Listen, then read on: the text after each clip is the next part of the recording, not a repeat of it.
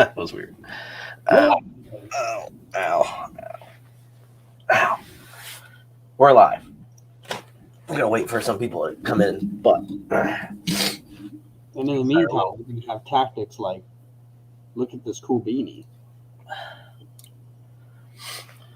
And I'm definitely actually wearing it because it's freezing in my house and not because I'm trying to have a shameless plug.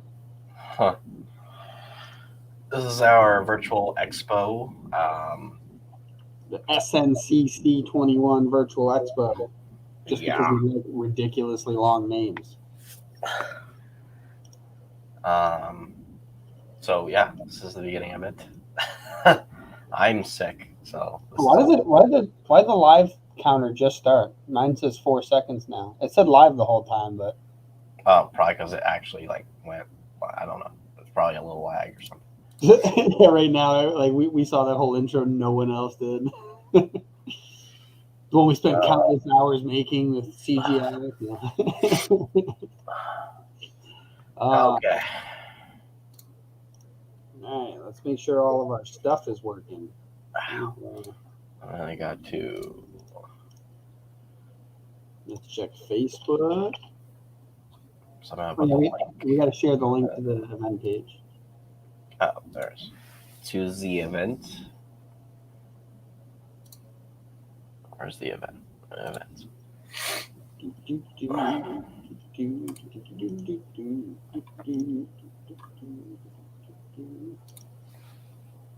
Here's our page. Sunova Comics. Okay. Ow. I just woke up like an hour ago, so solid. I wish I just didn't work today, Thanksgiving night, but I did. We're going to be streaming this entire event on Twitch, our YouTube, and our Facebook page. So anytime you ever want to find our stuff for this event this weekend, that's where they'll be. Yes. And also, Greg, I just moved the what's it called? The live tab is the first tab on our Facebook page, so people see the little blue dot glowing. Yeah. Oh, let me mute that. Oh, it is muted. Oops. How do I? What the? That's not what I wanted to do. Like, haha, I liked it. So it's the opening ceremony. It's basically just we're here and getting things set up. Yeah, it's us getting things set up and letting you all know how awesome this is going to be. And then if you didn't read the little description of the whole thumbnail thing, then it's the future of Supernova Comics. So we're going to be discussing. Actually, can you pull up the image? Did I upload it into Drive to show the what our schedule is going to be? If I didn't, I'll upload it now. It's right. Yeah, I got it down on it. It's an Excel thing, so I don't know if it'll. No, it's not. No, not Excel. I saved an image of it. Oh, no. I don't know. Do you have the image of it or no? If not, I can do that real quick. I need that. I just want to tabs open. SNCC image. That's not the right folder. Image updated schedule. Yeah, I'm like all over the place here. Nice, solid. Anyways, I just uploaded it to the Drive. You can download it. It's called the 2021 schedule update. Should be like the first thing in there. Then you pull that up, showcase that for everybody for a second. Let them know what's going on this weekend.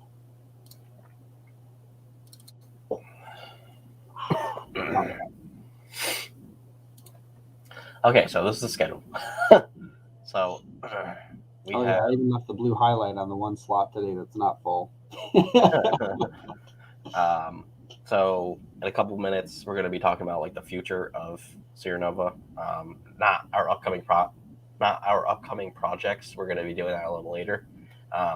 They're really cool, and I can't wait to share them, but not yet.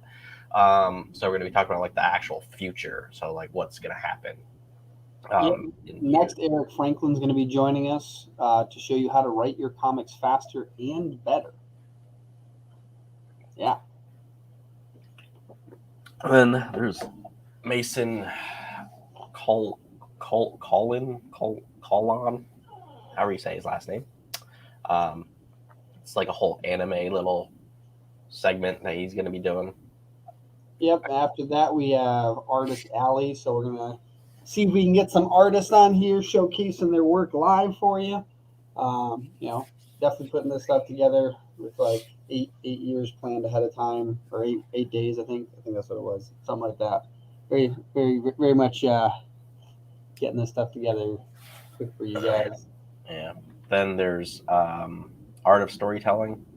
Katrina, I think Roets is how you say last name. Is it not like Roets, like poets? Oh, maybe it's that. I If never it's really not, get it should be. She's going to be talking about obviously the art of storytelling, but she's written like short stories for like kids. So yeah, we're gonna dive into that, and we're gonna be on with her to talk about that. And then at 5 for 15 minutes is stand up comedy, Marcus Giovanni. Yeah, Marcus. Woo! And then you're gonna be like, why is stand up comedy at a Comic Con? Like, cause we had to fill the slots. No, we want to have live events and entertain the crap out of you. And next Yeah. year we hope on having even more, but for this year we want to try to get some good old fashioned fun. And then 5:15 is probably going to be our upcoming projects, unless if there's the other stand-up comic that wants to do it, then he can. And then there's the horrors of self-publishing with John Westhoff, which I'm gonna definitely be on there because it's basically about like failures and stuff. Like, it's like so Greg's like, I'll be joining that. Yeah. After that, we've got Chuck Pineau, Writing Your Way Through Making a Comic, and Chuck is an excellent editor, and so and writer, and so he'll be going through. He's gonna be actually the host of that, so like I'm gonna just be in the back. We're gonna be in the background, and fade into the background. He's gonna have some other people on, I guess, and yeah, we're gonna be talking about writing and comics and all that jazz. And yeah, then at the end of every day this weekend, we're gonna have a fireside chat. It might go on for a little while, might end early, but the whole idea is, kind of Q&A. You can ask us stuff, or we might just chat about stuff we're interested in, sharing our thoughts about the comic world or entertainment world around all this. What's up, John? I saw the John rocker hands over there. Yeah, and then in the fireside chat throughout the 3 days, if you have something that you want to sell, there's a way to do that. You can, if there's room, you can come on and like do a little pitch of whatever you're trying to sell. Yeah, we can have up to 8 additional guests on here at a time. So we can cycle people out. And then your link then you can just drop your link in the private chat or whatever, and then we'll share it. And then so that's how that will work. In the next 2 days, you can see the schedules. Sunday's pretty full. Saturday, we had some last minute cancellations and some things we're going to be updating, but we'll definitely rehash this tomorrow as well, so that we can let you know of any new things coming in. What up, Aaron? Aaron will be on Sunday with us. We both have this thing called Buy Me a Coffee, so we're going to be talking about that whole subscription thing, and they're not going to like say everything about that, but if you listen to their podcast, then you'll know already about that. Basically, he's got a couple other things in the works. So that's the schedule, and we're now going to talk about the future of Sierra Nova Comics. Perfect. Okay.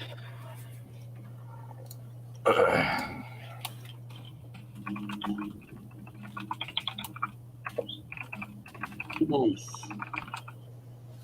What's up, Timothy? So, this is not for our upcoming projects. It is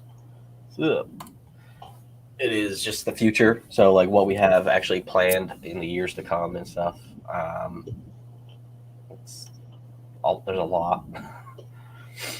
So like years ago, I actually before COVID, I actually did want like an actual like giant ass building for us, which that could still be a thing, but like there's certain things you kind of don't need anymore, and I agree with that. Everybody doesn't need to come to a building. If you're a graphic designer or whatever, you could just like stay at home. Like there's no point to drive somewhere. So I think it would be turning more into like a coworker space instead of a actual like giant like Marvel building or anything, and then people actually come in and be like, oh, I'm gonna draw this today and stuff. So we still want to get a building, but definitely it'd be cool to have a space that people can come and work on comics, whether it's for us or maybe it's like they rent it out for their own stuff. But yeah, it's definitely a cool idea to have in the future.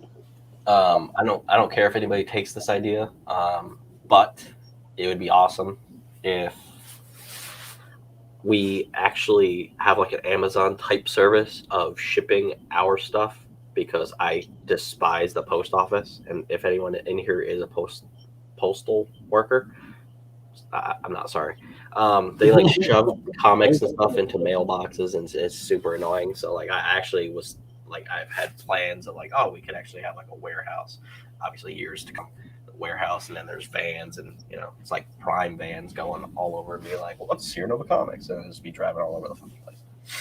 Yeah, and actually on that, like one of the things I'm hoping to do in the not too distant future is I would love to get a high quality printer so that we can actually print our own comics. That's definitely one of the main goals.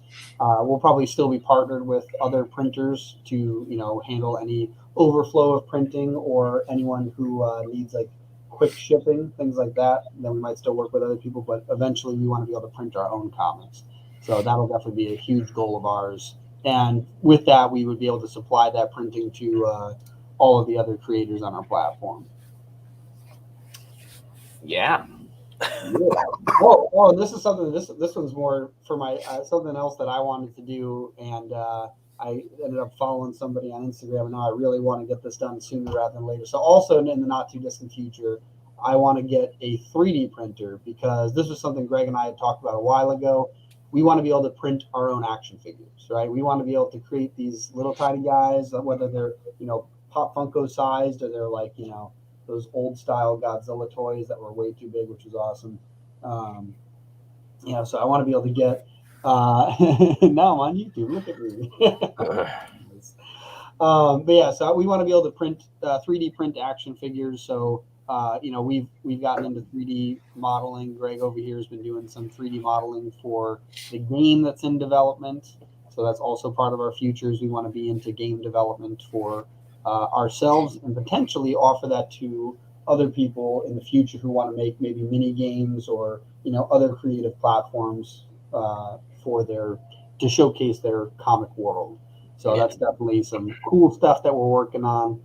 Trying to think of the other stuff. See, we need to get like a list of this stuff down, because we've been chatting about this stuff for years. But we want to have basically a complete entertainment company, starting with like the comic book world, getting into film, maybe even getting into composing our own indie music for it. Have video games and all of that associated with it.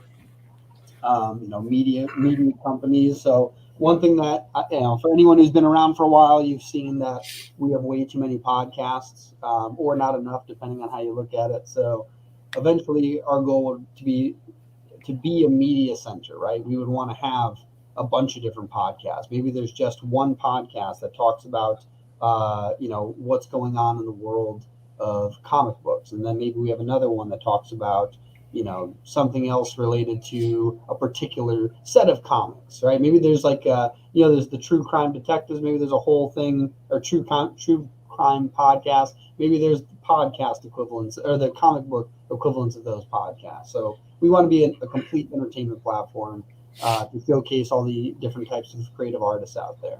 Actually, I already had an idea for that I was thinking of doing. Yeah, I'm sure you have. Yeah. I think the first crime to follow definitely has to be Bobby T. Actually, Our serial killer character is like the like not from our horror stuff. Our serial killer from Seer Chronicles, all that stuff. That's what that podcast was going to actually focus around. It was going to be more of a radio show kind of thing that would have like a feel of like a radio show. Someone would be the DJ, and they would be like, it'd be like an audio drama in a way. So yeah, that'd be cool. Speaking of like game development for other people, there's going to be other services. We did kind of unlock that on our website like months ago, but we haven't gotten back into like actually promoting it, I guess. Yeah, we haven't really promoted much of it, but yeah, we definitely want to be creating stuff for people. That's kind of the idea. So on our platform, actually, do you want me to showcase it? Yeah. Yeah, I'll pull it up real quick. Here we go. Share screen. Share screen. Share screen. Share this screen. Boom. All right. So first off, happy holidays. We've got our new updated logo. And if you enter into this platform of magic, right here, we've got entertainment.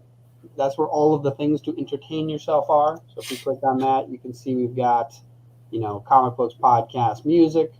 In the future, there will be games and potentially more.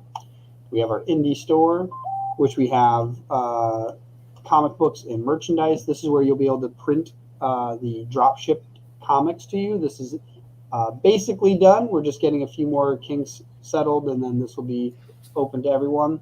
But what we're talking about right now is our services. So under the service page, we've been building a massive community over the last 4 years of creators. And now we're trying to reach out to, people who want to have comic books made, or even, just artistic things made. So right now we have the Make a Comic section.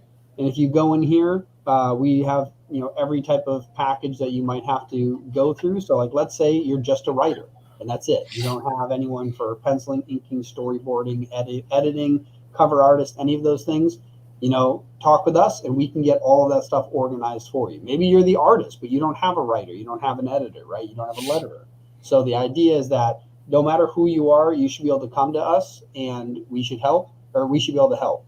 And even if you're just a creator, like you just have a cool idea for a comic, but you're not a writer, you're not an inker. Right here, we got the creator bundle.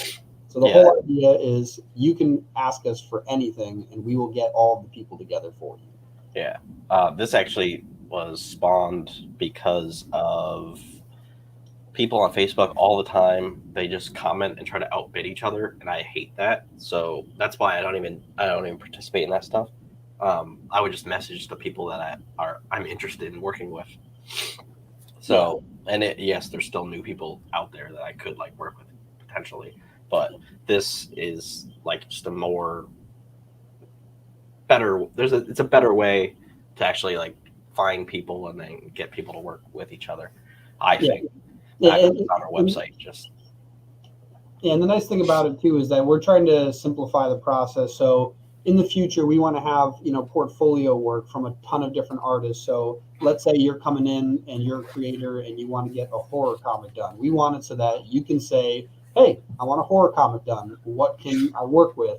And we want to be able to showcase you maybe different short stories, different written or drawn sketches, and you can go, "Oh, I like the route of this. How can I get that?" And we can assemble the team for you. And let's say you already have most of your team and you're just missing part of it, or maybe you just want to assemble the team yourself. That's why we set up this section here: assemble your team. And essentially, we're going to have in the future. Right now, we have general prices based on who we've worked with and other people as well, but we want to have it where you're going to be able to go on here, request some work, and then people can connect with you. And instead of the comment section of Facebook, we want this to be more like if anyone's ever used like Upwork or other job boards like that. We want it to be a little smoother like that. But we want this to be just for the comic book world, so you're not competing with random people. You're just going to be working with creatives directly. So that's kind of the idea. And outside of just the general assembling your team too, for this one, we have, basically concept art stuff. So we've got, character building, environment buildings, series development for writers, and extended plot building for, writers and editors. So we've got some other stuff that we're working on for here. That's true. Yeah. When it comes to just hiring freelancers, we basically have each of these sections here. So concept art, cover artists, graphic designers, animators, video editors, voice actors. We want to have this so that it doesn't matter the type of creative you want. It doesn't have to be directly comic book related. Maybe for your comic you want a video trailer, right? So we want you to get together with animators and video editors. So that's kind of the idea, is trying to figure out how to cover all the bases of a creator in the world they want to build. We also have promotions. So outside from just us, we can work with other people, but we can actually help you get your marketing set up. So we can help create content. We can help you goal set for Kickstarters. We can help you, with crowdfunding the story and fill that out. I met you guys in comment section of Facebook. That's funny. Yeah, we're going to still be there, but the whole goal is we want to help get people out of the comment section of Facebook and onto a platform that's focused on comics. Yeah, you got to get them out of the metaverse. Yeah. Break them. You need barbecue sauce in order to be part of that anyway. So. Yeah, we gotta purple pill them. And then there's also just general marketing. So up here, a lot of this is based on creating content for Kickstarter. There's also just general content creation. Meme generation. We've got campaign managers, so just handling your Kickstarter, and then post funding and additional services depending on what you're looking for. And then I think there's one more section. Yeah, the last one is merchandise. So if you're trying to get merchandise design done, we worked with a lot of creatives in the past, and we also do our own merch design as well. So if you're looking for any of that, and also if you want a merch shop on your own site, I'm the one that built that here, and I work with other web developers. So basically, we can get together a team to help you build it out on your own platform. So that's a huge thing that we're going to be working on in the future. Right now, it's kind of just up there. So that's why a lot of the stuff says request a quote. And, in the future, this will be a lot smoother. There'll be job boards up there and the whole shebang. And I just want to make sure we're not cutting in. Okay, yeah, we still got time. Yeah, so I was going to say in a few minutes, we're going to have Erik up here. But, actually, is Erik ready here? I'm going to message him now, just in case he's not watching. Yeah, so as you can see on the platform, we're really trying to expand a lot of the stuff we're working on. We're trying to build a place that the community can grow in. There's Facebook and Instagram, and there's a bunch of other places, but we're trying to really build like a home that everyone can go to for the indie comic book world. We're trying to make it, we keep seeing like new companies pop up here and there offering new things. Is there nothing you guys can't do? Yeah, so we're trying to build a place that everyone can come to. We keep seeing new companies pop up, here and there. But honestly, over the last few years, I've been on Instagram and watched channels grow from 0 to like 25,000 followers and then disappear. Like they just don't post anymore because they give up. And honestly, we're doing the slow, steady grind. We're honestly and authentically connecting with people, and we're trying to make sure that we're here to last. Like we're not trying to make a bunch of quick money selling comic book art. We're trying to build an empire of comic books. We want to have, we want to start falling up in the leagues of, the Image and IDW and eventually, the Marvels and DC. So that's kind of the idea. We're working our way up that ladder, and we know it's going to take a long time, but we're in it for the long haul. And in the short term, I would say one of our major goals is to start at least making enough income that we can spend more time on this and not other projects. And with that income, freeing up our time, the speed at which we're growing now could double, triple, quadruple. And that's kind of the goal, is to make it so that this company can grow faster, expand, and help more artists and creators around the world. One thing, actually, I don't even know if I told Greg this. While speaking with a client, I got a really cool idea, and I'm just working on how to implement this and figure this out. But this one should not be that far in the future, but it will still be the future. So hence future of Singular Comics. Oh, sorry, over there. This is because we work with creators all around the world. I want to promote that fact. We don't care that you're on the other side of the globe or if you're next door, we want to showcase all of the amazing artists around the world. And one way that we're going to do that is I'm going to be creating a creator map.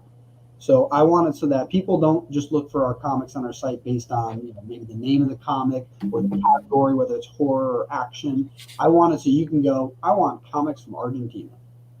And you can pull up all the comic creators in that country. So I'm working on creating a map for that, which I'm super excited about.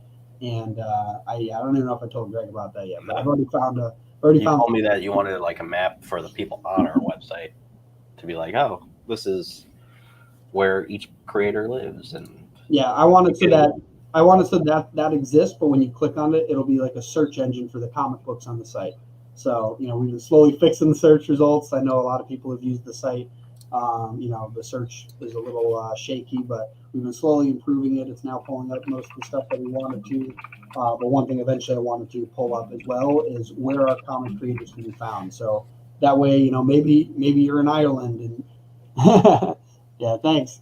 Yeah, maybe you're in Ireland and you want it so that you can support your local artist. We want to show you who those artists are. So that's kind of the goal. Pretty sure that's Luke. Yep.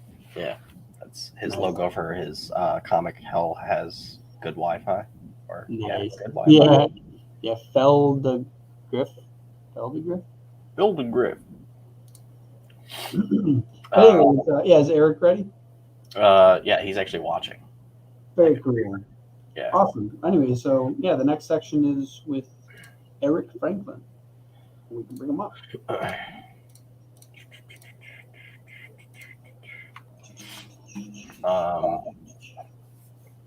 So speaking of Feldegriff or Luke, he's actually finishing up Seer Chronicles issue 1 remaster.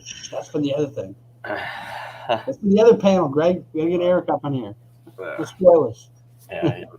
Working on Seer Chronicles right now. Awesome. Nice. Yeah. Oh, if he's still working on it when Artist Alley comes up, maybe that's where we can show some of it. Oh, that'd be cool. Yeah, Luke, if you're down for that, when Artist Alley, it's at what time is it now? What time is it? 11:30. It's at 3. It's at 3. Well, that for me is at 2:30. So was that 2.5 hours? 2 hours? I don't know. Hey, what's up? Hey, so I'm pretty excited about everything you guys were talking about. And by the way, I did back your Chronicles of Horror. I say we're one backer away from 100. I woke up and Hector's like, "Hey, we're one away from the Century Club or something." It's like, "Oh, okay, that's cool." I mean, I mostly did it because Greg made me feel guilty about not doing it. So, but the point is, it works. These guys are masters of marketing because I am one cheap ass mother. Anyway, so all right, cool. So, in talking about comic writing and things, I should probably just say who the hell I am first. Well, yes. Okay. Also, give him the board. Make his board bigger. Oh yeah. Ha! Okay, so hey everyone, my name is Erik Franklin. I also go by Erik on Paper on YouTube and Instagram because I thought that was really funny, and now some people thought that was legitimate. Like Erik on is legitimately my name, but anyway, I'm a comic writer, having been published in several anthologies and some indie titles, and also.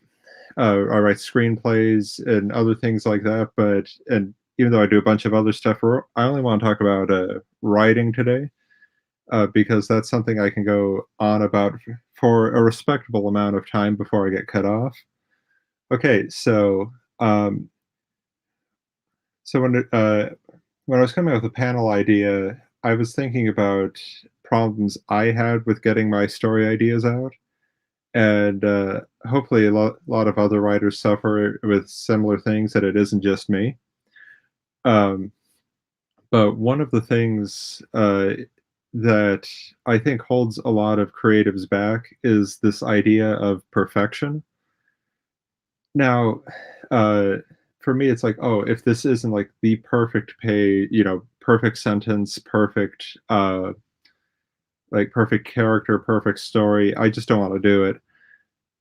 And I realized later that perfection doesn't really exist for the same way for every single person. Quick anecdote. I was watching one of my favorite movies is John Woo's The Killer, and I just think it's a brilliant piece of cinema. And I'm just going to assume Greg hasn't seen it, but for anyone else that has, I was watching the commentary one time, and they were talking about uh, what a rushed production. Yeah, Greg, I know you haven't. Um, I was talking about they were talking about, oh, this is rushed. We had to compromise, and to me, it was like I'm thinking I'm watching a near perfect action movie, or so.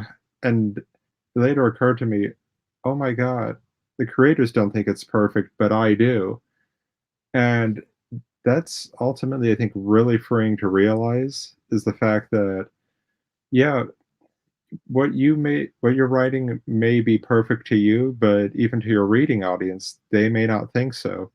And of course, the reverse is true. You may think it's perfect. Everyone else could see it as, flawed or, oh, that's a plot hole. So once you abandon this idea that it has to be perfect, uh, it's ultimately freeing. It's just got to make you happy. Now, now that's some of the philosophy bits that I just wanted to get out of the way. So the fact that okay, it doesn't have to be perfect. It does have to be written though, because the other bit of philosophy is you've just got to be tired of this thing not existing, like this comic that you want to write. That like clearly there's a reason you want to tell the story, and a lot of my work is just motivated by me saying, okay, I want to see this book on shelves, either digital or traditional or whatever, and it's not. And the only thing stopping you or stopping that from happening is the fact that you haven't written it yet. Now, here's one thing. I'm not saying rush your work. I am never saying that. Because even though I don't think perfection exists, at the same time, lazy rushed writing exists too. I know because I read some of my old scripts and from way back when I started writing professionally, and I'm like, oh dear God. Um, anyhow, don't rush the work, but at the same time, don't procrastinate. And I'm really excited to check out the panel coming up on world building. Uh, because that's something where I get stuck with as a writer, thinking about how the minutia works of the world when sometimes I don't want to say it doesn't matter, but if it doesn't have a direct impact on the plot, then at a certain point, you're just kind of doing periphery work. So I would say like, like you've abandoned your idea of perfection, then realizing that someone out there is going to like it and someone out there is going to think it's the worst thing ever. You've just got to roll that dice, those dice. See, also hire an editor once you've written, because I would say like Greg or Dylan, they're very talented guys. I'm giving you a plug on your own show. But yeah, then after you've got that, you have an idea you're excited about, then streamline that workload. For things I've written, I keep the research to an absolute minimum. I'm more concerned with things making plot sense than things making actual sense. Like if you're writing something I'm writing something in the 1920s, for example, and and I was like, okay, so obviously they didn't have smartphones, or how common were landlines back then? And there are people on the internet who will get excited about minutia who will just say, "Oh, well, the landlines weren't common in this area, but they did have them in this place." So, and then get out of your research. Just like you've learned that fact, move on. It saves a ton of time. granted, you may not have as many interesting anecdotes, but do you want a comic or do you just want to talk about stuff? So, when it comes to writing in the technical part, here's something I really like to do. Uh, the first thing, uh, it doesn't matter if you're writing a graphic novel or a single issue. Just write out your story in simple paragraph form. Uh, Beginning, middle, plot twist, end. And just as a sample, if your story doesn't have any twists, that's fine, but it should. Okay, so write it all out just in paragraph form, and then once that's written out, just see. It's like I like to work on a grand scale, then zooming in, and in. I should do this better for the camera, but once that's written on the grand scale, then I do a literal page by page outline of what you're going to see. And one of the things you have to realize is like, okay, so say you have, I'll just use like a superhero comic as an example. So if like in your grand paragraph is, Spider-Man is trying to thwart the Kingpin's plans to, I don't know, grow hair or something like that. Obviously, I don't write for Marvel, but if that's going to be your overall theme, then page one, you need to. I write out literally what happens in like a sentence or two. It'd be Spider-Man's on a rooftop wondering why he doesn't have any money, and then an explosion catches his attention. And if you're writing, say, in the old school Marvel method, I mean, that's all the artist would get to literally draw upon. Um, but but then if you're going for the full script format, which I would say I can always tell when a writer's writing a script as opposed to an artist. Writers absolutely love to have all kinds of dialogue, and dialogue captions and say, oh, and this panel has, or this page has 7 panels, and oh, we're going for a 9-panel grid layout on this one. Anytime I see a writer artist script, it's like, okay, we're doing this in 4 panels, 1 splash page if possible. So it's an interesting adjustment of priorities, and whatever style you feel fits. I'll just say writers use more panels than artists whenever it comes to writing. So, uh, yeah. But the thing is, when you get that sentence down there on the script, or on your outline before you break it down into a script, think, okay, what is the, and I don't, again, I'm not saying to, cut corners. So I'm saying, what's the bare minimum you need to tell the story well?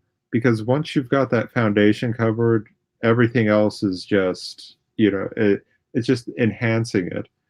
So if you say, oh, I want to establish our hero, then think, okay, so maybe give the hero, for example, like a big splash introduction or something that takes up most of the page. The artist gets to do the cool pinup or the cool pose or whatever, and then next panel, keep the story moving along.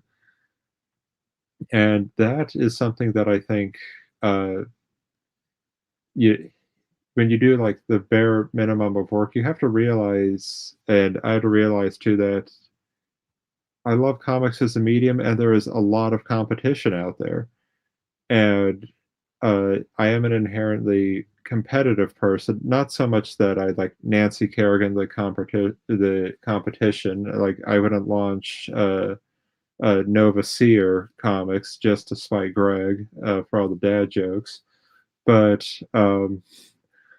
what I would say is, glad you enjoyed that, Dylan. But like when you keep the story moving along, uh, it's a simple writing technique. Try to pose a question at the end of every page that compels the reader to keep reading. And I'm not talking a big world-shattering question. It could be even something simple as like, okay, going with our Spider-Man analogy, say we've decided to get a two-panel page going. Page one or panel one, shot of him, on top of a rooftop, and if this were like a 90s comic, he'd be having like multiple thought balloons catching you up on the previous issue. Otherwise, we just get a nice drawing.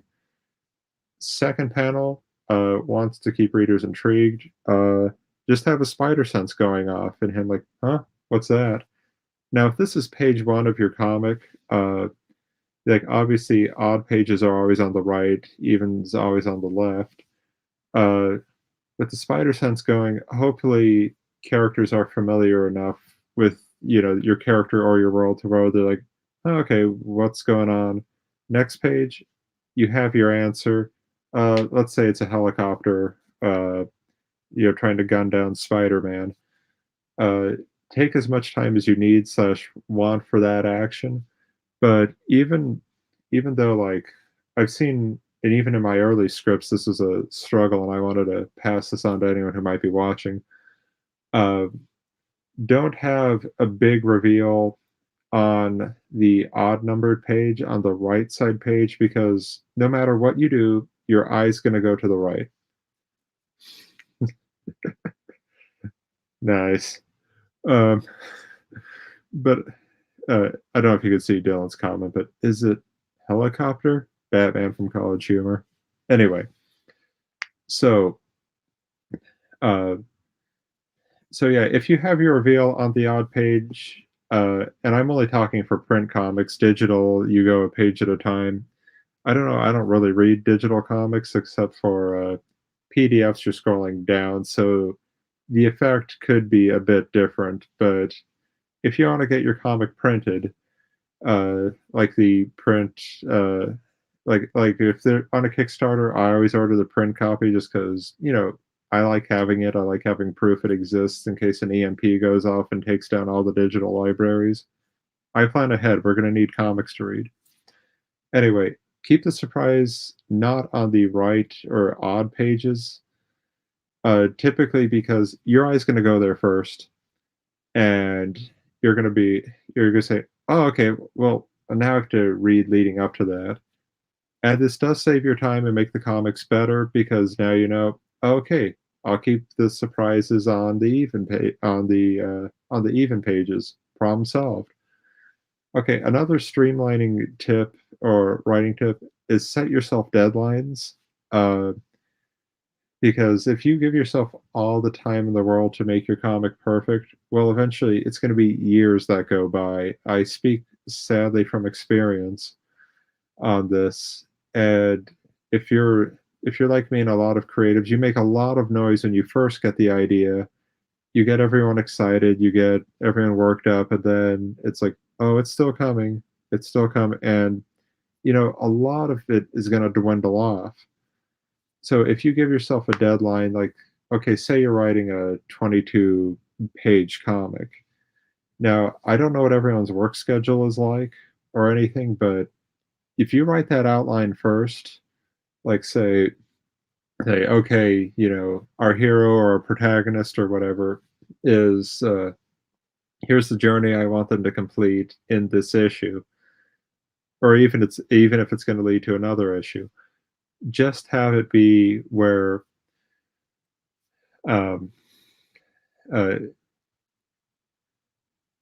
I had like three thoughts hit me, but so when you're completing that arc, think, okay, this is if you're just the writer, if I can write a page a day, for example, that's 22 days of my life. And personally, I think that that's, pushing it out quite a bit, because if you just write splash page and then think, okay, my work's done for the day. No, it's not. Set yourself up a writing time, or if you have the kind of job where you have some time like a commute or something. Just take a page from Stephen King's book. He had a tape recorder, but you can like dictate an idea into your phone, then transcribe it later. I do that all the time whenever I'm out for a walk or a run. Uh, and then I realized that, wow, okay, so this was the initial idea, and I streamline it while writing it out. But give yourself a writing time and a deadline. Like, okay, so yeah, the book is On Writing by Stephen King. It's one of the best sources I've ever read on writing. Uh, of course, I don't think Stephen King needs me to plug him, but I did my job, Steve. So if you want to, say, plug me back, oh crap, he's going to block me on Twitter again. But anyway, so one of the so setting up with that schedule, think, okay, so if I set aside an hour or so just to write, more or less is great. Some people do it by word count, but that works better for novelists than for writers. It will start to engage your brain into thinking, like, okay, this is writing time. And now the bit that I also really want to talk about too. Actually, I more just want to yell at Greg for posting so many dad jokes instead of writing comics and stories, because that's got to take up like days upon days of your life, Greg. This is an intervention. Kidding.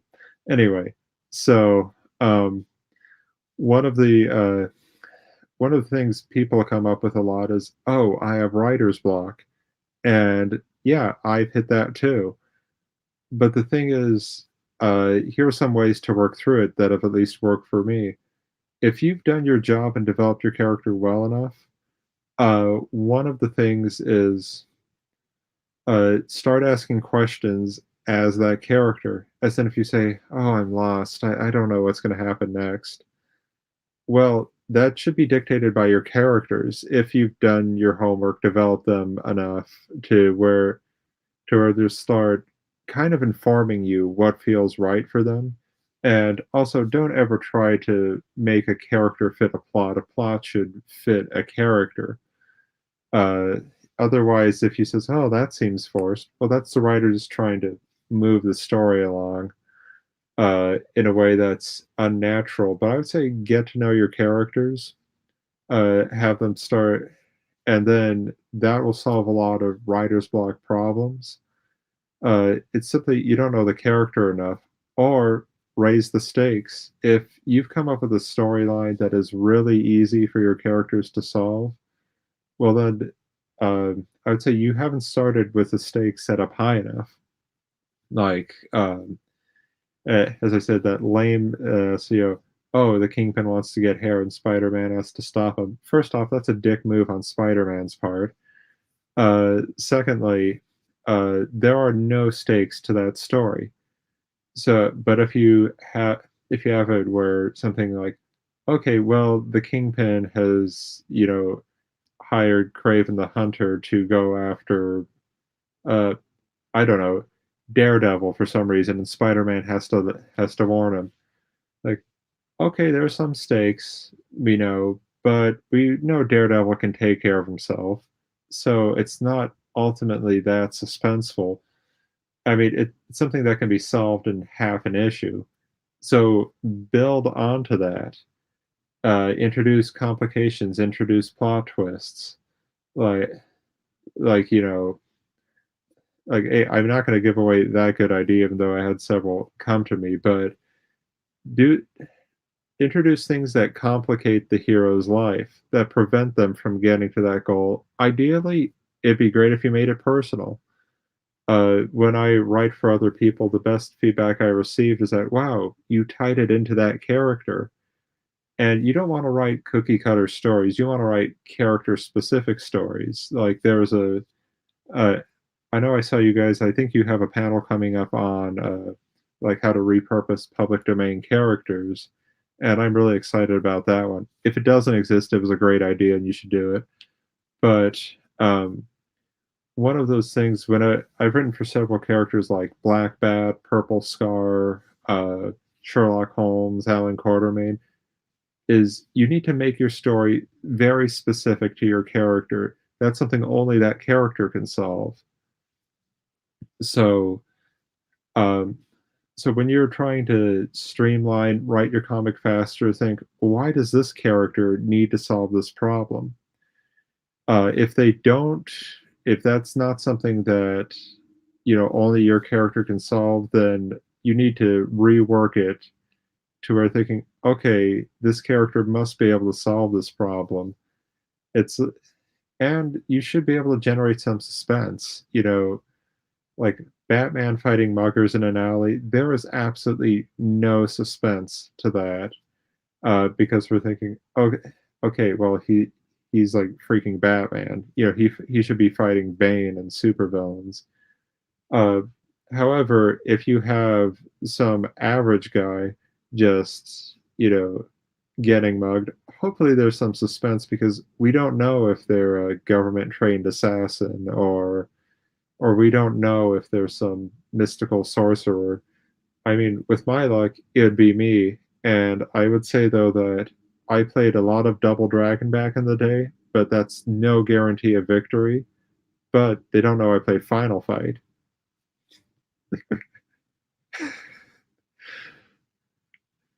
Oh, you're having a lot of fun, Dylan, aren't you? But yeah, in streamlining the work, now we can get to so say you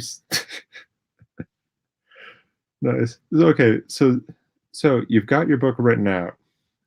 You've got the outline. You've then got, say, a full script going. Now, how do you streamlining the editing process? See, I always like to edit my work before I send it to an editor or someone I trust, and that is and first off, that's just a courtesy to them because I want my editor to enjoy the story and not have to say, like, Eric, you use too many commas in that sentence, or how many ellipses can you use, or like, okay, he said, do you know what a dictionary looks like? Can you spell the word restaurant? First off, I can't. I don't know why they made that word so difficult. So if there's ever a kryptonite for me, it would be spelling. But anyway, when you go to edit, to streamline that process, just do, I mean, first off, you can do just a grammatical spelling pass. Just like look for any errors. Exactly, the Oxford comma. Just make that, just make sure it's technically perfect. Then go in with your story and read it like you were obviously a reader coming to this fresh. And the thing is, don't be, I mean, you should be proud of yourself. Yeah, you've written a script, but don't be so proud that you think it's perfect. Okay, because as we've already established, perfection doesn't exist. But secondly, you've got to feel, it has to feel right to you. And if you find yourself making excuses for the script, then you know you need to write certain things. You can't say, oh, I was tired and rushed that day. Well, your reader isn't going to know that. They're just going to look at the final product and say, like, oh, well, why does this not make sense? And one of the pitfalls that I see sometimes, and you'll see this a lot with the big two, is like editorial mandates coming in, saying, "Oh, this has to work for this film tie-in, or we need to sell these toys, so put this character in there." And that is a whole story in and of itself with how to deal with that. And that comes from speculation. I've only ever had editors want to change things for content reasons, saying, well, our policy is this. And I'm like, oh, okay, fine. And uh, there you go, plugging in another more successful writer than me. Thanks. But just kidding. But yeah, when you're working independently, you don't have to answer to a lot of people. I mean, you got to make yourself happy, but then get people you can trust. But also, when you're seeking out an editor, make sure they're fans of that genre.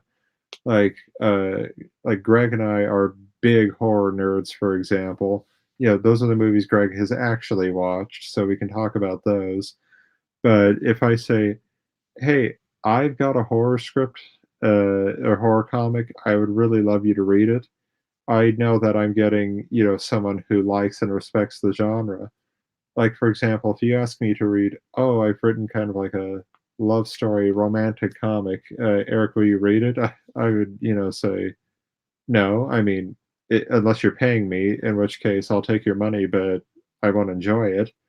And I'd probably say, "Okay, but how come, uh, how come nobody has powers or there isn't a demon here?" And so, in streamlining and writing faster, get somebody who would be excited about the material in the first place to read it. Uh, and make sure that you don't have someone who has any kind of blind side or vested interest in you. Like, like if you surround yourself with yes people, they're just gonna say, "Oh, this is the best comic ever," and it may not be. So, so when you go to do your edit, yeah, I think instinctively people know what's right versus what isn't. And if someone is telling you, and if you are telling yourself, okay, so this isn't working out, this storyline, or I don't believe the character would say this or that, listen to those gut instincts, listen to the feedback you're getting.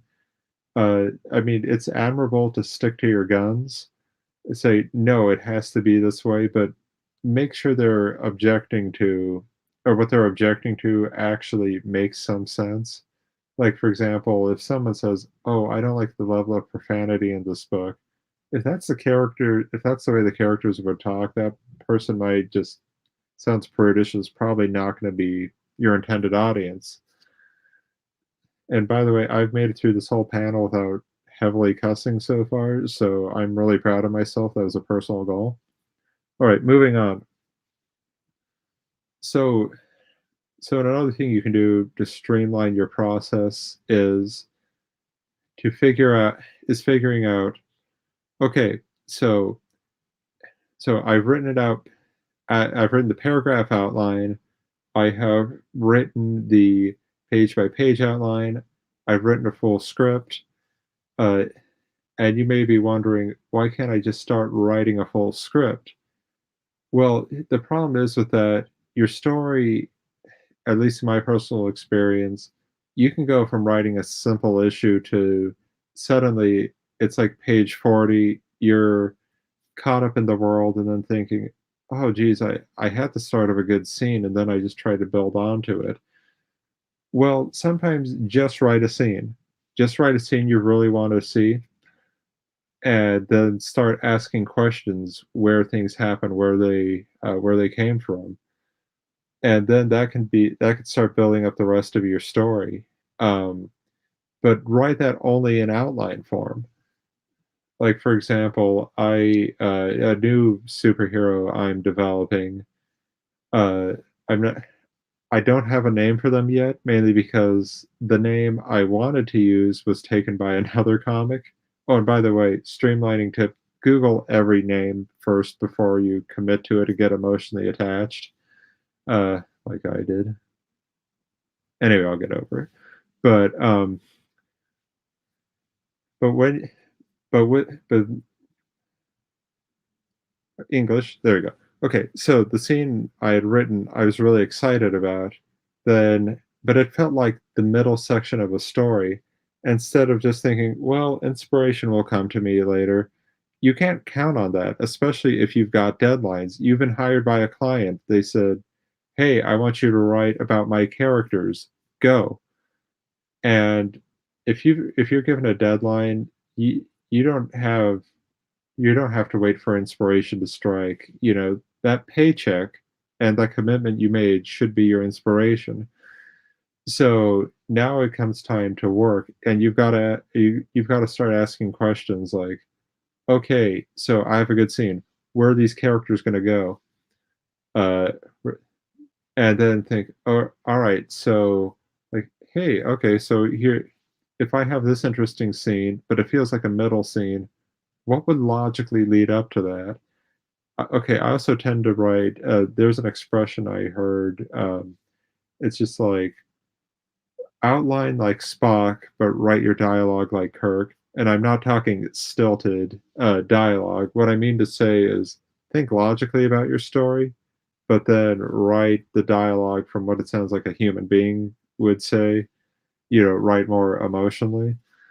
So, for example, if, say, just to change it up, if you have a scene where like, oh, I think it would be really cool if this hostage that Batman goes to save, like he, if they have a bag over their head or something, Batman pulls the bag off, and then they see, oh, actually it was a decoy, and there's a bomb, and the countdown's left at 1 second.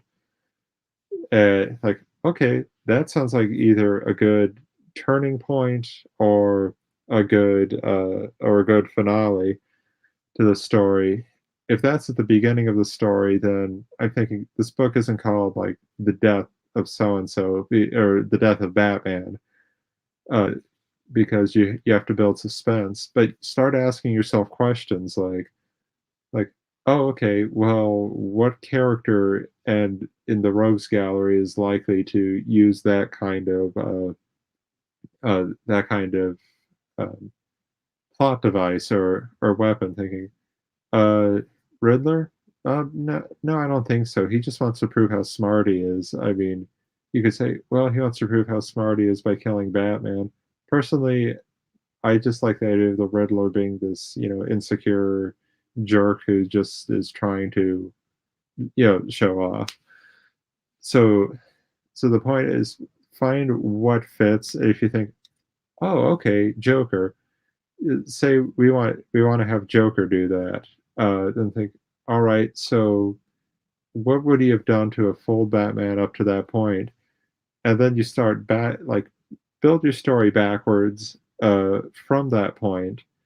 And if you get caught up thinking, I'm hitting writer's block. I don't know if this or that feels right. Another thing writer's block is it's just your mind censoring ideas, cutting them off. It's Yeah. What would Joker do? I would say never use that advice on a date. I have. It's never worked out. But I do have some good anecdotes later, and I just want to make it to a BuzzFeed list at some point of like worst dates ever. But like, oh yeah, I did that. I'm just kidding. Anyway, um, so when you start building your story backward, for example, and think, oh, okay, well, logically, this seems to fit to me. But if you have writer's block, it is your mind censoring ideas because you're too worried about perfection. Saying, oh, I don't know. And here's the other thing, too. Like some writers, a mistake I used to make was try to anticipate readers' reactions to things. Saying, oh, yeah, the crowd's going to love this, or whoever reads this is going to really like that. You can't really think that way and expect to have like a good like relationship with your book or your story, because you should ultimately write for you, or to quote Ivan Drago from Rocky 4, I fight for me. Greg, if you haven't seen that, that's an 80s movie starring Stallone. It's part of the Rocky series. Rocky is a popular inspirational boxer. Anyway, so uh, just give up on that idea of writing for perfection and writing to please someone else. You've got to write for you because you want this book to exist. And and then with that being said, though, if what you're writing is clicking with you, and as a reader it would excite you, chances are it's going to excite other people too. Uh, they're going to want to back your comic if you're doing a Kickstarter, or if you're saying, "Hey, I'm just doing this for me to put it out there." Uh, like a friend of mine, Jamari Lawson, writes this and draws this comic called Surrender Man. It is a lot of fun to read. He based it on a lot of tokusatsu heroes, and I met him in college, and it's stuff he's really passionate about. He's got his own style. We talk like I said. Now we feel like old farts now because we talk about the glory days of Image Comics, and to where like yeah, because like the Youngblood, the Cyberforce, things like that. Uh, but I mean that's stuff we're passionate about, and that passion's gonna come out in your work. Because if it doesn't, and that's the thing I would say indie creators can have over the big two is like yes, while you're setting deadlines to keep yourself professional, um, you're not setting yourself deadlines of I have to uh, please the crowd at these days on these dates because like unless you're unless you want to rush a product, in which case you set an unrealistic deadline. What I mean by that is like, okay, your deadline is okay. Um, my deadline for the superhero comic, I'm gonna write the outline. I've actually already written the outline. It took me a night because I don't believe in getting a lot of sleep. Actually, I do. I just don't. But I thought, oh, okay, so uh, here's how it's gonna work. I write out the outline. I'm happy with it. I've got enough to where I can start typing out uh, the script, or at least the page by page outline. And with that, I tend to find that the characters are already starting to inform me. But if I set my deadline of I have a week to write this script, well, I know my own writing speed. I can type really fast, but just because you're a fast typist doesn't mean what you're actually writing is good. So I think, okay, if I give myself 2 weeks for a first draft, uh, something that I say, they're done. And if that deadline's 2 weeks, if I beat it, great, cool. If I don't, uh, if I don't hit that deadline, then well, either life came up. That's the thing. If life comes up and you miss your deadline, don't sweat it. Prioritize your mental health first. Uh, that should get the anti-capitalist demons off my back. But anyway, the but moving on from that point, if you set your deadline too early, then you will rush it. If you set it too late, then you're going to procrastinate. Uh, it's how I made it through college and at times, and it's not something I'd really recommend if you cared a lot about a product. So just moving on from all that, we need to just set a deadline to where you think, okay, I can do this. And if you're like really new to writing, give yourself a generous amount of time. And like, or if you're saying, for example, that hiring service that Greg and Dylan were talking about for Sierra Nova Comics, if you've just got an idea for a comic, first off, uh, hire me because that sounds fantastic. But secondly, if you've just got an idea, say, oh, maybe I just want to refine this a little bit. Well, then give yourself a generous deadline. Okay, links, self shout out. So you can find me on Instagram at Erik on Paper. I'm for the art because I'm going to be doing an artist alley in a little bit. Thankfully, I won't be talking nearly as much. I just will be drawing, and also talking. So sorry, guys. I have an Etsy with my let's see with my art. So let me uh, shoot that link right over there. I've got prints. I have originals. If you want to check out my written work, I have an Amazon author page, just Erik Franklin, my actual name, not Erik on paper. But yeah, basically to summarize everything, I said start big, then go into the fine details. Only research what you need to. Don't get caught up in the minutia. Uh, if your story is stuck, if you're stuck writing your story, start asking questions from your character's point of view. If your problem's solved too quickly, raise the stakes. If your characters are not speaking to you, start giving them backstories, start writing from their point of view until you start to feel them talking to you. Uh, Give yourself a deadline, not too generous and not but not too lenient either. Wait, that's the same thing.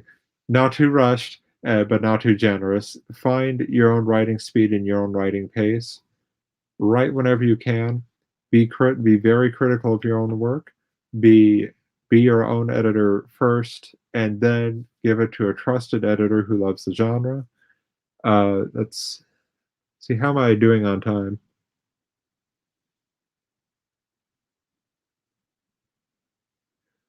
All right, cool, great. So, uh, so yeah, so those are like I'd say those are the main points. Oh yeah, most importantly, abandon the idea of perfection. You may not think it exists, someone else might. And also, no matter what you write, someone will say that, oh, this is the worst comic ever.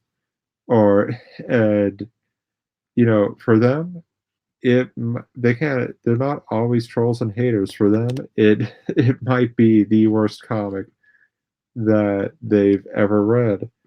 And it's like thinking, okay, well, you don't have to be a jerk and point that out like that. But if they are a troll, then whatever.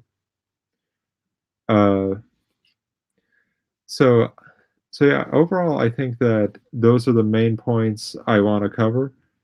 So if you guys want to come back, we can chat for a little bit.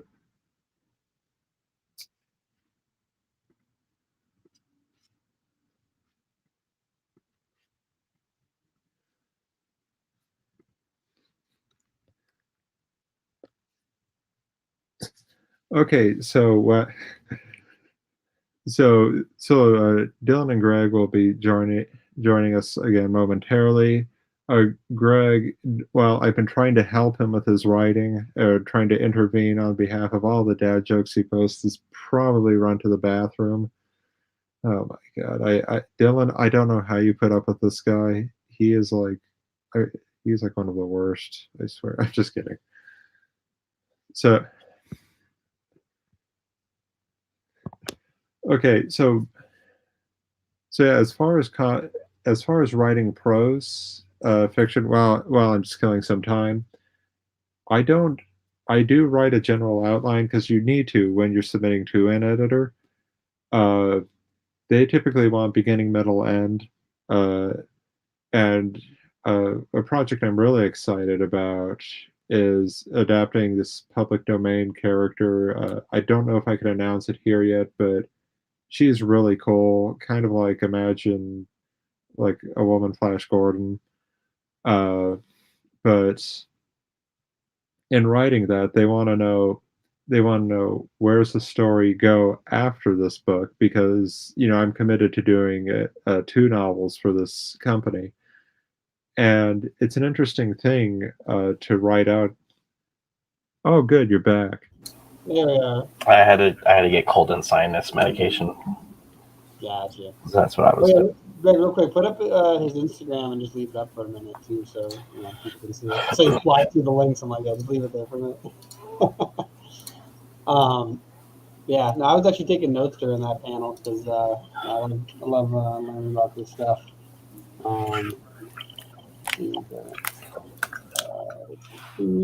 Yeah, I wanted to get you.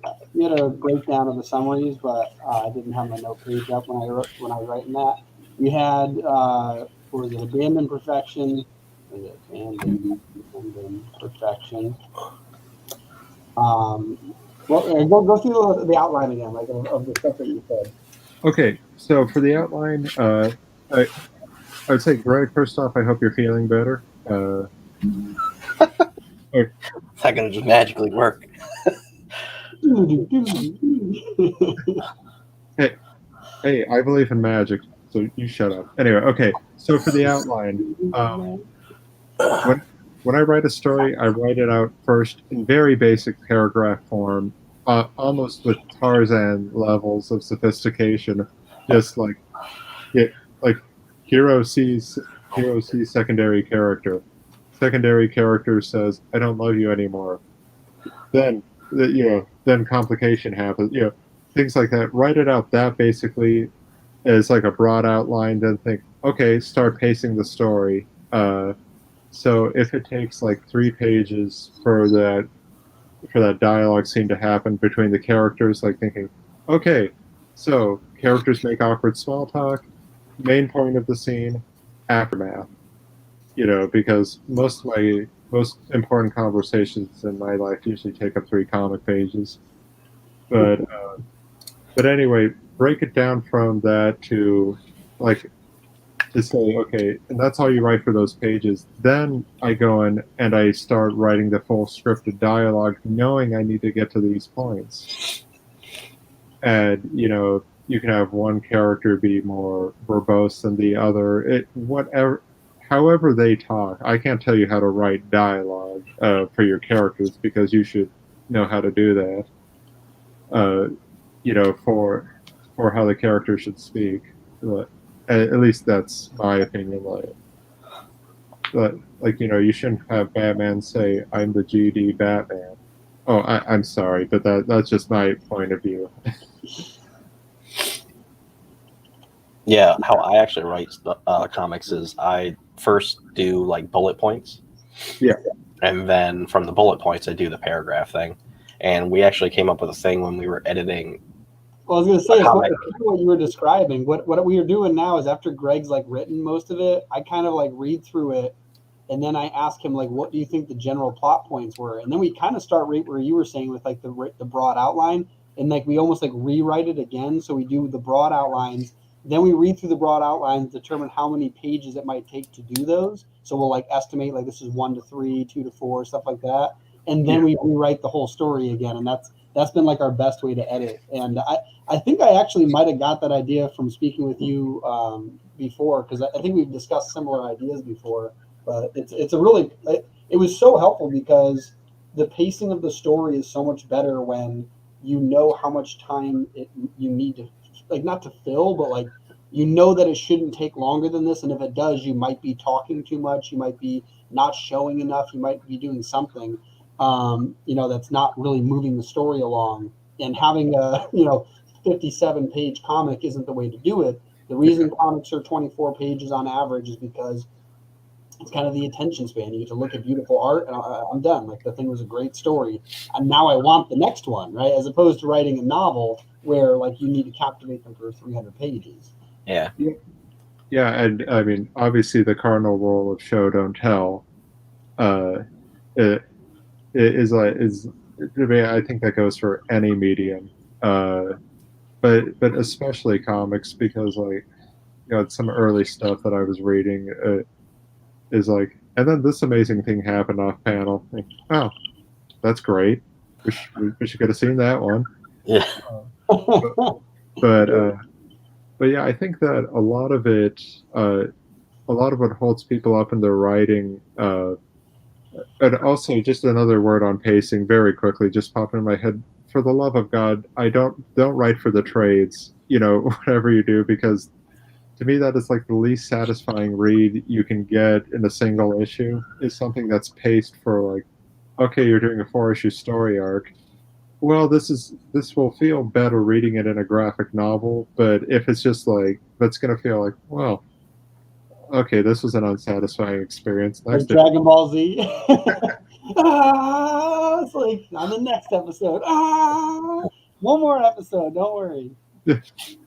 Yeah, pretty much. It's like, and the thing is with writing, that's just a general fan rant to whoever might be watching from the big two, which might be nobody. But I have a huge opinion of myself.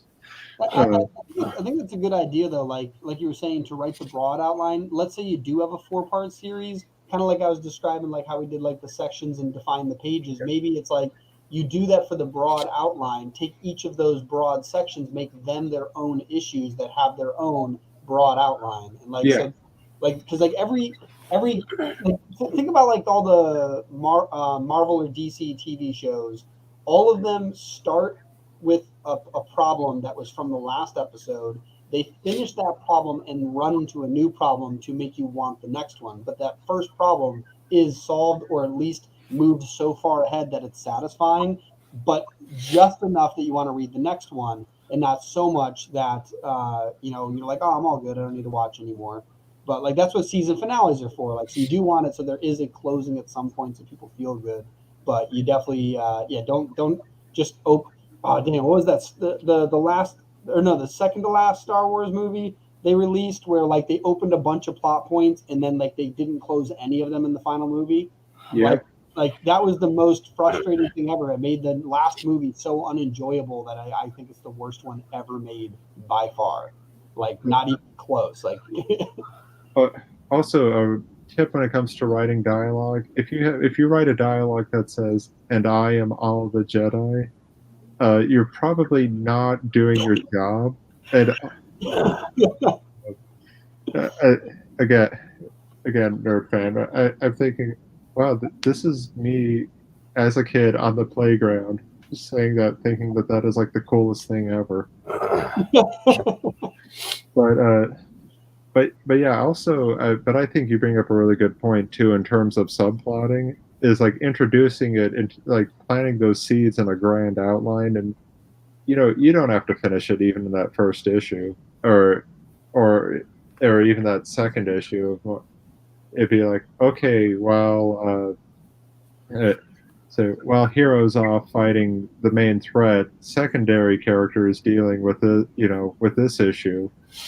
But it's got to be compelling too. I mean, if the secondary issue is something like, oh crap, where's my other sock? And unless I just thought of a great way to a great analogy for it. Like, picture your last comic is Voltron put together to fight a bad guy, and each subplot, or like each series before that, is each of the individual Zords or Zoids, whatever they were called, that built Voltron.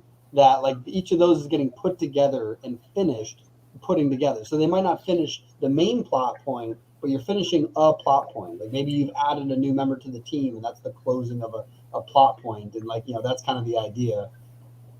Yeah, pretty much. Like a vastly underrated comic, in my opinion, was the Archie Mega Man run. They knew how to keep that thing going from a near storylineless game. Like, it's not very deep, but end of that first issue, for example, they show a lot of bad guys. They show Wily and the other robot masters. Also, Greg, so Mega Man is a video game character. One of my favorite Game Boy Advance games, that's taking it back, is Battle Battle Network. That's my favorite Mega Man game. It's Battle Network. Okay, first off, you're wrong, but okay, my opinion is wrong. My favorite one's with Zero, the old one with I think is it just Mega Man Zero? Okay, first off, you're getting closer, Dylan, but you're still wrong, because Mega Man X is clearly the best game. That might be the one I'm thinking of, actually, though. That sounds familiar. Mega Man X. Is that on Super? Yeah, where Zero's in it. That's the one I'm thinking of. Yeah. Okay, so Dylan, I'm better friends with you than I am with Greg now. Just to say. Okay, but anyway, the pacing of that issue, Wily set up for the original series. He set up with his robot masters. At the end of that issue, he finally gets his Mega Man armor and is about to jump into action. And like, okay, I sure as hell was there for issue 2. But up to that point, we got to know everybody, but it was paced really well, really excitingly. And it's a shame that I think they lost the rights or something because I'm like, oh man, that's something I don't like about, or I have a hard time with licensed characters. Like, you're leaving, just like my father did. I'm just kidding. He's but Wish my dad was here. You were talking about a little bit ago about like don't write like paragraphs or whatever, like huge things when writing dialogue, and I actually used to do that. There's issue 4 or 5 of Seer Chronicles, and it's like the villain like monologue, and he's like just it would fill up a whole page. Like if he was saying what I originally said, he's like, yes, and then this is what's gonna happen to you now, and it's like a whole like page of like just text. He's like, no, and he just like X that up. Yeah. Honestly, like the one thing that I found really cool. I know I had a huge rant about this on an old podcast episode about Aladdin, the real life movie. oh, And there's like one scene I always reference. I know Greg knows this, but it's this whole idea of telling, like you said before, like show don't tell. And in the original cartoon, there's the scene where there's a prince going to see Princess Jasmine. The horse kicks up and almost kills a kid. Aladdin steps in, basically tells him off, and then the prince belittles him, and then Aladdin goes sings in his cave, right? Yeah. Or in his little attic.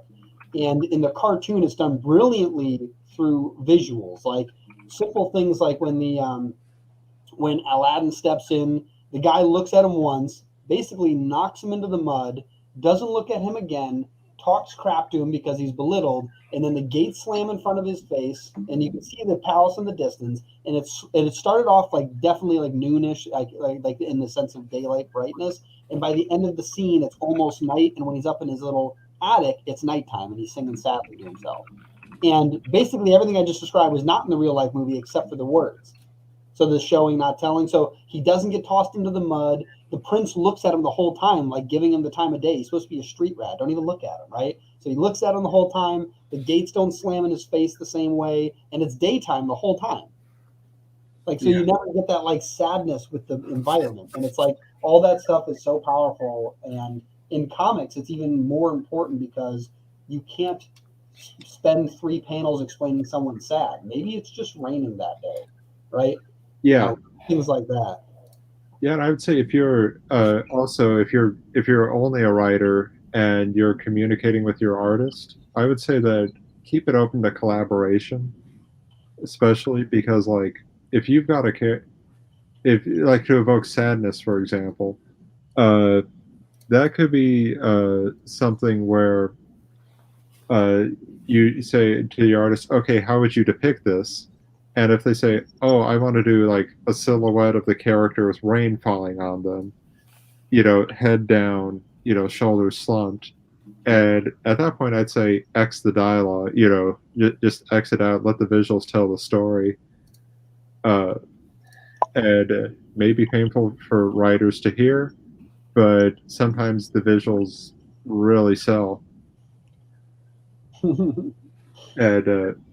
And by the way, Greg, if you wrote a page-long monologue for a villain, have you ever seen The Incredibles? Monologuing. I love that.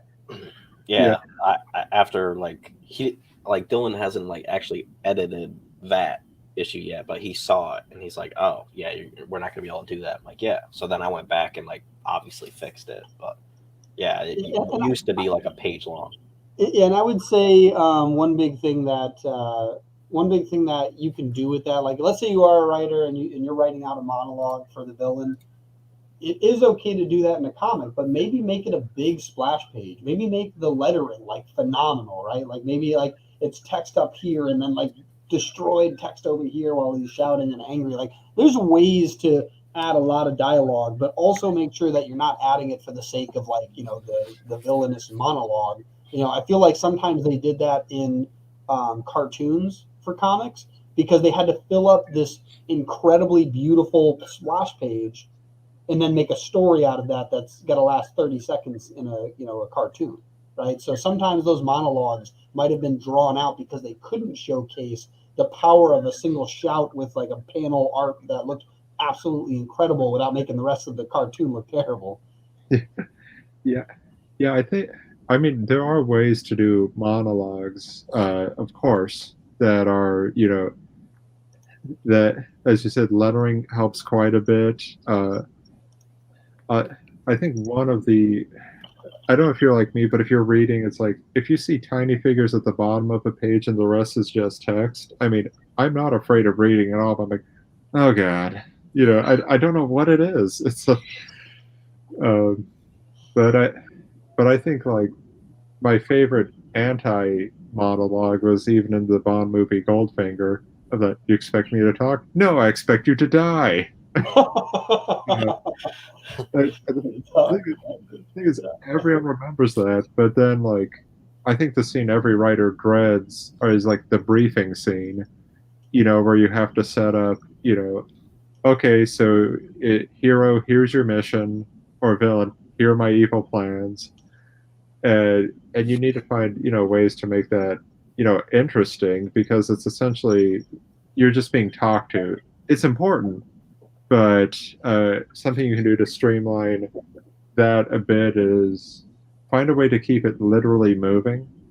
Uh, like a writing tip for like the movie Terminator. Almost all the exposition is done while they're fleeing the police.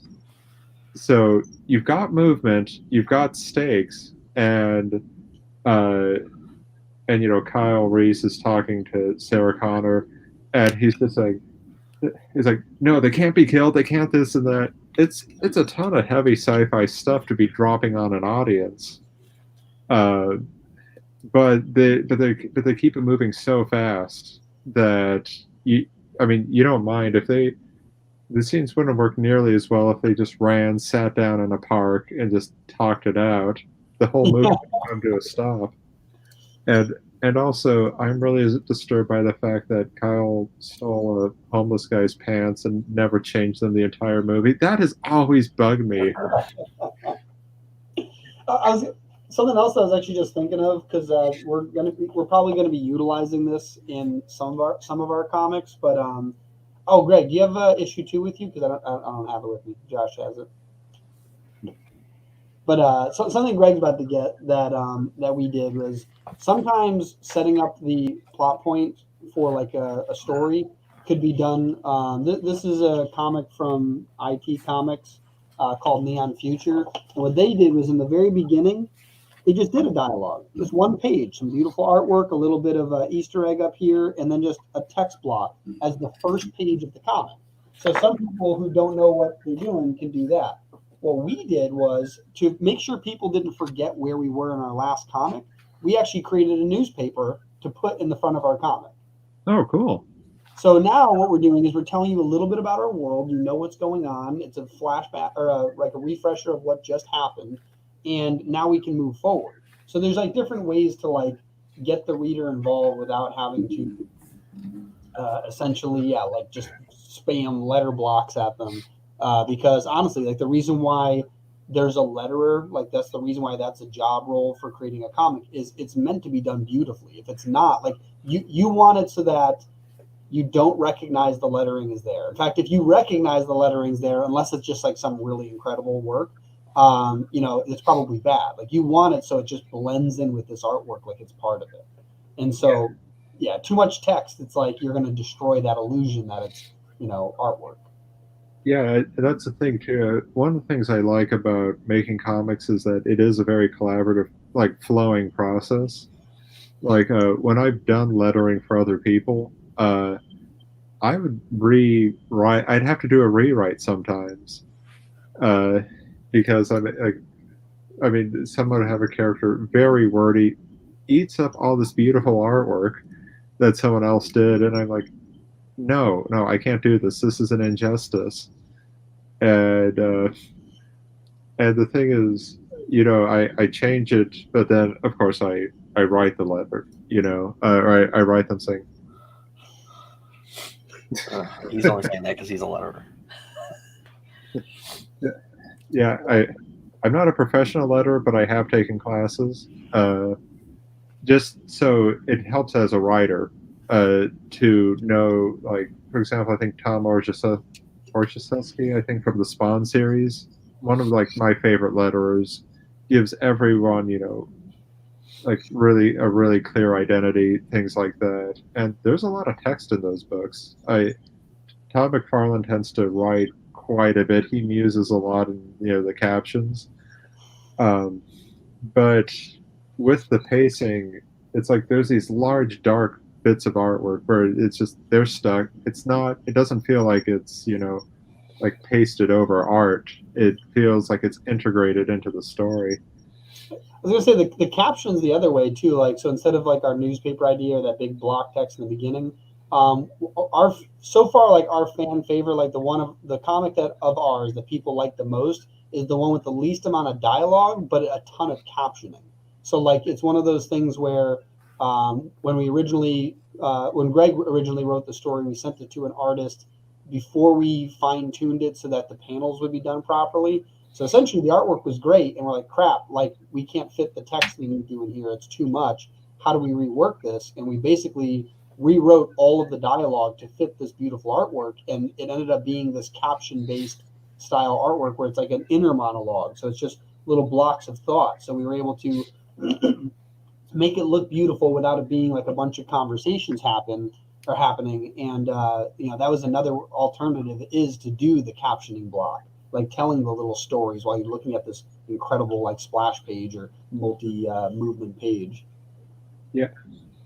Yeah, I one of the things I love about captions too, it's like I know captions have replaced thought balloons essentially in comics, but it like combines the best of a novel with the best of a movie, because you're seeing it, but then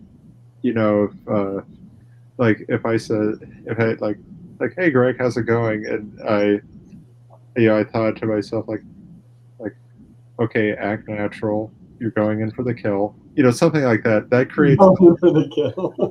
yeah, that I mean, hopefully that creates some kind of suspense. And Greg, if you're really worried right now, I would say don't be. Everything's fine.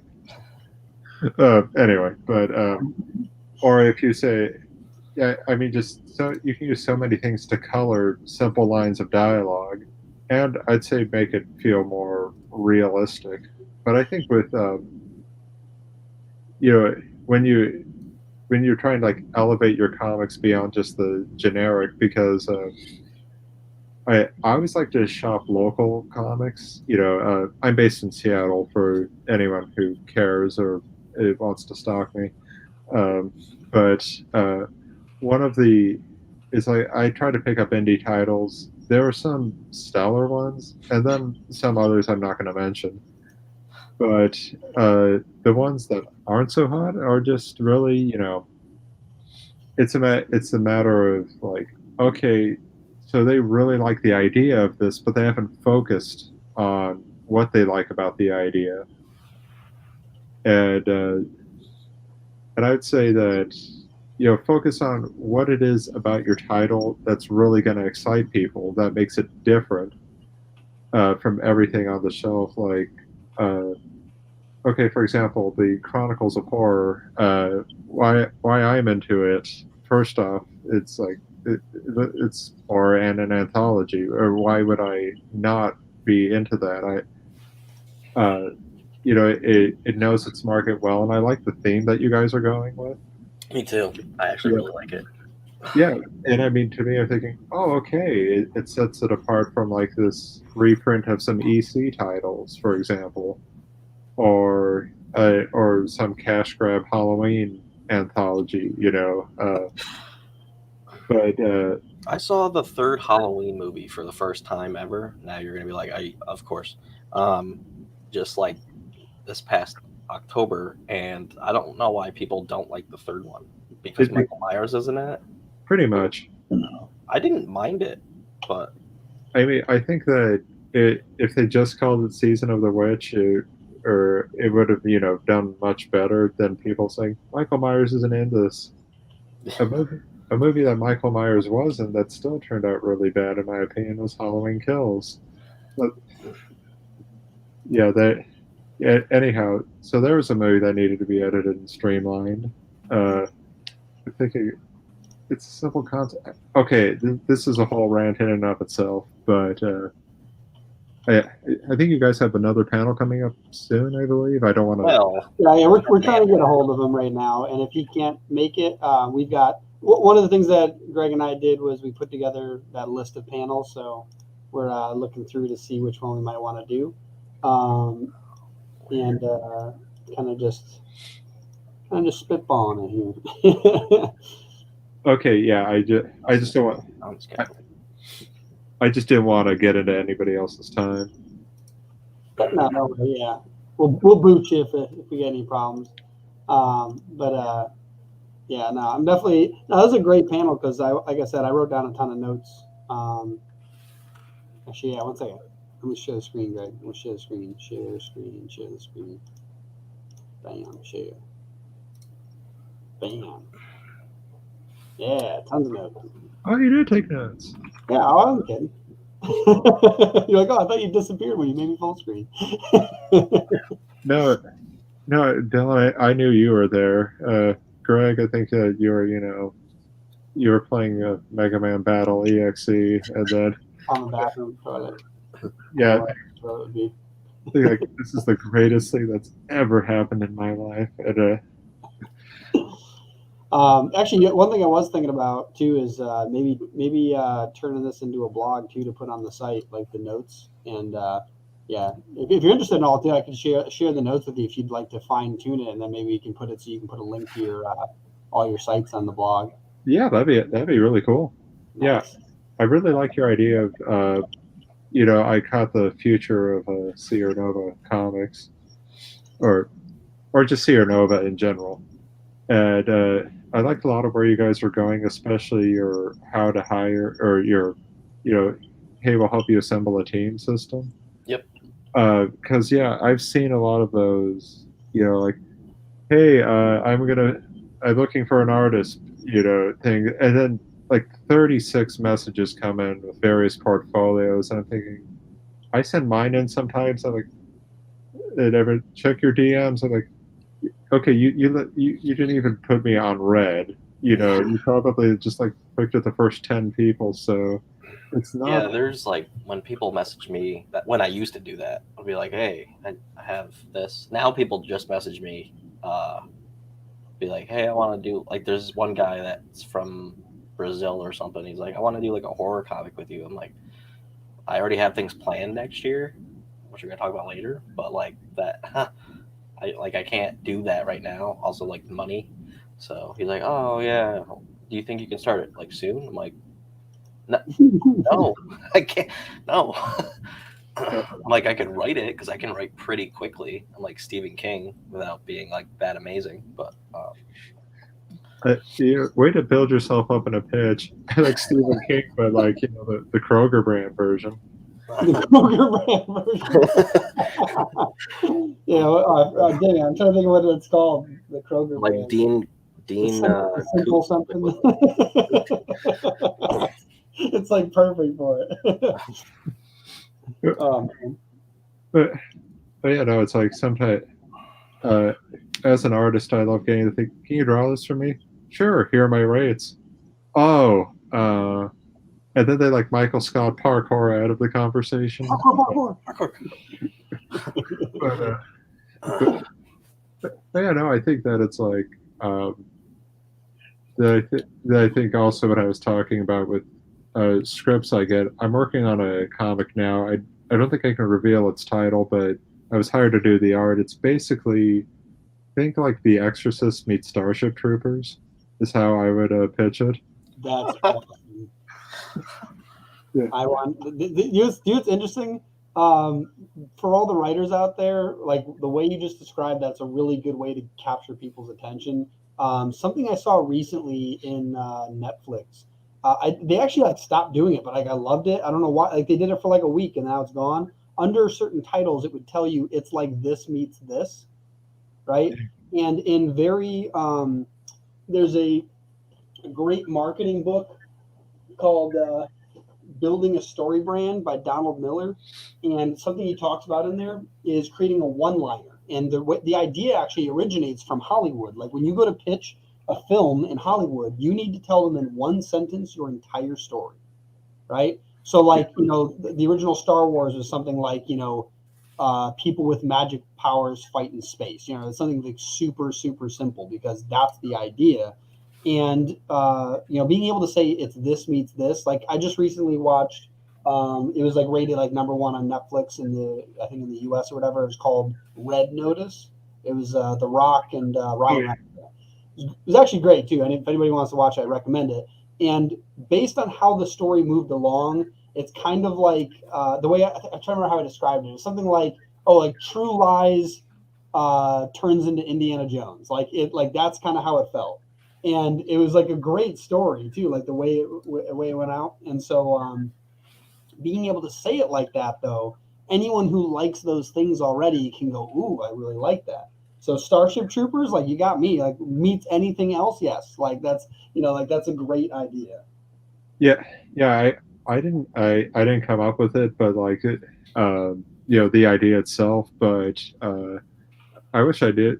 But I'm thinking, wow, this is pretty badass. You know, get to draw demons fighting futuristic soldiers. That's all I can say about the title.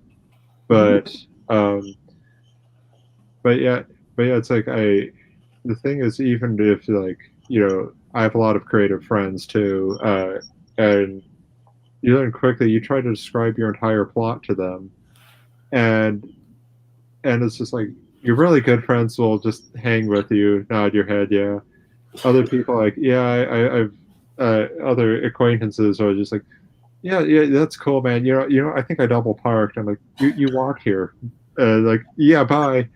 But I did that to my friend Josh Harris and Ronnie. I can't say his last name. It's French or something. But they were just on Zoom for like 3 hours, and I was like, "This is all of the Seer Chronicles," and they're like, "That sounds awesome." I was like, "This is how it's integrated into our video game and stuff," and they're like, "What?" And I'm like, and like my voice is like gone after that.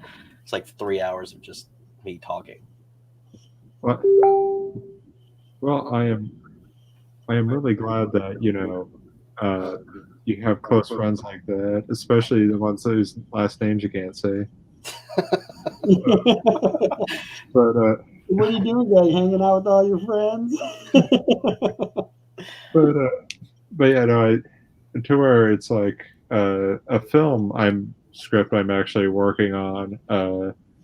I pitched it to my writing partner. I said, okay, so imagine the Man with No Name trilogy meets Mortal Kombat, and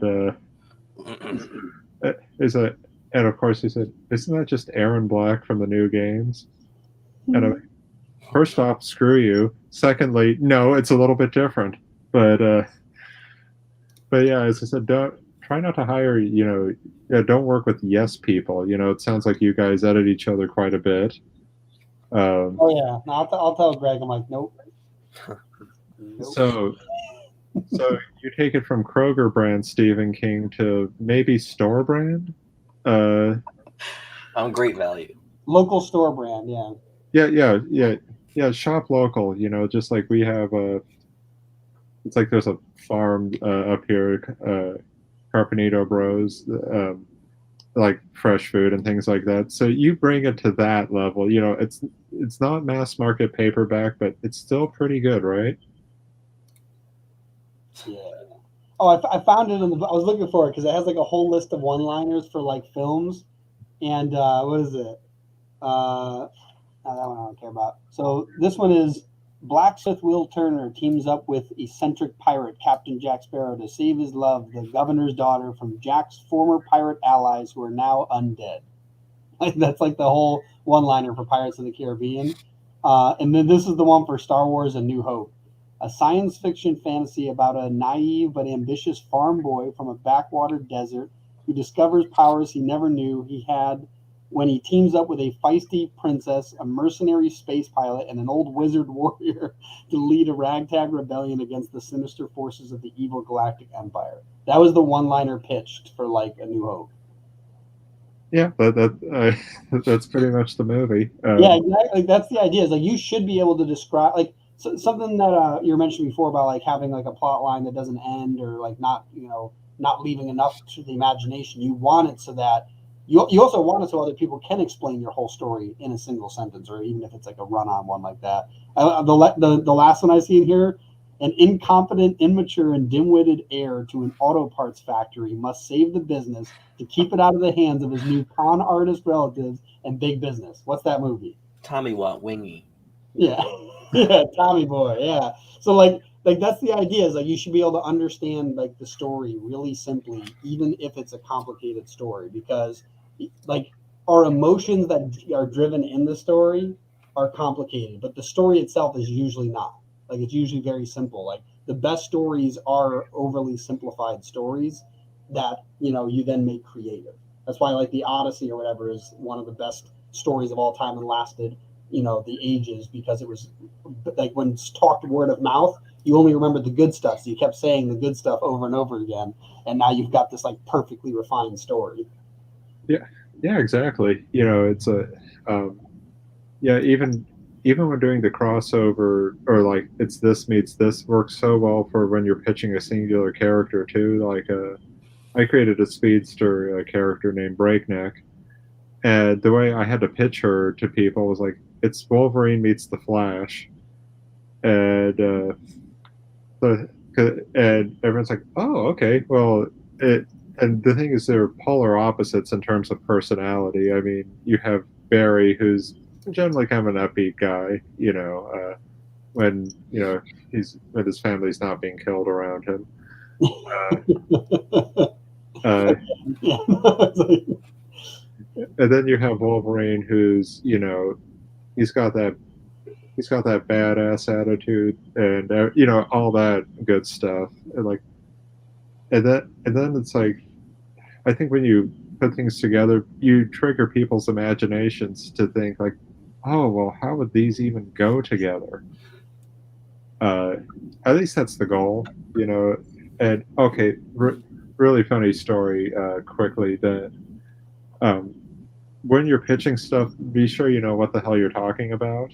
And by that, what I mean is, an, uh, a directing teacher of mine in college said that one way to get your script greenlit in the '90s was just to say it's Die Hard in a fill in the blank location. It's like like Under Siege was greenlit because it was Die Hard on a battleship, Passenger 57, Die Hard on a plane. Just fill in the blank. Die Hard on a Bus. What's that movie? Speed. Yeah, see, it's good. Greg, to let you know, Speed stars Keanu Reeves in I've seen it. Wait, what was that? I've seen it. Oh, okay. I thought he said I actually did. There's a second one too. Do you know that? Yeah, I know. Like that one. Yeah, I Speed. didn't see it, but I know of it. Okay, you don't have to. Everyone who saw it took one for the team. No one needs to see Speed to Cruise Control. Anyway, why I say know what the hell you're talking about is one guy hadn't seen Die Hard. I don't know how, but they missed Die Hard. And so he's trying to pitch to executives that it's like Die Hard in a building. And guy,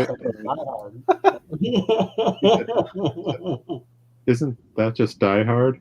And, I don't know. I've never seen Die Hard. Amazingly, we never saw this movie get made. So I'm trying to think of thinking of comics I haven't read or at least I'm familiar with. For me, it's like it's like Booster Gold meets Hamlet, and you guys, what? I don't know. I know of Booster Gold. I just haven't read any of his titles really, so I may be a big fan and not know it. I'm like running through all the movies in the '90s, and I really can just like Die Hard in this. Like it's just like it's kind of funny. Yeah. I mean, it's amazing, And what I loved is that even Under Siege 2, Die Hard on a Train. I'm thinking a Die Hard knockoff got a sequel that's also a Die Hard knock. That is like the coolest thing. Um, but yeah, so just when pitching, to streamline that process and also to work that word in there again, yeah, just I'd say find some properties that excite you or close to the story. I like as I said, Starship Troopers meets The Exorcist. Well, I love Starship Troopers. Even one of the direct-to-video sequels I can still watch. Um, look, Starship Troopers 3 Marauder is better than people give it credit for. I will fight anyone who says otherwise. I mean, it has Casper Van Dien in it. We have a running joke, my friends and I, that we all have this man crush on Casper Van Dien. Uh, so anytime he's in the scene, we're like, "Shut up, everyone! Van Dien's on screen." And we say that now for every movie, like Sleepy Hollow. He's in it for like 15 minutes. But we pretend there's a moment of silence. Oh, also, Greg changed the title to "How to Pitch Your Comic." Thank you. Hey, where's the little mouth guy? You gotta put the little mouth emoji. I just. What a monster. Life is hard, Greg. I know. Yeah, But yeah, honestly, that's what we're doing now. So I'm like, might as well.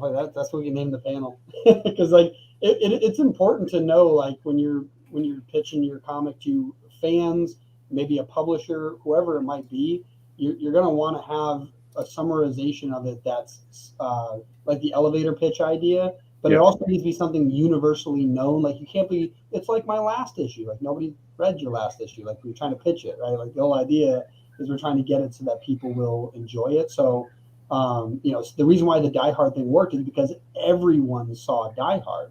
So now you can just say and blank, and the blank just has to be a generic, concrete idea that someone can grasp. Yeah, exactly. I mean, if you're selling behind a booth at Comic-Con is like one of the more intimidating things. That's one. No, the little speaking guy. No, I put it in the message. I didn't see it. I was gonna say you just copy it. It's literally the emoji called speak, I think. Okay, I'm gonna leave that. Well, you're happy that we're pitching the comic. Maybe put the happy one in the beginning of the face, like how to pitch your comic. Yeah, I think that when you're pitching a comic, especially to a consumer walking by, there are many different ways to do it. It's like some people act like carnival barkers, and at that point, I'm a spiteful MF, just to let you know, like, oh, you're trying too hard, bye. Now, I'm probably missing some good stuff because to quote Michael Scott, I'm spider face, but I think when you're pitching it, going to what a lot of people know, like if I said, oh, Wolverine meets the Flash, odds are you've seen one of the two. I mean, most people in their life, at least, if you're at a Comic-Con and you don't know who these characters are, I'm thinking, you got there. Like, okay, you were brought along by somebody else, and also, what rock were you living under? But when you're pitching a comic, I tend to find I would try to make the mistake of telling too much of the story, and then why are they going to buy the book? You just told them what it's about. At that point, no, but you gotta read it. Like it's still just as good. Yeah, like no, it's really good. I drew all the pictures myself. See, look, it looks like this, just crayon. But it's like some of the prose books that it's an uphill battle to sell at a Comic-Con. I'm just saying. But we're doing those next year. So yeah, it's like up in Seattle, I have an event called Crypticon, more horror themed and stuff like that. So if you guys ever want to come out to that, I'll avoid your table, but I encourage you to come anyway. I only have like 2 horror things right now. So. Yeah, issue 1 and issue 2. Hey, Greg, but you have that novella that has that really cool cover art for. So Yeah, someone made that. I know. yeah, I don't know, some guy probably exceedingly handsome and underpaid, but anyway, Yeah, you only charged me $50 for it, I think. uh, well, Greg, I looked at you and I just kind of felt bad. What can I say? Oh, no, no, I'm just kidding. But even with that, because I view the covers as a pitch too. Uh, you have to sell the concept super fast, um, and it's like it's to me it's the same as a movie poster. I don't like a ton of movie posters nowadays. I'm thinking, oh, okay, so a bunch of A-list actors against a washed-out background or something like that. Give me the painted posters. Yeah, they'll get me excited. Um, but I think, with your comic, or with that novella, I should say, the goal is to like, okay, so, have to sell its horror, and I want to go with the video box aesthetic. So having this guy looming over the small, you know, like, does he have glowing eyes in the book? No, but it looked way cooler than just, a big silhouette. And if you have a really cheesy tagline, uh, always stick it on there. That, um, it, yeah, because for me, I know I'm pretty old school with like some of my comic tastes, even. Or if I see text on something, I like, oh, okay, oh, this says collector's item. That clearly must be the case. But um, as all my Jim Lee Gatefold covers will attest from the X-Men run, uh, like these are So, worth a four. These so are all we worth. have to do is put collector's item on any of our comics, and you'll just collect it. No, I mean, No, No. he's like good comics. I don't like Kroger Stephen King, but no. I mean, the thing is like with I think one of the best covers ever when pitching that was like there's this older Flash cover, and he's like, stop, you can, like, I will die if you don't pick up this title. And I'm thinking, at this point the Flash's life is clearly in my hands. I don't want to be the jerk who didn't buy that one, but I think that one did legitimately sell better. If you look at sales figures, numbers back me up on this one. I think I pray, otherwise I look like a complete dick. But That's true though with anything. If you ask, like if you don't ask for something, you're not going to get it. That's the other part of the pitch. Other than making it so that it's a clear like idea, so they understand your comic book. Literally having some way to like make sure they know, hey, by the way, I want you to buy into or buy this comic or buy something. A very small example of that. We have some interns running content for a sub label for the company that I built with my brother, and literally like they're getting like I don't know, say 40 likes or engagements, like collective like comments and likes, and I go, hey, now that you've posted I don't know like 40 different posts, today I want you to just post whatever you were going to post, but just add the words like this, if you enjoy the content, something like that. That one piece of content got like quintuple the amount of engagement. That small ask is so powerful because people are zoned out all day. Like people think like, oh, I don't want to be like a salesperson. Like then you're never going to sell your comic.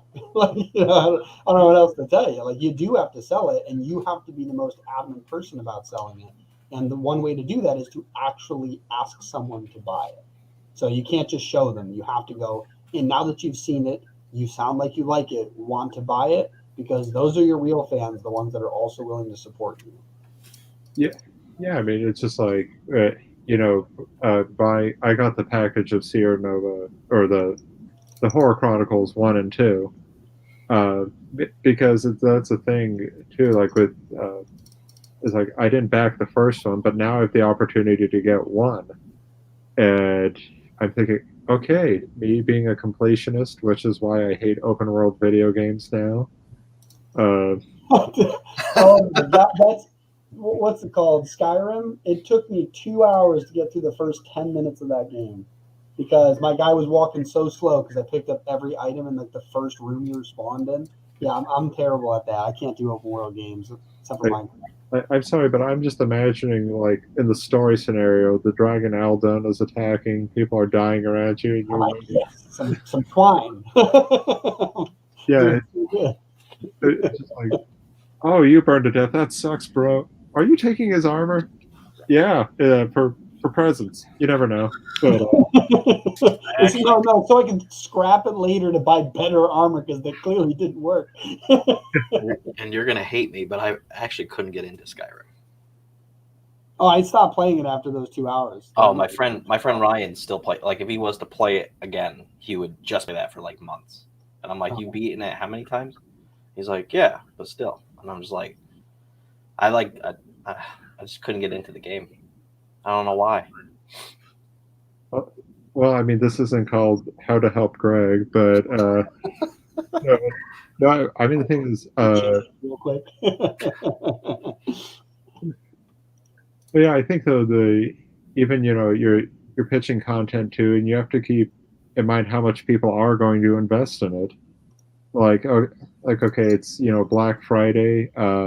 By the way, my Etsy shop is doing a Black Friday sale, so thanks, bro. But anyway, the don't do that, Greg. But anyway, it's like, okay, there's a lot of low prices. It's amazing. So many people want my money. I feel honored. But but the thing is, like, even on like the PlayStation Game Store, it's like, okay, a lot of lower price titles are trying to compete with me or compete for my attention. Which ones do I end up getting? And I try to support indies as much as I can. And so I'm thinking, look, Elder Scrolls Online doesn't need my money. They've got other people's money. Hey, this game, made by like what, 20 people. It looks cool enough. I'll give it a shot. And to be frank, though, it's like I wanted something new. Okay, I'm not going to plug the game. I don't even know if it's good or not, but it's $1.99. At this point, I'm just kind of a dick for not buying it. Um, but the thing is, it's like okay, combine sci-fi and fantasy, more heavily leaning towards the sci-fi, which intrigues me. Uh, but the point is like uh, when you're entering into a really competitive field, like at a Comic-Con, selling, for example, or even on a digital storefront, you're up against A-list creators and recognizable properties, like some. I know that was just meant to be like helpful. It just sounded funny. Like, yeah, something people actually recognize. No. Here's the thing I'm saying. It's a harsh reality of like somebody buying presents for their friend or something, or like their kids or whatever. They're going to want to go with what they recognize. Of like, oh well, Spider-Man. Everyone knows him. Who's that? Okay, Greg, I would actually think I might need to explain Erik this just later. has a heart attack on screen. That's too much to handle. But, okay, that's it. I'm done. Greg, I'm a Spider-Man. It was this '70s TV show played by Nicholas Hammond. He's this guy who has like these goggle eyes and a kind of like a wrinkly fitting suit. Fought low-level mobsters. Eventually, they rebooted it, I think, into a cartoon.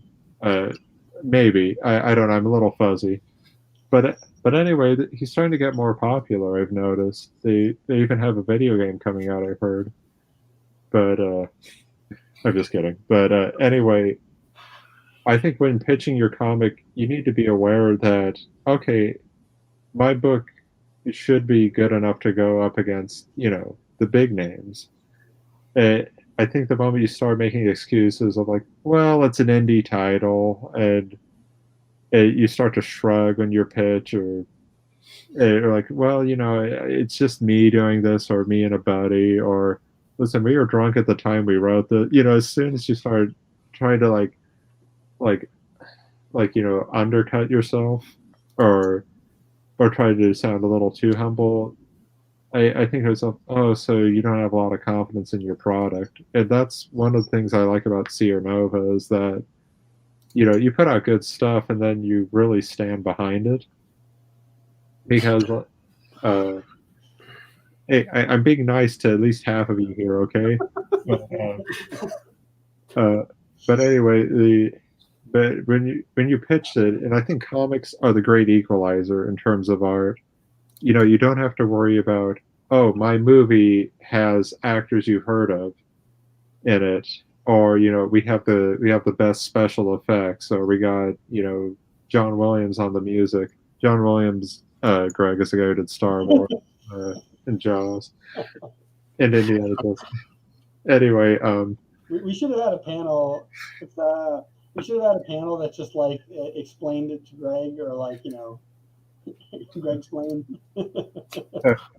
Greg, I do this because you're the only person I could get away mansplaining stuff to and not get canceled.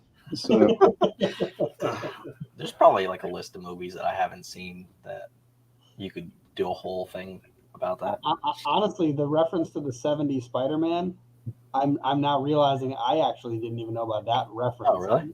I'm looking at pictures of it now, and I'm like, I don't think I've ever seen that. And I've seen like a ton of Spider-Man stuff, like the old cartoons, the old comics. Like, yeah, same with Captain America. There was an older version of that. And I knew that one. No, I knew the old Captain America one. Didn't know this one.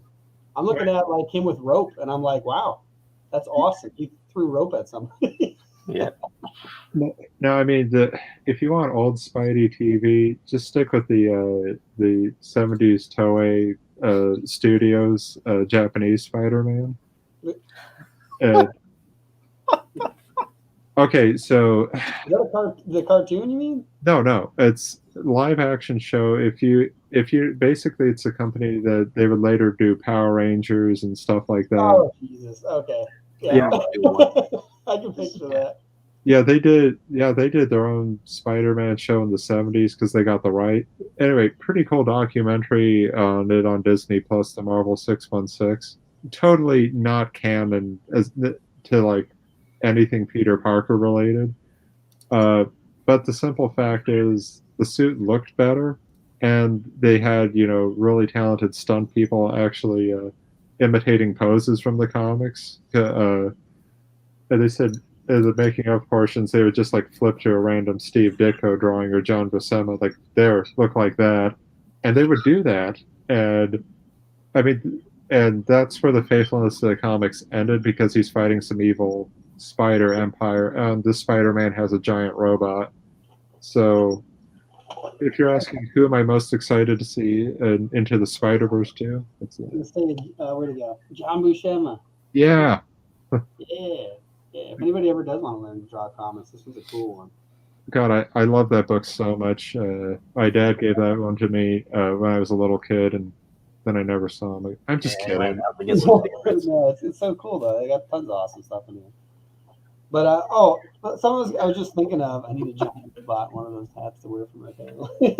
Well, one of the things that just made me think of though was something you had mentioned earlier about like making sure that you can reference something that does have that already has prominence so that people recognize it, like the Die Hard idea. Even when it comes to like creating your own story, like there's no real new like raw idea. There's new compilations of ideas. Right? Like that's all it is. Like every base idea has basically been created. So when you're creating a story, you're kind of just taking different things. And there's that idea, Pablo Picasso, good artist copy, great artist steal. And then there's the idea that if you steal from one person, you're a thief, but if you steal from multiple people, you're a genius. And so when you're creating your works, like you want to take from like all these things that inspire you. That's the thing you mentioned before. Like, for the writing section, you were saying like, look at the people that inspire you, because like that will help you be able to write your story, but it also helps in pitching your story as well. Like actually being able to go, oh, like it looks like this, it feels like this, it flows like this, because those are where you got your ideas. And now that new compilation is making this, epic tale. Yeah. And the other thing too, is that you have to bring your own life experience into it, your own point of view, because that's the thing you've lived that no one else has. That's the same with selling too. Like on top of that, it's like that's the part that makes your storytelling unique. But even still, like there's like thousands of creators out there. How do you compete with them? It's selling yourself as well. Like people need to like you. Like even if your story is the greatest thing ever written, if you're a jerk, like social media is going to show it, right? Like you have to showcase who you are as well on top of the story you've sold. Yeah, well, the thing too is also like if you've, some advice I give is like if you feel uncomfortable, like if you're a shy person, for example, or you're introverted and you hate that aspect of the job, yep, I would say it almost helps to create a character or caricature of yourself, in a way of like, okay, so I'm directing a Spider-Man 4 fan film, up here, and I try to come Coming up. out December 17th. Not this year, but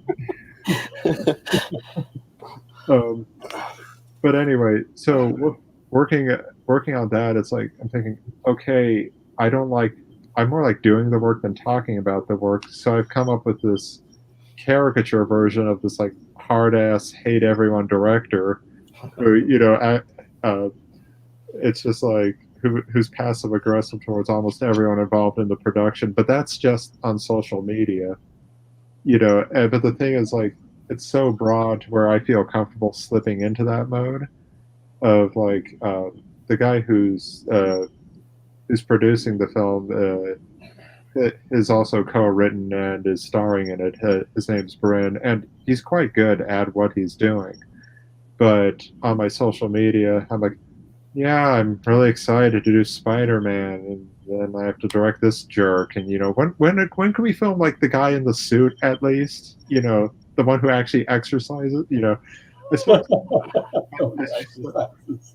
Yeah, I say stuff like, actually, Brent lost a lot of weight for the role, so good for him. But I'm thinking to myself, on set I try to be supportive, collaborative, everything like that. But I'm thinking on social media, that's not nearly as engaging as someone who acts like they hate most aspects of the production.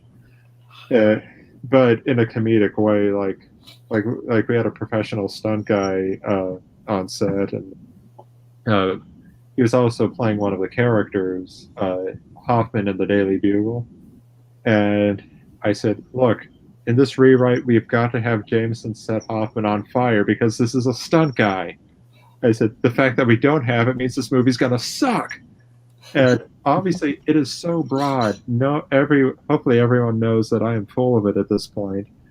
With that, but if you're uncomfortable promoting as yourself, think about some. Just slip into a little bit of a character.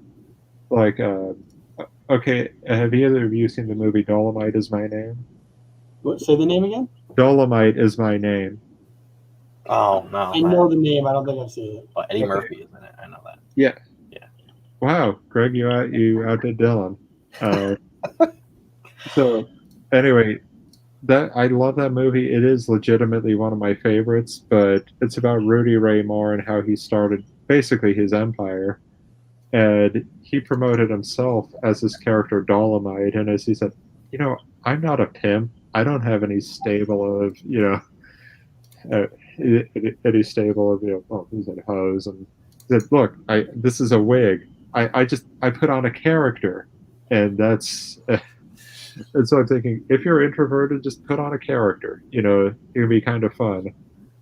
2019 this came out? Damn, yeah, actually, let's try that. I haven't seen this. I'll have to check this out. Yeah, check it out. It's a really good movie. But that is a great idea, though. Like putting on a persona to sell your stuff, because like someone's got to do it, and no one's going to care as much as you. So you got to figure out a way to get yourself out there. Oh yeah, it's like I was at the Image Founders anniversary panel at Emerald City, and what I love is like you can see the personas of people coming. No one was in competition, but like Todd McFarlane, for example, has like persona for days. I mean, he's got he has kind of the attitude. He has the I don't take shit from anyone type demeanor. I mean, he was nice enough to post a photo with me, but anyway, it's like you have him, you have Rob Liefeld, who has become a lot more self-effacing, but he's he's like he's got this excited puppy dog vibe, and then you have like uh, oh my god, I just feel it, Mark Silvestri. Uh, Hang on, I'm reading Katrina's comment. That's kind of cool. Yeah, I was actually against like faking a character for myself, just because like I used to watch and listen to Gary Vee like way too much, and he actually was against that. He's like, just be authentic, but like I guess it's still being authentic, but you're just doing. Yeah, if you create the character and like you're following the character, it's still authentic because it's the character. You're doing it on purpose. But like if you pretend that that's you all the time, Yeah, right, that's different. But like one of the greatest stories I've ever heard too, though, is you can also just reshape your personality. Like Beyonce, one of the biggest pop stars of all time, she literally had to create what was it? Something Savage. Yeah, she had a name. It was like something Savage was the name she went by for years until she eventually like altered her own personality, and then she changed her name back to Beyonce. So like she literally had to make up another name to play by so that she could like because she grew up a lot more like suppressed, like not really being as rambunctious as she was on stage, and so in order to get over that hurdle of like, oh, that's not who I am, she had to make this other name up. Yeah, I haven't looked at any of it. It's gonna drive me nuts now. yeah. I think that if you're, I mean, Greg, I do agree with your. Sasha Fierce, that's what it was. Oh. Sasha Fierce was her name for like a couple of years until she felt confident enough to bring out her like herself again in the name. Yeah. I think that being inauthentic is doing things just for effect. You know, for like you see these people. Oh, I'm filming myself giving food and money to this homeless person. I'm thinking, no, you just want people to like you're so nice to everybody. Well, the other difference too is like, would you have done that if the camera wasn't there? Right, Yeah. that's the idea. Like a lot of people don't. Like a lot of people they do it for the camera, but like it's okay to showcase that stuff, but it's not okay if that's the only reason you're doing it. And if you're trying to do the Sasha Fierce thing where you're creating someone who's strong enough to do the thing you need, like when you go to the gym to work out, you're not already strong. You're trying to get strong, right? Like you have to convince yourself to get there. That character has to be the same thing. It's an identity you build. yeah. And I mean, I think that, I mean, there's a thing, you're a different person to technically everyone you meet. Just, and that, like, your parents have a different impression of you than your friends, than whatever social media audience you have, things like that. But, so I don't think there's anything wrong with that. I think, necessarily, it's just, you choose to hide different aspects of yourself. Like I am way different on my OnlyFans than I am doing yeah. Nice. Me too. Yeah. Actually, I've lost money on OnlyFans. So I have an OnlyFans, and I just describe every movie I haven't seen. You just have to subscribe. $9.99 a month. Yeah.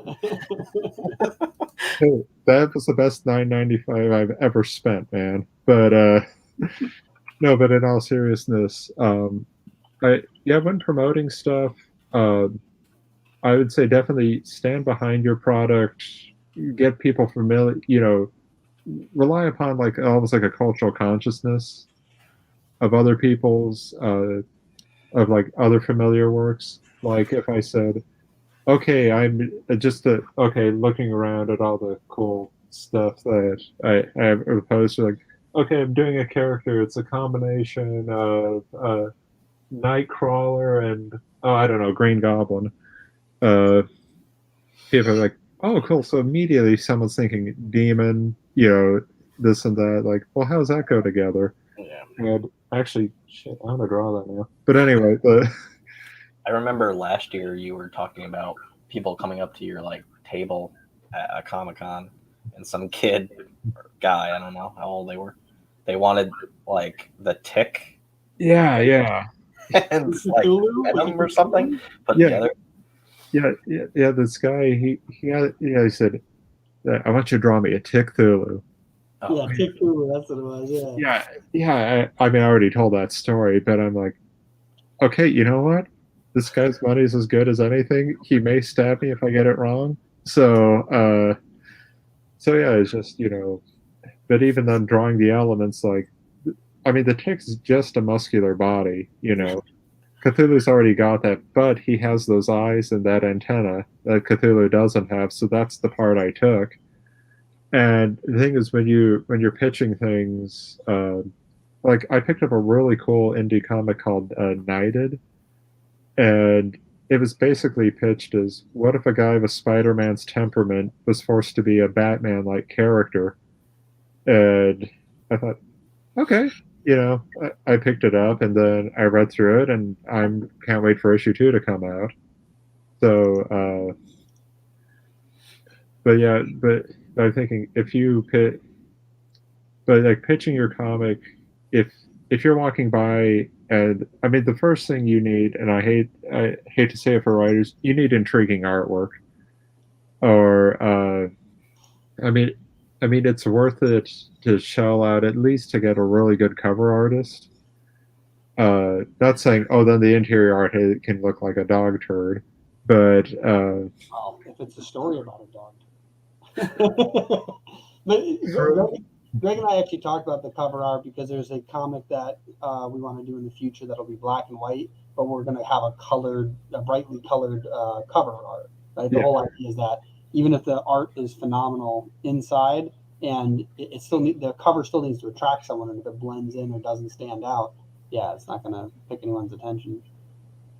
yeah, definitely.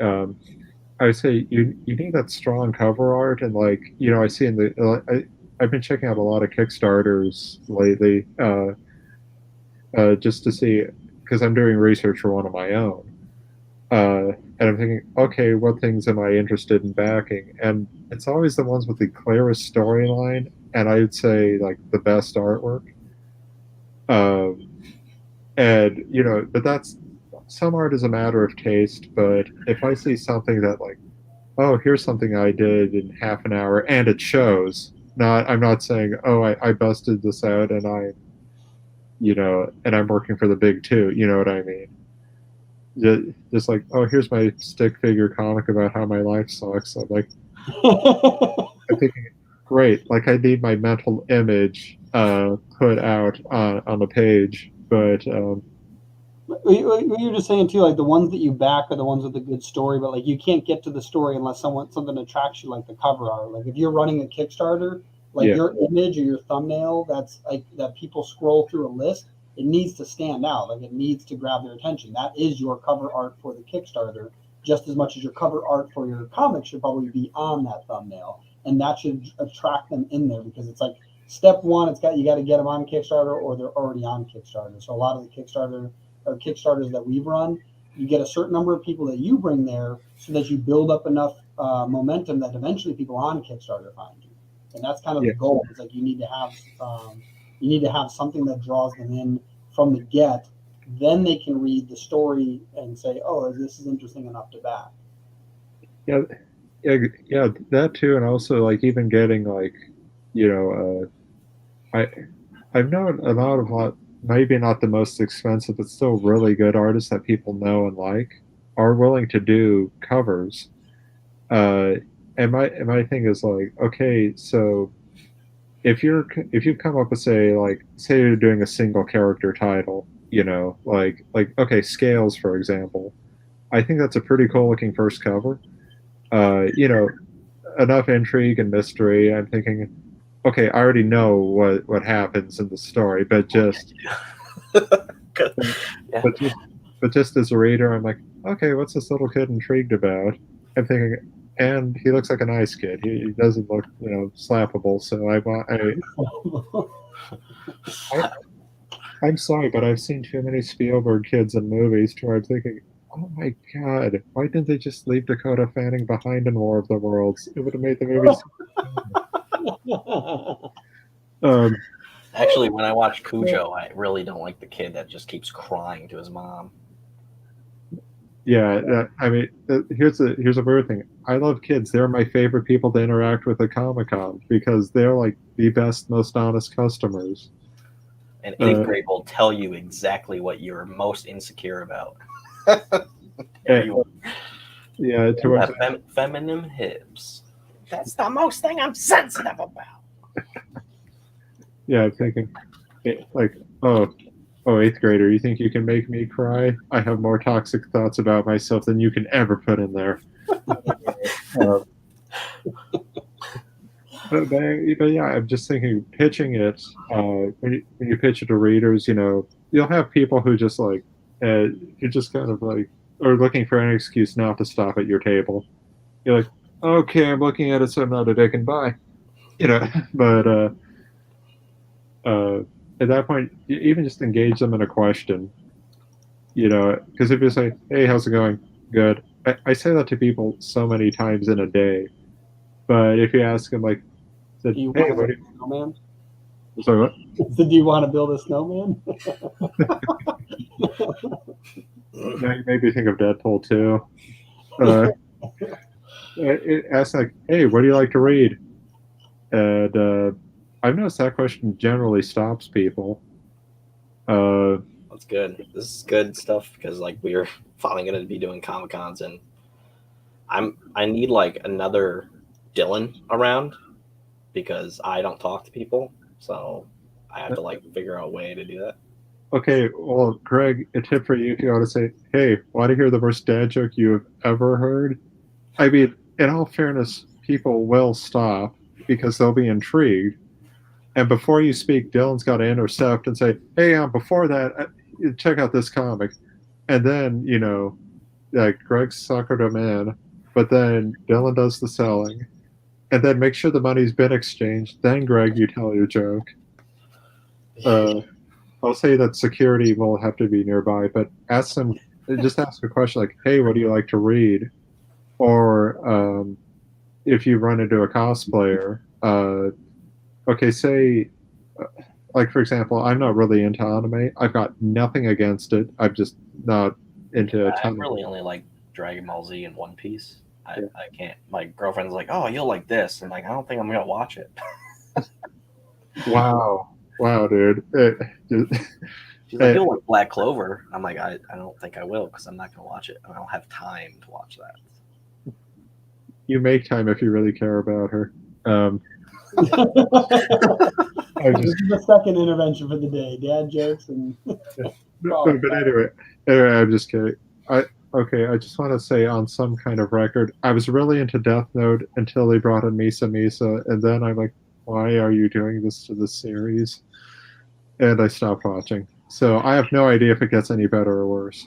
But anyway, so the thing is, if I see a cosplay I don't really recognize, I'll just say, "Hey," I said, "Hey, what character was that?" They might say, "Oh, I'm doing this." Start complimenting them on their work, on the effort. And here's the thing: it's got to be genuine. If it's "Oh, I got this costume from Party City" or something, then it just seems like you're sucking up to them for money. One thing I can't wait for is like someone cosplays one of our characters. It's like when like we made it. Obviously, didn't make it, but like I can't wait for someone to actually do that.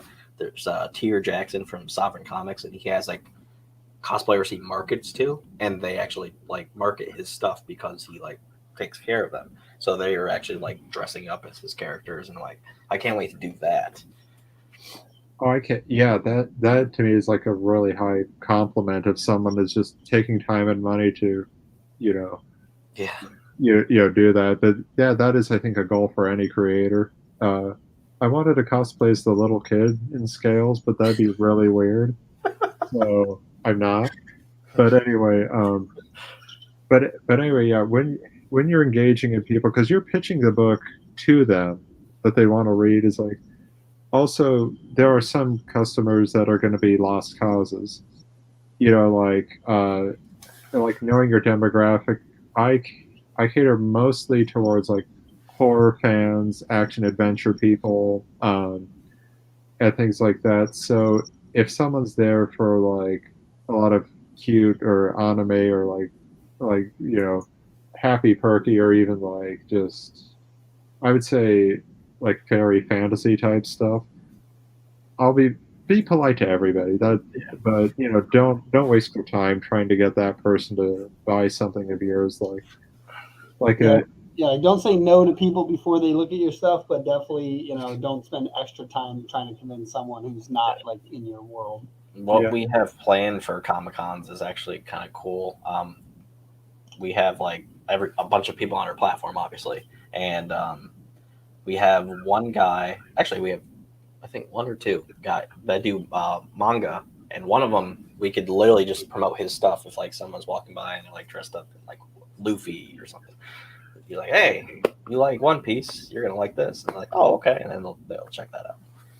Yeah, I actually did. I had to do something like that where I saw somebody else at the con had they bought a prose book that was really similar to something I had written, uh, not a knockoff, just in the same genre. And I said, "Oh, hey, you bought that?" And, yeah, I did. I said, "Well, man, clearly you're a fan." Because I said, I'm really good friends with those guys. I am. I'm not bullshitting. Um, Good, got my first profanity in there. But I said, I know those guys, and this is a really similar story. And we started talking about what he liked about it, and he said, "Oh, I really like the adventure. I like the escapism." And he bought the Alan Quartermain book that I wrote. Uh, so, so yeah, again, it's like pitching the similar interests. Um, but yeah, I would say little kids are the best, and that they're the least loyal customers on the planet. As soon as something starts to go downhill, they're no longer interested. Uh, like, but I think I even made a kid a Ghost Rider fan, and he was like 6 years old, and I have this Ghost Rider print that always sells pretty well. I drew it when I was angry. I think that's the key to the character. Um, but anyway, he's like, "Who's that?" I said, "Oh, that's Ghost Rider." And I'm I don't know like if his parents are prudish or anything like that, because I don't want to start talking about, oh, he went to hell and made a deal with the Satan and stuff. But I said, oh, that guy's Ghost Rider. I said, like, he made a deal with the devil, but I said the devil was a jerk. I told him the quick story, but I have to pitch this character, not mine, but just a print of it. I have to pitch this character to get this kid interested. So I'm like, okay, he made a deal with the devil, but the devil cheated him, so now he's out to, I said now he's out for revenge. And like, how much is that? Like, I'm selling it for this, but I'm running this special if you want something else. Like, and you have Spider-Man? Like, you bet I got Spider-Man. And and at this point, I'm thinking this kid's conviction is so high that I'm like, okay, he's gonna talk his parents into it, no matter if they, wander around that. But I just said, hey, I'm gonna keep this one safe for you, so you come back. And that's the thing, though. You have to make whoever you're pitching / talking to feel special.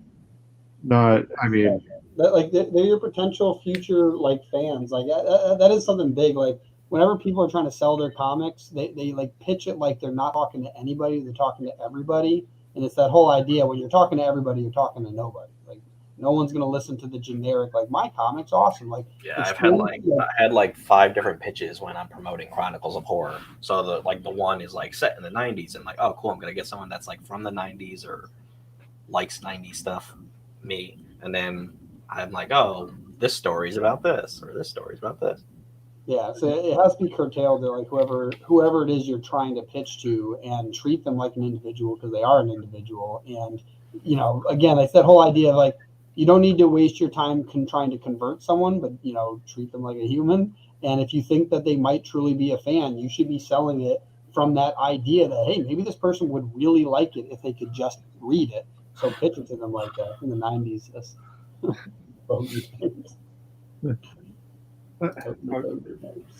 oh god, yeah, with the '90s, just it is so funny. I'm thinking I'm not that old, and then I was acting in a stage play, and I was like the oldest member of the cast with a bunch of younger people, and I'm thinking I made a Pinky in the Brain reference, and they all stared at me like I was brain damaged, and I'm like, that is, oh dear God, I'm feeling even more silver now than I than I actually am.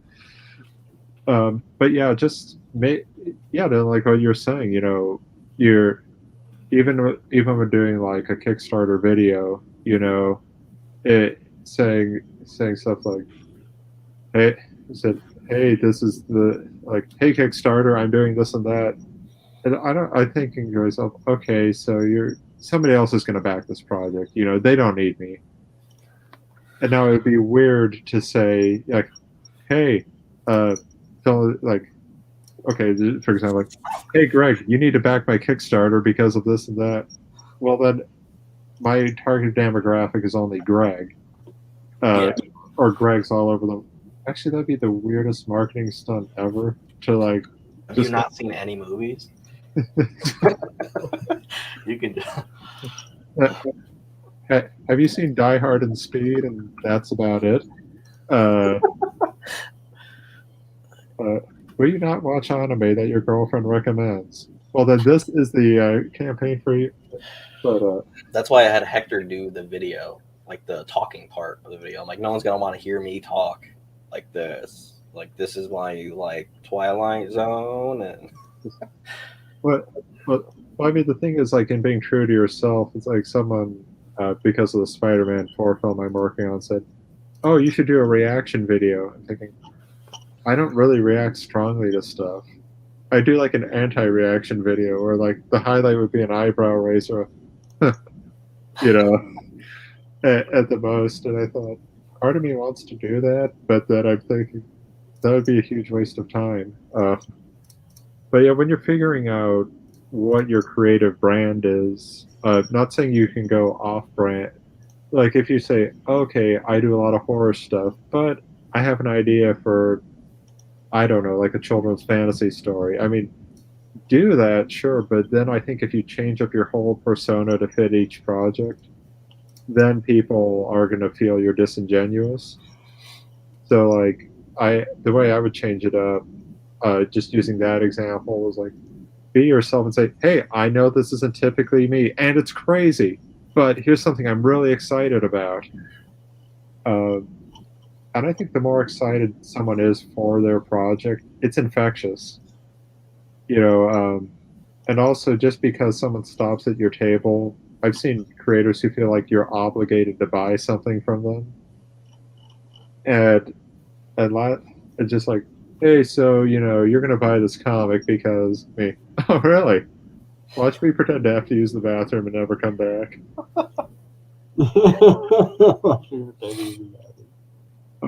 But yeah, it's like I see one guy with he was doing this really, really mediocre ninja comic,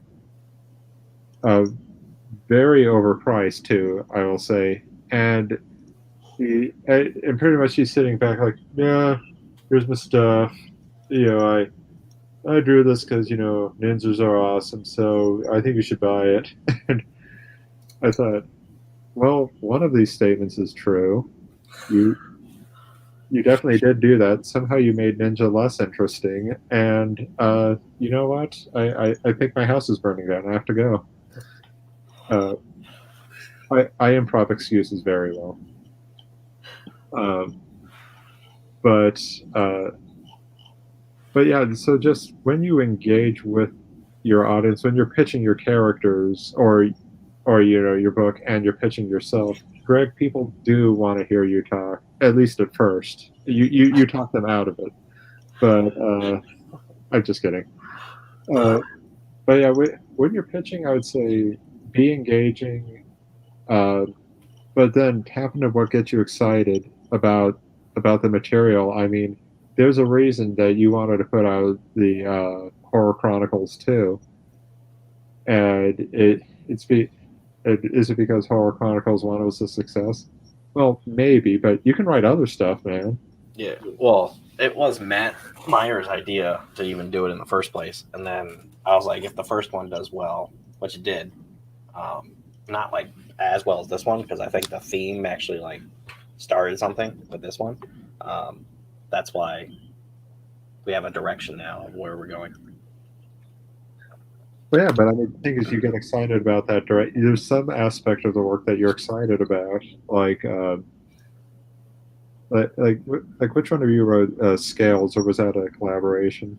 Scales, I just wrote the plot description, and then I hired this David Flesher guy, and he wrote issues 1, 2, and 3, and then we just went back in and like edited it, and so most of that comic is still like his writing. Like we just edited little things. That's it. So which was pretty cool. We didn't have to like Yeah, he did a pretty shout good the script. job.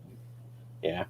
The second issue is different because his original, well, it's like Easter egg or whatever. His Spoiler. original second issue is like training and stuff, and that is not at all the second issue of Scales, by the way. So, because I don't think people. Oh, because of our talk with, dang it, who was it that inspired the idea of jumping right into the action? Ed? No. Yeah. Yes, yeah.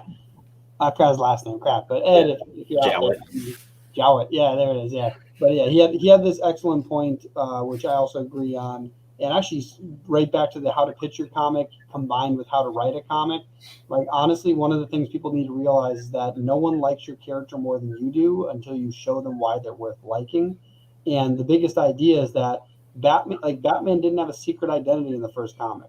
Like Superman didn't. Like Superman was just Superman. Like Batman was just Batman. Like you fell in love with the character, and then people are like, I want to know more about him. Please tell me about his backstory.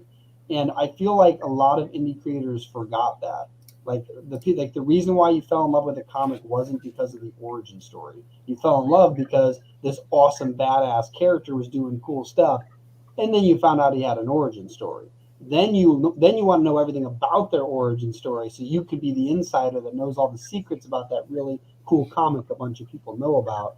And so one of the things that we did with our stories is that a couple of them that we've already released that are in the origin phase, we're jumping ahead to like this, action phase, because that's the reason we know they're going to be awesome, but no one knows what's in our head.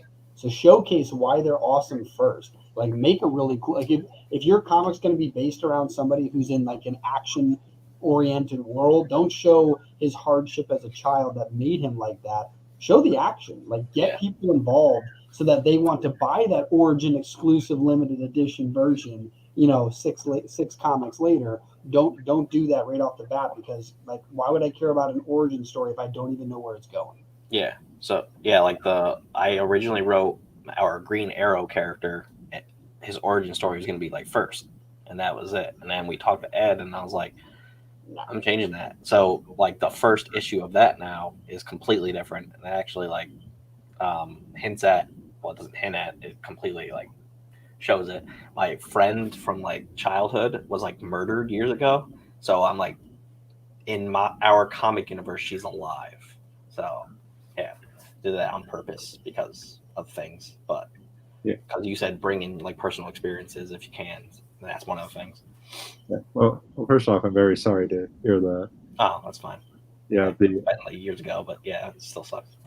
Oh, of course, yeah. I think also jumping into the action, it also works from that building back with the streamlining thing, and that like it is like I see so many creators, and I hope I don't like take a dump all over the world building panel that comes up, but when it comes to world building, so many people get caught up in the periphery. They miss the main point that, like, look, I want to visit these cool worlds, but we connect with characters, and you need to have like for example, Gotham City. No, I actually don't want to go to Gotham City. The place looks awful. But Gotham is like its own character. Like, yeah. I was and that's Sear City is our own character. So yes, characters are like what make people want to come back, but the city and stuff helps. Well, it does, but I'm saying like if you're figuring out, oh, this coffee shop on this block was established in 1893, I'm thinking, I think no one gives a shit about that coffee shop. At Well, least, yeah, not in the beginning. I was going to say like the way that even we did a lot of our world building was, and like not to discuss the world building panel, but the whole idea is that when we started, we told a good story, and then we looked at everything in our story and go, let's give that a story. So we didn't start by we didn't write one page, find a coffee shop, and go, let's decide its entire origin. We finished a story, yeah, and now we're like, okay, let's touch the peripherals. But you're right, like don't jump to the peripherals before you actually have a plot point. But in the same aspect, like you talked about earlier with the character development, you still need to know your characters enough that the story matches the personality you've defined and not the plot point that you thought they should follow. yeah, exactly. And like with that coffee shop, that's a lot of fun details for the artist and stuff like that to draw. Like, oh, this like this plug is ours. Actually, yes, there will be an orgy at a coffee shop. I swear, if you back whatever project on Kickstarter, I'm gonna throw that in there. That's gonna be a stretch goal. Yeah, it's gonna be called Star Fox. But anyway, but see, that is how you pitch a comic. We have got one viewer who's like, "Wait, orgy? Yeah. Page 2, the coffee shop. You wouldn't believe it. Epic splash panels." Credit scene. Splash panel, giving it a whole other term. What me and Josh actually came up with for the last stretch goal for Chronicles of Horror was we have like an after credit scene, and it's not an orgy in a coffee shop, but It's not that good. but Okay. I like how we came up with that idea, because we have the whole 90s aesthetic and all that other stuff, but like it's also going to be like an animated little video, not animated, but it's going to be like just how our trailer is. So it's going to be that page. I can't wait to do that. But yeah, no, that's really cool. I like that idea, and I also think the more you can give your reader in terms of content, the more personable. I mean, to me, that was the secret of Stan Lee's marketing success. It's like he felt like the cool uncle, and just like a bit kooky, eccentric, corny as hell, and I mean that in as high praise. But it's more like it's like, hey, I'm going to tell you a secret. I mean, he's telling you a secret. It doesn't matter the fact that this is a mass publication. They're talking to you, and it made you feel like, oh, cool, I have friends. Then the issue ends and you realize you don't. Their first friend. Their first friend. But I think that making it personable, is that a Personable. Thank you, yeah. But yeah, having that, because you really need to connect with readers, especially as an indie creator, is that you're either your own marketing team or you have a small marketing team. But I got a guy to buy a comic just by telling him a secret of what would happen in the second issue. And I said, okay, only you know this, but this mutant is actually going to turn out to be that. I said, but you spread that around, and I swear. He's like, oh, no, man, it's our secret. That's like the concept of Easter eggs. Like Yeah. that's what I meant before too. When Greg and I did world building, was we built out the world, and then we're like, okay, or we built outside the plot, and then in the world, like there's actually something in our second issue that I added to the drawing. Cool. Right, it looks like it blends right in. I actually looked at it, Greg, by the way, like in the comic, and you can't tell. Like it blends right in, and it's just like you don't know what it is. What? You're not supposed to know what it is. The Easter eggs. So like the whole idea is like by doing it that way and having it be the secret thing, you're right. You can then tell like just one fan, like the person who asks a lot of questions. You're like, okay, all right, listen. There's this one little thing that's just really cool, and I've only told like 2 people, including my business partner, right? Yeah. Like, and I've done that a couple times with a few people, and I know they're now more interested in that. They're like, oh, like I really want to check that out now, because that world building external to the main plot point is also where you build the real true fans. like the ones that want to buy all your stuff so they don't miss that little secret gem you hid in that third issue of this one series of comics you're doing. Yeah, I think just making it special, making that connection. Also, when you're pitching at a con, you have to find a pitching style, But the point is, you can't be like if you're too much a carnival barker, you just irritate people. But if you just kind of like hide behind your work, or it's like I don't like creators that don't interact at all with people. I'm thinking, okay, look, you're drawing. I said I have pretty fast hands. I could steal one of your books and walk away for all you know. I have.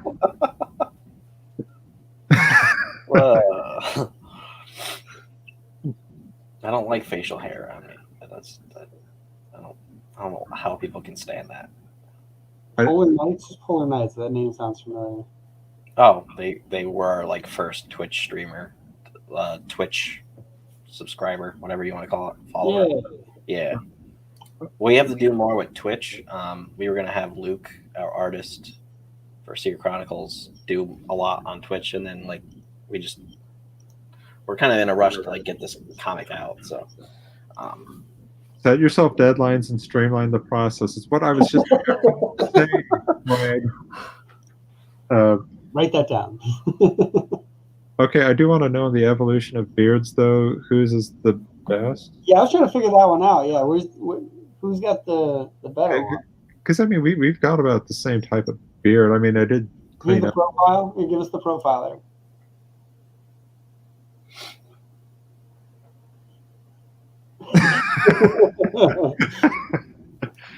Well, oh yeah, Luke has a beard too. Yeah, well, he's coming on now actually. Oh yeah. It's okay, now Artist Alley. I'm trying to get the one that Babyface and you are the. This isn't even my final form. When I was 16, people are like, I didn't know a 10-year-old could work in Burger King. I'm like, thank you. Because I was really short. Well, I'm glad you ever came. Tall. No, I'm just like 5 foot something. Oh, I'm sorry. Now, whoever wants to draw, because I'm trying to get the one that actually filled out our form for that. Also, Greg, is there a way? There's a way to like move us to like the left and have one focus panel, right? Yeah. Move to Erik over there. Make Erik the focus panel, and then put you and me to the side. I just want to see if that works. Seems like something like that. Yeah, like that. That's what we should do for the Artist Alley, so people can draw on the edge, and then we can just like switch through them as people. Yeah. So. Okay, let me get myself. I draw traditionally, so let me get myself set up, and I'll be back in a few minutes. Yeah, okay. Perfect. Awesome chat. Now we're gonna get this all set up, so you can use a pillow to sit on it. Drive a car.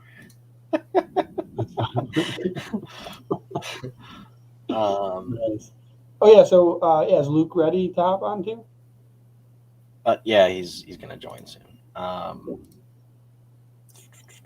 Because when that stuff sets up, if you and me need a break, like I'm probably gonna make breakfast real quick, and then when I get back, you can go eat. What? I was saying after we get it set up, we have someone drawn. Yeah. I'm gonna go make breakfast, and then I get back, you can go make breakfast. I don't know if I could swap your. I gotta figure out how to get. Huh? It's 3, so I don't really need breakfast. I need food, but I don't. Yeah. Is there a way to make it so I can switch stuff? I think we talked about that. I don't think there is, right? To what? That I can switch people, like you make me an admin.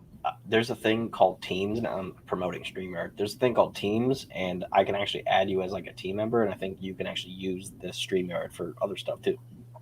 But can I do it while on the same stream as you? I don't think so. I don't know. I have no idea. Can you transfer power to me? Yeah, that's what I have no idea about. That'd be cool if I can make you host, like what you can do in Zoom, But Producer, host, and StreamYard. try to search wow. for that, and it doesn't really pop up.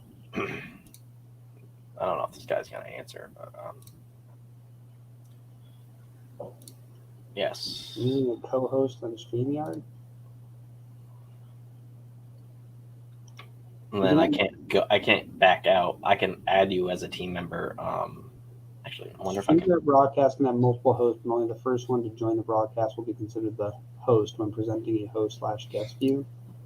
Have the talent host start the broadcast, then have the producer host join. Both will have to log into the same account. Oh, so if I log in the same account, maybe? Oh, maybe. Yeah. To celebrate.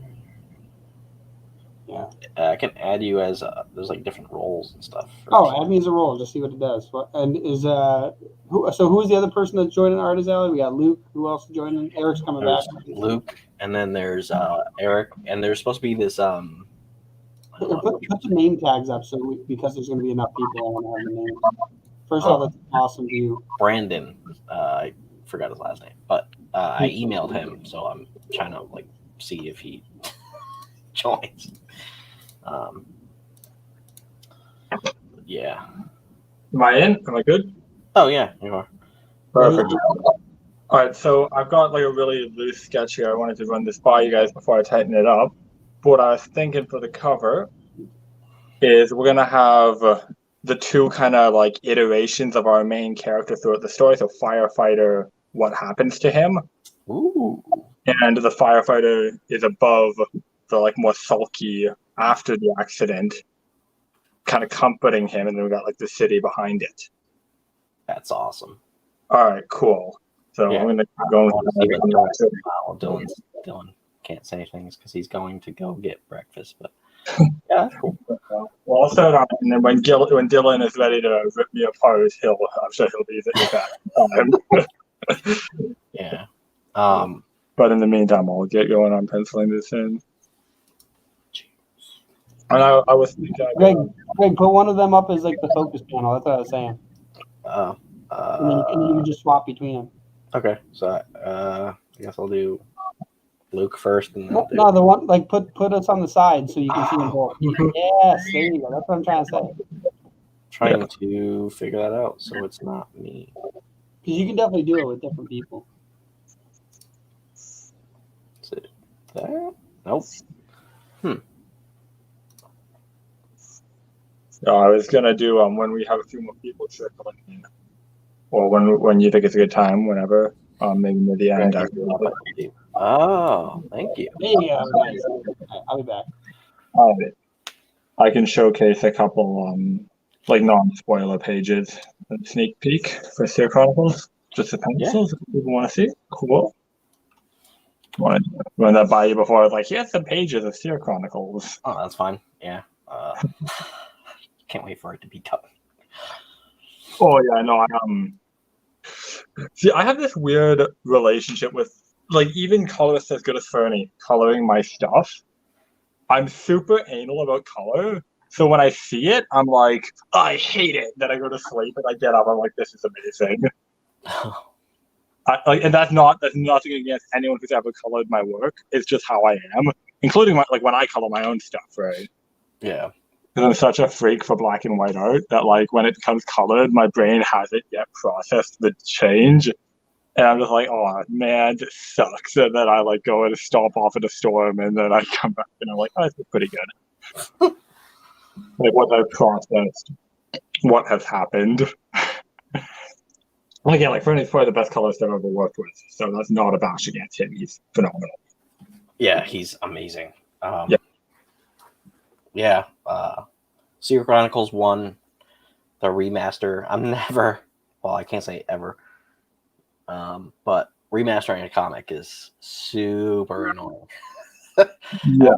I paid to do that comic 2 other times. So we only did like 7 pages that I don't think you can find it anywhere else besides like a Google Drive folder of ours. You can't. I can remove them, but I'm tagged in an ancient Nova post where you scroll through them right now. Oh. Instagram. You can hunt that down and remove it now. You're welcome. Anyway, sorry, continue.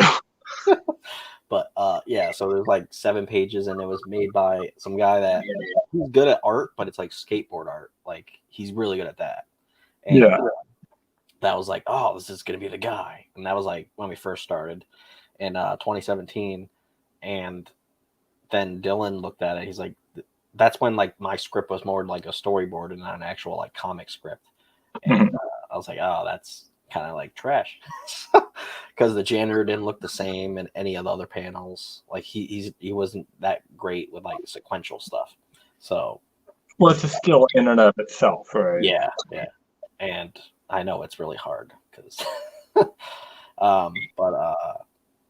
yeah. So then we found another guy that did the version that most people have seen of the first issue. And there are people that liked it, but there's some people that didn't. And I wasn't remastering it because 3 people said they didn't like it. I was remastering it because part of my script wasn't even in the story, and like it took away from the story. So that's why I'm now remastering it, and it's finally going to come out in like December. Oh, glory. Yeah, and it's now, instead of 25 pages, it's 46 pages plus an intro page, and then the cover and stuff. So Yeah. 50 something pages of loveliness. I think part of readying up for Seer Chronicles 3 beyond the concept art is we should really sit down, because I want to meet Franny. First of all, I don't think I've ever actually met him. Well, I'd like to meet him. Ninja, so. But yeah, I know. I've tried to get in touch with him, and he's very dodgy. Not like, I'm sure he's just busy. Yeah. Like, I'd like to sit down with everybody and really hammer out kind of some rules for how we're going to style the book moving forward. So if we ever need a fill-in artist or anything, we can be like, okay, this is how the book is meant to look. Yep. Follow these guidelines, right? Yeah. That's not me wanting to say everyone should draw like me. It's like, no, we need consistency. Yeah. Because Seer Chronicles there's 12 issues for this first story. It could be cut into 4 different plot arcs, but the first story actually like all flows into like one. Yeah, so there's 12 issues, and then the other 2 story arcs, there's only like 4 or 5 or something like that for those 2. But yeah, like I don't want like different artists on every single one. So yeah, it's not like it's not Sandman, right? That's not the point. Yeah, so I can't wait to like just pass this one, because the third one we're gonna be editing. I think it's next year. I'm trying to like get ahead of ourselves a little, so we can. I already wrote the rest of Ink, so that story is like ready. So I'm trying to finish at least one comic series, so people can actually enjoy the entire thing, and that while we're working on something else. Yeah. Yeah, I'm actually doing that more than one comic starting next year, but that's exciting. Yeah, and then we're gonna start doing contracts and stuff, because everything we had to deal with this year kind of made us like want to do that. So, and people should have contracts. If like you don't, they have to be like super like deep, like super like legal detailed stuff. But, like you should have like specific things like plotted out, like this is the page rates for the revisions and all that other stuff. Yeah, that's definitely been an iffy thing with all of us moving along, because we're still figuring that stuff out, right?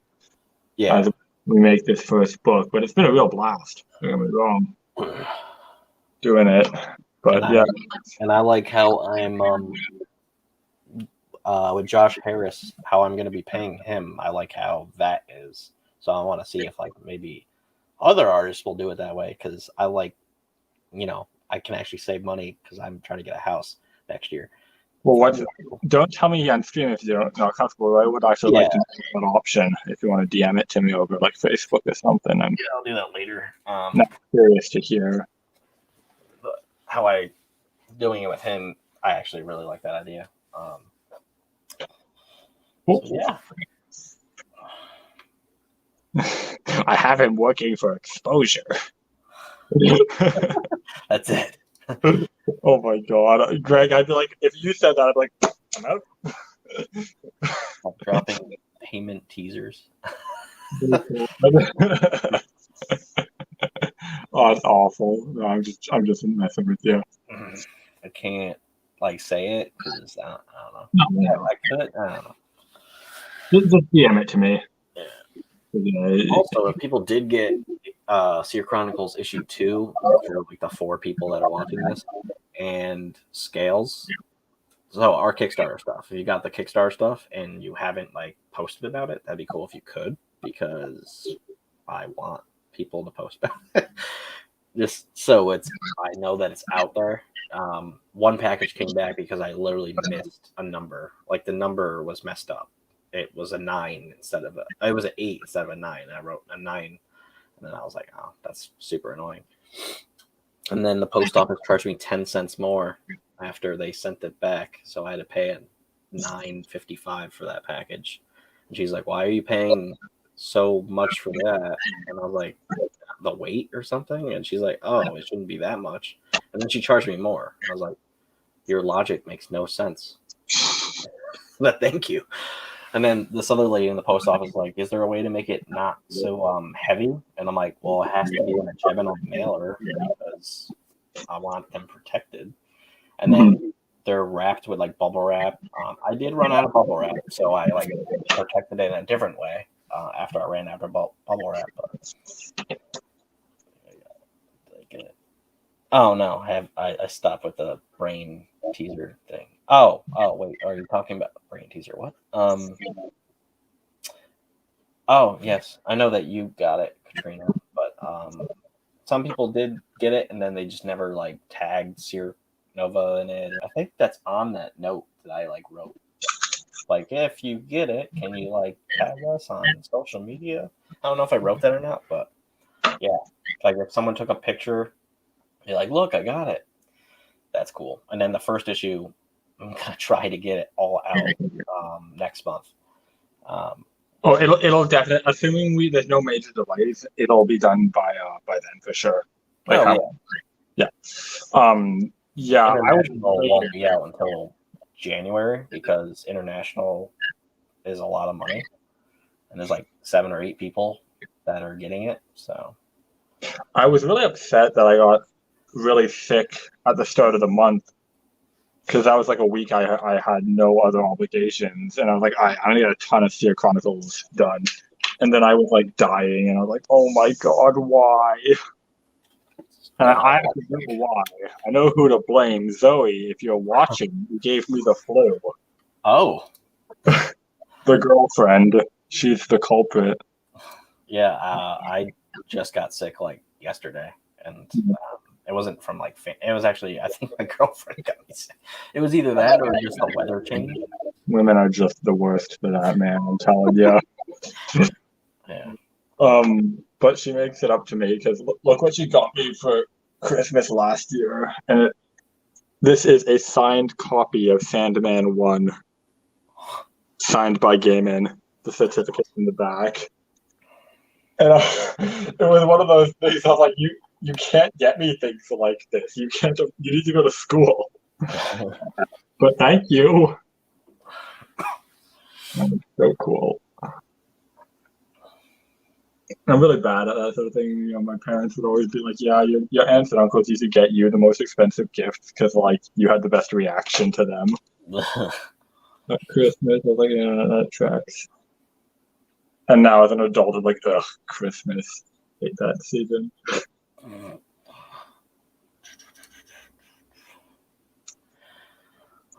So what other comics do you have besides this?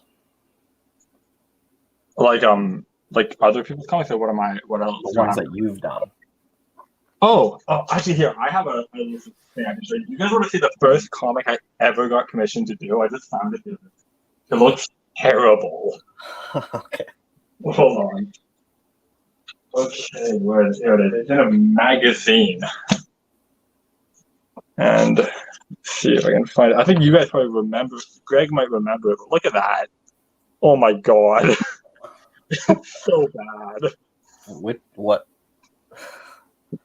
The What's color. the name of that? It's in a magazine from when I lived in Oh, Collawn. yeah, you did show me that. Yeah, oh my gosh, it's so cringe. That was like back when I first met you guys, I think, Yeah. doing that. But oh man, how times change.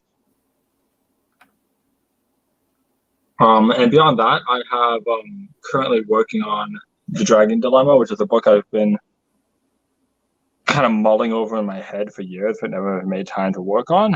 So I'm working on that. That's what you've probably seen on Instagram every now and then when I get a bit of extra time. Yeah. But like I said, I'm worried about working on Sierra Chronicles at the moment. But when it's done, probably get back to Dragon Dilemma. How about you guys? What else you got cooking? Me? Anyone in the chat? Just Oh. trying to interest. I know what you have cooking, Greg. I'm working on it right now.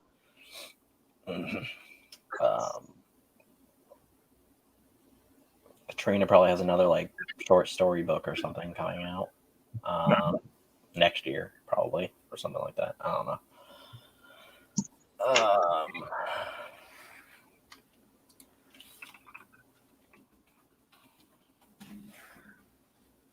We have a thing happening at, if nobody fills that slot, 5:15 today is going to be like the stuff that we have coming out next year. So that's Return to the Toy Stores running. Ooh. Yeah. So there's one thing I want to tease, but I can't tease it yet because my guy has to like give me stuff to do that. So can't do that yet. Oh, I wanted to talk to you. I had this thought when I heard you guys talk about conventions. I frequent a convention. I think I've told you about the Anime North convention here in Canada. It is not just an anime convention; it's just a Comic-Con. It's just called Anime North. But I was thinking, if you are interested, I could probably manage a table on your behalf there, and we could work that out so that we can get some of the Canadian representation. Yeah. We can talk about it more later. Yeah. There's actually a guy that wanted to do it this month or last month, but I was too busy to like message him back, and I felt bad. He's on our platform, Isaiah. Yep. He has the manga comic, and he was gonna do like Anime New York or something like that. And he's like, "Oh yeah," like, but he wanted us to pay for the table. Oh no, I don't have any money to do that. So, I wouldn't want. I would like. We could discuss how that would work. I imagine we'd go like 50-50 and then split whatever is made at the table, right? yeah, like that's what we're gonna. That's kind of like the idea of like what we have planned is if so. Let's say you or Peter, because Peter also from Medallion Comics, he lives in Montreal, so he said that there's like a big Comic-Con there somewhere. So you guys can have a table there, and then we pay for part of it, and then you guys can showcase other people on the platform. And, Yes. Yeah. The whole shipping comics to people, that's going to be a little fun. But there's also, since our comic web store is going to be up soon, like it's up, but it's like we're adding more to it. That'll be a little easier because all you have to do is like put that link on like a QR code or something, and then people can scan it if we can't have it at the actual convention wherever someone is at. Yeah. Buy it through the store, and then there'll be like probably a coupon or something like whatever Comic-Con you're at. But yeah, I can't wait to do that stuff. Yeah, it's really exciting. And I think Dylan wants me to go to like one that's in Nashville. I've never been in Nashville, so and he just wants me to go there because he lives there. But and then Hector wants to go to like one or two or something Comic-Cons with us before he moves to New Zealand. So we're going to be doing that hopefully like spring or summer. So I have to figure out when I have like time that I can take off and then do that. But yeah. The convention is really important for setting up, though. It must have been really brutal when COVID hit for you guys. Yeah. So I need like, and I think every Comic-Con you have to like show some way of being vaccinated or you have to wear a mask, something like that. And I think Dylan has to figure that out. Yeah. Wow.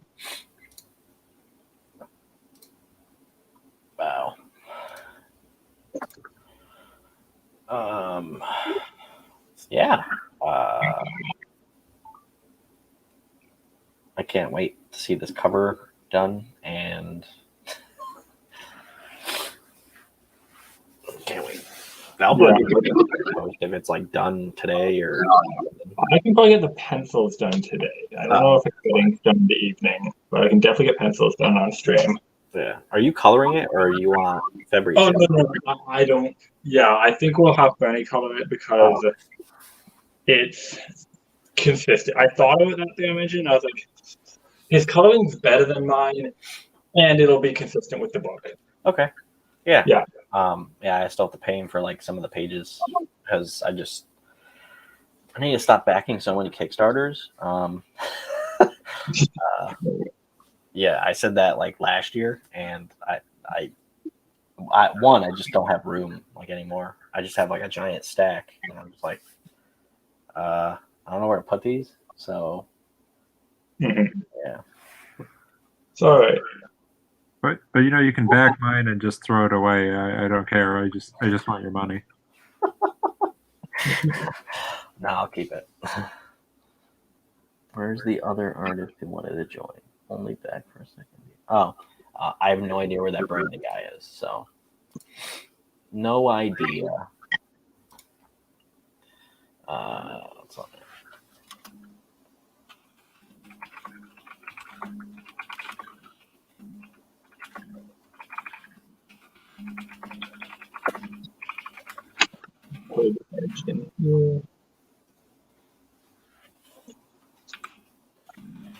So, one thing that's annoying about organizing, I offer ebooks.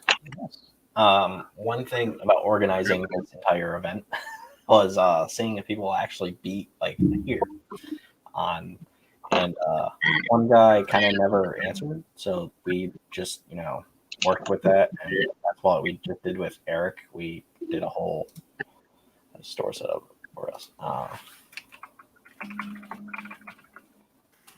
But yeah, we did a whole like comic thing, how to pitch your comic, because that other guy like didn't answer back. So, but yeah, I don't know if like we can't like start promoting the Comic-Con months ahead because then people could easily drop out still. And they'll be like, "Oh, I'm gonna be busy now," and I'm like, "Oh, all right." And I know Thanksgiving weekend is really hard for people because they're like, not home or whatever. So I get that. But I have another time to do this. So as the platform grows, I'm sure people will have more motivation to stay up. yeah. No idea.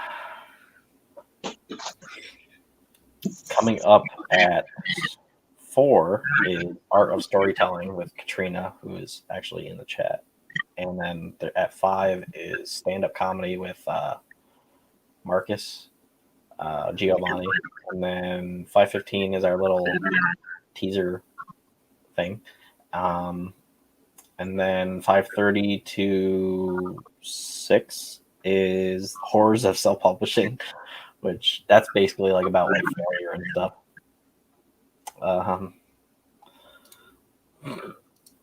Me too, because I took it. Well, I had to work Thanksgiving, but whatever. And then Chuck, Pineau, and a couple other people are going to be writing your way through making a comic. So, not the same thing of what we did with Erik, but like it's a little different. and he's gonna have like people on, and I hopefully won't have to like talk. Well, I'm gonna take a look at what else is going on art wise other than me on here. What? Let's switch the art over, Greg, Oh, for a little while. Get a peek at the other view. and what's Erik drawing? Is that Cthulhu? Actually, this was a self-portrait, but no, it's Cthulhu. The most terrifying thing in the public domain, in my opinion. Cthulhu? Yeah. Yeah. That's probably accurate. My question for you, Erik. Do you prefer the cosmic horror of Stephen King in the Dark Tower series, or do you prefer Cthulhu mythos for your cosmic horror? I'm gonna have to go with preferring Lovecraft, but I like them both. I think though unfortunately my first exposure to the Dark Tower story was the film that they made, and so I started to read through the books and like, oh well, I wish they would have made these, but instead of that version. But then again, I like Edward Elba. He's pretty damn cool. But yeah, I was working on this piece and thought, it'd be pretty cool to show. What I'm thinking of doing with this is like going into colored pencils with it. Cool. Because for some reason I'm a masochist and enjoy, giving myself even more work to do. But it's all about the end result, right? Yeah. Sure. I mean, yes, but also it depends if you I guess. Yeah. Yeah, I was checking out what you were doing too. It's looking pretty cool. Oh, thank you. Yeah, you're the. Yeah, also it's pretty brave of you putting up your first work on there because I would not do that ever. Well, I think it's important that even if there's like one kid who sees that, who is still learning to draw, they need to see that, right? None of us are born infallible. We all learn how to do this. We're all a noob to it at some point. I think it's a fool's errand to pretend you weren't. Well, true. I guess it's just more like even like I do like a YouTube show and have a hard time drawing on that. Being recorded. I'm like, no, I'm still doing my thinking and on the page being recorded. Yeah, no, I get it. My main problem is I keep bumping my head into my camera. It's set up. Yeah, I'm kind of having to. I've just propped up my laptop and I'm, talking from there. Oh. Yeah, I have like a dedicated kind of holder that can take my phone and just kind of hangs above my. It's like a big wire, like a really thick, like sort of the size you get on like a bike lock, but it's really rigid. And you can kind of bend it into different shapes, and then you can put your phone on the end of it and then clip it to a desk. Yeah, I do have something like that. It was just not connecting to the internet for some reason today. So, we improvise and make do. Oh, absolutely. For the longest time, my way of propping my camera up was I had a box of a card game called the Versus system. Now, I don't have the exact box anymore, so I'll use the Star Wars Legion box instead. What I do, only that all my pieces are going to be everywhere, is I'd set it up like this. Okay. Imagine this pencil with my phone. I'd stick the phone in like that. Oh wow. Yeah. And now I'm going to have to explain to David why all I Star Wars Legion miniatures are part of jumbled box. Yeah, and by the way, that signed Sandman #1 is like one of the coolest things I've seen in a long time. Oh my gosh, yeah, it's awesome. It's one of my favorite things I own. Yeah, man, that is so cool. But yeah, so it's also nice to see another, another artist working traditionally. I'm not disparaging digital at all. It's just, I don't know, but do you do any digital work? I ink digitally. I do. Well, I depends on the project. I'm inking Fear Chronicles digitally so that corrections are a lot easier. Okay. And I was penciling digitally for a bit of it, but I thought it would speed it up, and it did. But I feel like the quality really dropped for those pages to the point that I'm hoping I'll be able to actually go back and just like touch them up a little before we put the book out. Okay. So I moved almost immediately back to traditional, and it looks a lot better from there on out. As a result, because it's just what I'm used to, and I used to ink some more traditional ink. Yeah, this is like a page I did on commission for Splash, which was inked traditionally,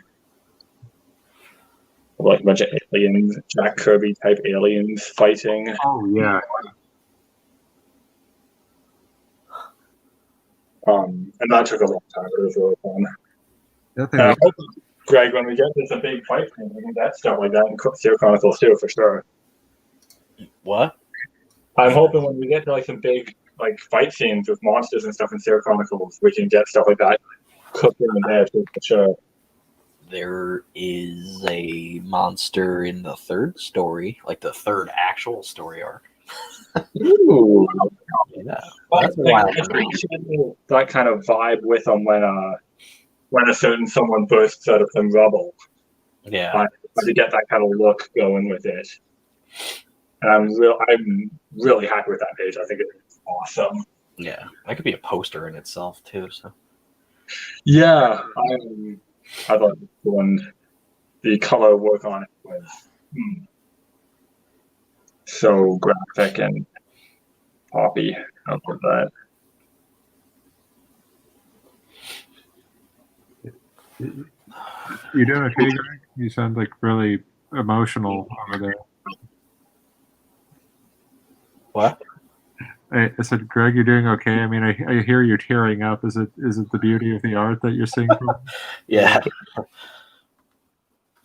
I belittle the sick apparently, but Okay. We're all done with the comic sickness. Ooh, if there are any other artists that are watching and want to draw, just let me know and I'll invite you.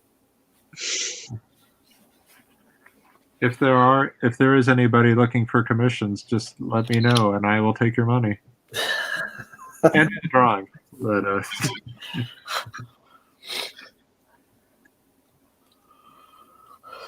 so, what kind of things do you like to draw? Like, no script or anything, just that you draw for pleasure. mostly fantasy stuff. I'm a huge Mignola fan, so I like to draw kind of gothic castles and fantasy knights, stuff like that. Oh, cool. Big medieval history too, for that reason. Dragon Dilemma, the book, I'm doing it on my own time, and hopefully we'll get done once Fear Chronicles 1 is done. It is a dark fantasy book. I think I have some pencil comics. Quickly show me. We can find them on my piles of pages. Yeah,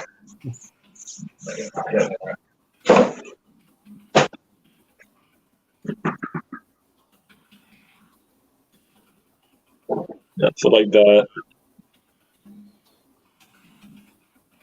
So the thing, and the inks and colors that I did for this is on my Instagram. This is something I really enjoy doing. How about you? I assume you like your horror monsters. What else? But yeah, I mean, I love doing horror art just because of all the detail work you can do. Monsters because I don't know. I've always just found them neat, even as a kid. I'd always relate to the monsters more than the heroes because as I said, it was pretty freaking weird. But also, I really love drawing the human form, studying that, and occasionally I'll do a more realistic style portrait. Just really, it's like flexing different kind of muscles, Oh, for sure, yeah. I try to bring a different look to different stories. Yeah. So I'm really trying to lean into my love of shadowing with Seer Chronicles to kind of heighten the drama, make everything feel larger than life in that way. I think it's really working. But beyond that, like with Dragon Dilemma, I want it to be a bit more like it's kind of like it's a story about a character's kind of strive to become something that is not really within his reach, and how he's willing to go to any lengths to get that, and the inherent dangers and consequences of such a goal. Okay. And so, so the first page has that kind of summarizes the mission statement of the book in caption boxes, and it says the dragon is the ultimate being. It can flatten forests with its wings and raise mountains in its fiery breath. Before a dragon, none may stand. But one day from the dragon's breath was born a phoenix, a being that with each life could reincarnate. With its collective wisdom and experiences, could the phoenix ever surpass the dragon, and if so, at what cost? Oh, okay. So that's kind of the vibe of the book, right? There's a world with magic and demigods and all that fun stuff. And our main character is a human who has nothing but his ambition, but that ambition is going to carry him to do many things which are a little sus along the way. Without giving away too much, and it's being written as a tragedy. And so for that story, I'm actually subduing the line arts a lot more, so that when those scenes hit, that the blacks do come in, it's gonna hit like a fucking truck. Pardon my French. It's gonna hit like a truck. Pardon your French. Canadian. And I'm trying to keep it kid friendly, but I'm worse than. I don't care. Okay. Yeah, but it's gonna hit hard, right? And because it's a different need for a different story. Seer Chronicles is a superhero book. You want it to be in your face, superheroes, Jack Kirby, bombastic, but also have the maturity that that Greg is trying to write into it with actual character work that feels relatable. But I want it to feel like a superhero book, whereas a dark fantasy book, you want it to be a little more restrained, if that makes sense. And that's just how you should handle that stuff, but your mileage may vary. Yeah, no, I'm just kind of stunned that Greg is trying to be mature for once about something. He's trying to give his characters some proper motivations, and you're trying to get everyone connected to them in the first issue, which, separate the art from the artist. You know what I mean? Yeah, you kind of have to with Greg, but well, I'm just kidding. I love you. Yeah, actually, the reason why issue 1 is so long and the other ones won't be that long is just there's so much story that's in it that needs to be told, or like it would just be like the other version of the first issue. It'd be like things are missing that need to be in there. So yeah, it's like I've been noticing a lot of comics that have been doing number ones lately are like oversized, just to get all the some of the world building and character details in there and stuff like that. Yeah. This one is just like, it's like the original one. Like we're showing off John Benson, and we're also showing off one of the main villains, but so it's like a light versus dark situation, and it's like we kept that from like the original version, but like obviously we added more story so it connects better, because the transitioning in the first one, like the original one, was just like not that great because he took things out of my script. Well, and interesting how, because of how the Sierra Chronicles 1 is written, it's actually unclear throughout the first issue which of these two characters you brought up are the hero and villain if you don't know. Right? Like, I got that impression. I got the impression that one guy might become kind of an anti-hero or a villain. The other guy might become a hero or someone who, you know, goes through like a Marvel Sandman accident and becomes a villain, right? So you're not sure. So I get, you know, we as the people writing and illustrating it know. But I have a feeling, you know, first-time readers might be like, you know, a little intrigued by who's going where, if that makes sense. Yeah, well, that's cool. Which is good, I think. Maybe it's just a hunch of mine, but I kind of got that vibe, you know. I thought that was intentional, Greg, but I like feedback and stuff. Someone commented on an Instagram post that can boost our ego. They're like, oh, like the first issue, the second issue. They're like, I like how it's like all like movie. It's like a movie. It's like, oh, thanks. That's cool. oh yes, we totally did that. Yeah. Yeah, no, I've really been enjoying working on it. Though it's given me a chance to do a lot of stuff I wouldn't have written for myself, and it's really, that's always fun, right? Because when you write for yourself, you're like, I don't want to draw that. Yeah. And then you don't, and then like when you got a client who's counting on you to do their book, you're like, well, I kind of have to, so let's make it look awesome. I think I know what I'm doing. I don't know what those toes are doing. But Sorry to cut you off. I was just curious what your Instagram was. I was going to follow it. oh, at L Anderson Art, all one word. Okay.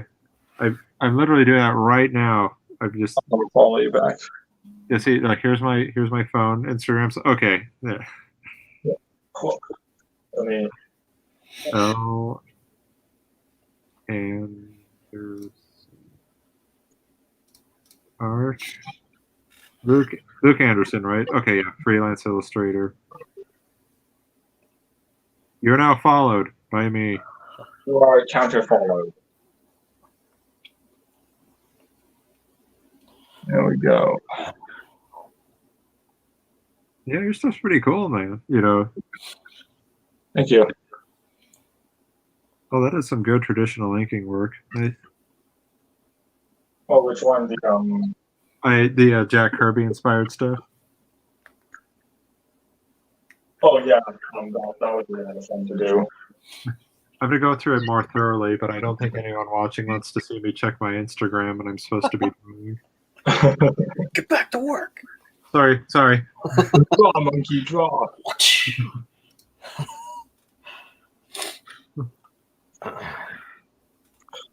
Yeah, well, it's interesting when you get a script, right, and it calls for splashes and stuff, but only every now and then. You tend to, like, clearly everyone's favorite stuff's going to be the splashes, right? Yeah. It is what it is.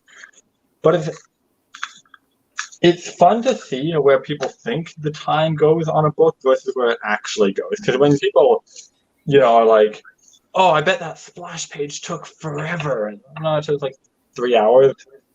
This page of people talking back and forth took 7, right? Like, Yeah, it's just pure time drawing different things and laying it all out. A splash page is usually pretty easy to lay out because you don't need to make all these panels interact in a pleasing way. Just got to be the one composition versus like if it's like a 9-panel grid, which I write a lot of my own stuff in 9 grids. It's like it has to have a flow to it and the storytelling on top of the lush illustration. That composing all that takes time. Yeah, that's the thing. I think I was even talking about in the earlier panel is like you can always tell when an artist writes a script as opposed to when a writer writes. And what I mean by that is like we know we're gonna have to draw all this stuff, so it's more like okay, like for me, I love drawing a portrait or faces. So like okay, close up of this character talking. Like okay, I can draw a face pretty fast. like a writer will say interior Pentagon, like all these generals are meeting up with that, and me, really? Can't Yeah. like can't some of them like called in sick or had to like or like, oh, I don't know, maybe my daughter skinned my knee, I have to take her to the doctors or something, like, you know what I mean? Yeah. Well, it's interesting how I handle writing my own stuff is completely. I don't think I've met anyone else who does it quite the way I do, because I do it semi-Marvel method, where when I do my stuff, where it's just like kind of draw it, where get the visual storytelling down, then add the text after. But then what I do is I have a general premise in mind, working big to small. So what I'll do is I'll draw essentially pages that are important events as essentially in animator's language keyframes. Right, yeah. So I'll draw like 6 key pages throughout the book, completely out of order. And then I'll just kind of bounce around filling it all out wherever my inspiration is at the time. That keeps me moving forward no matter where I am in the book until I have 22 or 24 pages or whatever. And I'm like, cool. Like Hell Has Good Wi-Fi, which is on the platform, was done this page. Yeah. And then these pages, then the end splash, and then this pages. And I was like, yeah, Gorgeous. a really kind of well-paced story, because the stuff that happens in well-spaced intervals. I think at least. I don't know. Maybe I'm tooting my own horn too much, and the book sucks. But I've had a lot of good feedback on it. So No, it looks good, and the funny thing is we were talking about that earlier too in terms of pacing and writing comics. Yeah, I think. Do you thumbnail a whole book first? when it's for me, no, not at all. I'm very much a kind of just go for it and then shoot first, ask questions later type of guy. With comics, I think there's a lot of spontaneity to just getting the marks down and then refining it after. That's why my penciling process is scribble and then work over the scribble. Right? Try to keep that energy, and I have the same philosophy with storytelling. Right? If you and corrections, that's why I ink digitally for Greg and Dylan. It's like it's not hard to erase ink on a computer and just move things around and stuff. Once they're like, okay, this needs to be here, and you drew this wrong. This shot, we envisioned it being a bit higher, or whatever. And that becomes very easy to correct. And what I've been doing recently is doing my corrections kind of between doing new pages. So if I'm drawing at my desk here for like my standing desk for like an hour and a half, and then I'm like, okay, my wrist is a little sore, I need to sit down. I'll go to the couch with my iPad, I'll sit down, I'll do some corrections, and then come back to the table, right, and try to hit multiple facets depending on what my mood is. Well, that's pretty cool. Yeah, I love hearing how other artists work. For me, I thumbnail that stuff, but I'm not like married to it. Mm-hmm. If a better idea comes along as I'm drawing it, keeping it spontaneous and fresh, I'm like, well, goodbye thumbnail. But it's like I have a little bit of a fallback. Yes. I wish I could thumbnail. I wish I liked penciling digitally more, because what I would do ideally is thumbnail digitally, then blow the thumbnail up to full size and work over that. Because that's kind of what I try to do. Yeah, I've seen some people do that, and that really clearly, obviously it works for them. That's cool. I haven't done a blow up thumbnail yet. I just pretty much draw from. I like transfer it over, and sometimes because my thumbnails really aren't detailed, I just will do a stick figure and just put the first letter of the character's name on there, so I know who's who. Right. But in that, just what's interesting too is something Greg was mentioning is the difference in between doing we hired an artist and he was a really good pinup artist versus sequential storyteller. Yeah, they're different talents, right? Well, yeah, it's like you have to incorporate a lot of graphic design and stuff like that you wouldn't get in say, just like a portrait class or a basic drawing class. Well, it's visual storytelling. I think you can learn a lot from the more, everyone likes a Dave Finch or a Greg Capullo, the guys with a million noodly details and big shadows and stuff. But I feel like you want to learn how to tell a story, go read Mobius or like Mignola, Kirby, the simpler guys who are focused on the graphic design half as opposed to the lush illustration half. Oh, random fun fact: Greg Capullo used to live like 10 minutes from my house. Oh, really? Yeah, I That's really cool. I didn't know that, but Greg and I went to a what's it called? Chamber of Commerce meeting, and we were just meeting like other local business people, and one of them was I think he was like the head. I think he like was the manager of a local bank, and his mom was friends, like really good friends with Greg Capullo. And he ended up actually drawing a custom Joker poster that he signed to the husband for his birthday. So like that's how close of friends they were.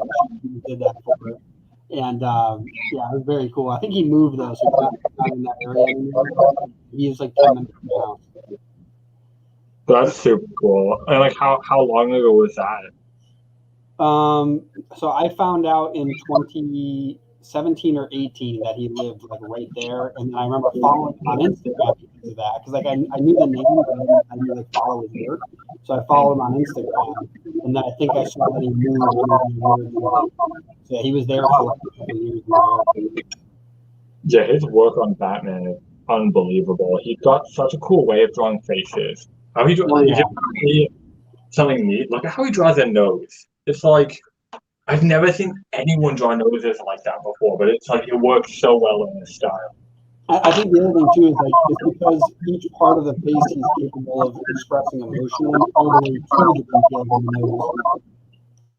Yeah, for sure. Well, he's got like I hesitate to call it this, but like it's like caricature, but gritty is how he draws, and it's so cool. Because like everything's very expressive and kind of exaggerated, but it has this edge to it too, which like I can't think of any other artist who does it in that way so well. Like it's almost like he's characterizing each part of the face. That's what it is, and like the body, depending on the artwork. But like that's the reason the nose might look a little overly drawn on purpose to express more emotion. And the other cool thing, it's almost like he's drawing what the person in the scene is actually seeing. Because like the whole point of Batman is supposed to be terrifying to the bad guys, and then the bad guys are supposed to be even more terrifying than that. Like it's like what Batman maybe sees in an instant and what people see in Batman in an instant. Oh yeah, for sure. He's brought some. I wasn't a big. This is a hot take. I really didn't like Dark Knight's Metal. I thought it was super contrived, but like his art saved that event, in my opinion. I think it carried. You didn't like What's that? You didn't like what? Dark Knight's Metal, the Batman. Yeah, the metal stuff. it was a very interesting series, but yeah, the artwork's phenomenal. Oh yeah, and it did bring us the Batman Who Laughed, which is a really cool film. But and then I got into like the death metal and stuff with Perpetua, and I was like, that's like gotta be the worst villain name I've ever heard in my life. I thought it was bad when they had like the Upside Down Man and Justice League Dark as a name to play, and they thought it was meant to be menacing. I would say the other thing it did too is it's almost like Eric, you were saying like how you got asked to draw the compilation of people. I feel like that's what the Metal Batman was all about, was like what would it be like drawing or like combining Batman with all these ideas. And that's why like those ideas were like insane. Yeah. I also love Greg Capullo's work, and what I find interesting is like if you watch, I mean, obviously I'm doing a shit ton of lines here that just too. But if you look at his work starting from like from the early days of Spawn, where McFarlane was mentoring him, to see what he's retained, because I love the Court of Owls story that he did. That was probably, I think, some of his best work. Court of Owls. It's really good. Yeah, what I really like about his work in that is it is like you can see that he does do kind of sharper angles, especially on Batman. But his eyes for most people are like typically oversized, unless it's for a specific point, then they're super narrow. And he's kind of like, he draws almost like an actor playing for a Broadway crowd. You have to play for the back row, and that's the way he has his characters emote. And that's honestly why I think there's so much great connection where, I thought it was a good story in the first place, but then you feel something, with what everyone is going through. That's a great way to put it, though. The playing for the back of the auditorium kind of thing. Yeah. I think we mentioned earlier about cover art. That's kind of the idea too. Is that you are playing for people who are very far away to draw them in. Yeah, that's a good point. That was something guys like Kirby are so good at too, and Buscema, right? They're like the old school Silver Age guys, because they would try to catch your attention on like a newsstand and then make a kid beg his mom to buy it. You didn't have collectors who bought the book as a thing to never open, yet guys who want to rip through that book. So you gotta make it exciting, and that's totally a great analogy for that, I feel like. Yeah, especially with Kirby's work. The funny thing is, I wasn't really, when I first got into comics as a kid, it was all about the 90s artist, and I didn't see how anyone could like Jack Kirby's simplistic stuff. This was me as a kid. Then as I got older and realized, oh crap, they're not, he is that good. His compositions are masterful, stuff like that. Yeah. He's one of the first artists, I think, who really understood depth, like Z-space in drawing. And he took it from being flat, a flat medium, to have like characters when they're punched, they're coming at the camera, And, yeah, for sure.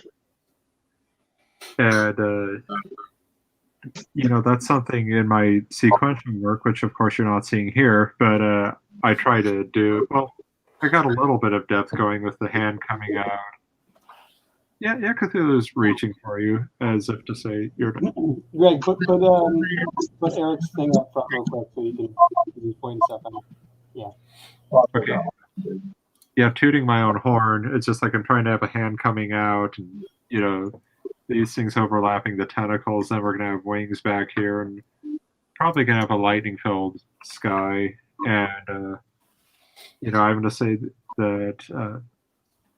But yeah, I would never compare myself to Kirby, other than to say we both drew comics at a certain point. But yeah, his work, Buscema's work, I tend to like a little bit more just as a viewer. But in a certain manner, it just comes to taste. We can all acknowledge that they're extremely, gifted artists. Oh, absolutely. Yeah, I think not liking Kirby until you get older is very normal. I think that's true with Mignola as well. Any of those more graphic storytelling-based guys. I don't know if I say that about Mobius, though. I feel like I don't think anyone would be like, oh, Mobius, that guy sucks. I could be that guy just for the point of this conversation, even though that's not how I feel. I mean, I guess, but like, it would be super disingenuous. Mobius sucks. No, I'm just kidding. But but yeah, I think that there's a lot of really solid artists out there, but who are inspired by so many, figures. like I think Wally Wood has always been underrated as an artist, Mhm. especially his early run on Daredevil. Really bold and really graphic work. It's the next panel now, so gonna kick you guys off. Well, I think There we go. What? I was just joking. I had the Cthulhu drawing. I just was like pulling it at the camera. But Dylan's muted and he's trying to talk. Oh, I thought it was on mute. Oh, I was just going to say, if you wanted to, move everyone to the side and bring in Katrina. And so, like, while they're still drawn, they can, you know. actually, I'm going to be taken off now. Oh, that's okay. Oh, sure. I come and everybody leaves. I haven't eaten anything yet. Ah, Yeah, well, That's what I'm you doing. should eat. That's what I just did. I went and ran off and ate. Dylan, we did nothing but talk shit about you the entire time. I hope so. That's all I would expect. The entire. Oh, you're going to start crying when you watch the replay. Watch the replay. I'll make you watch it. But anyway, nice meeting you, Katrina. And Yeah, you too. I'll watch the Isn't his replay. hand beautiful? clip of the things like more compilation.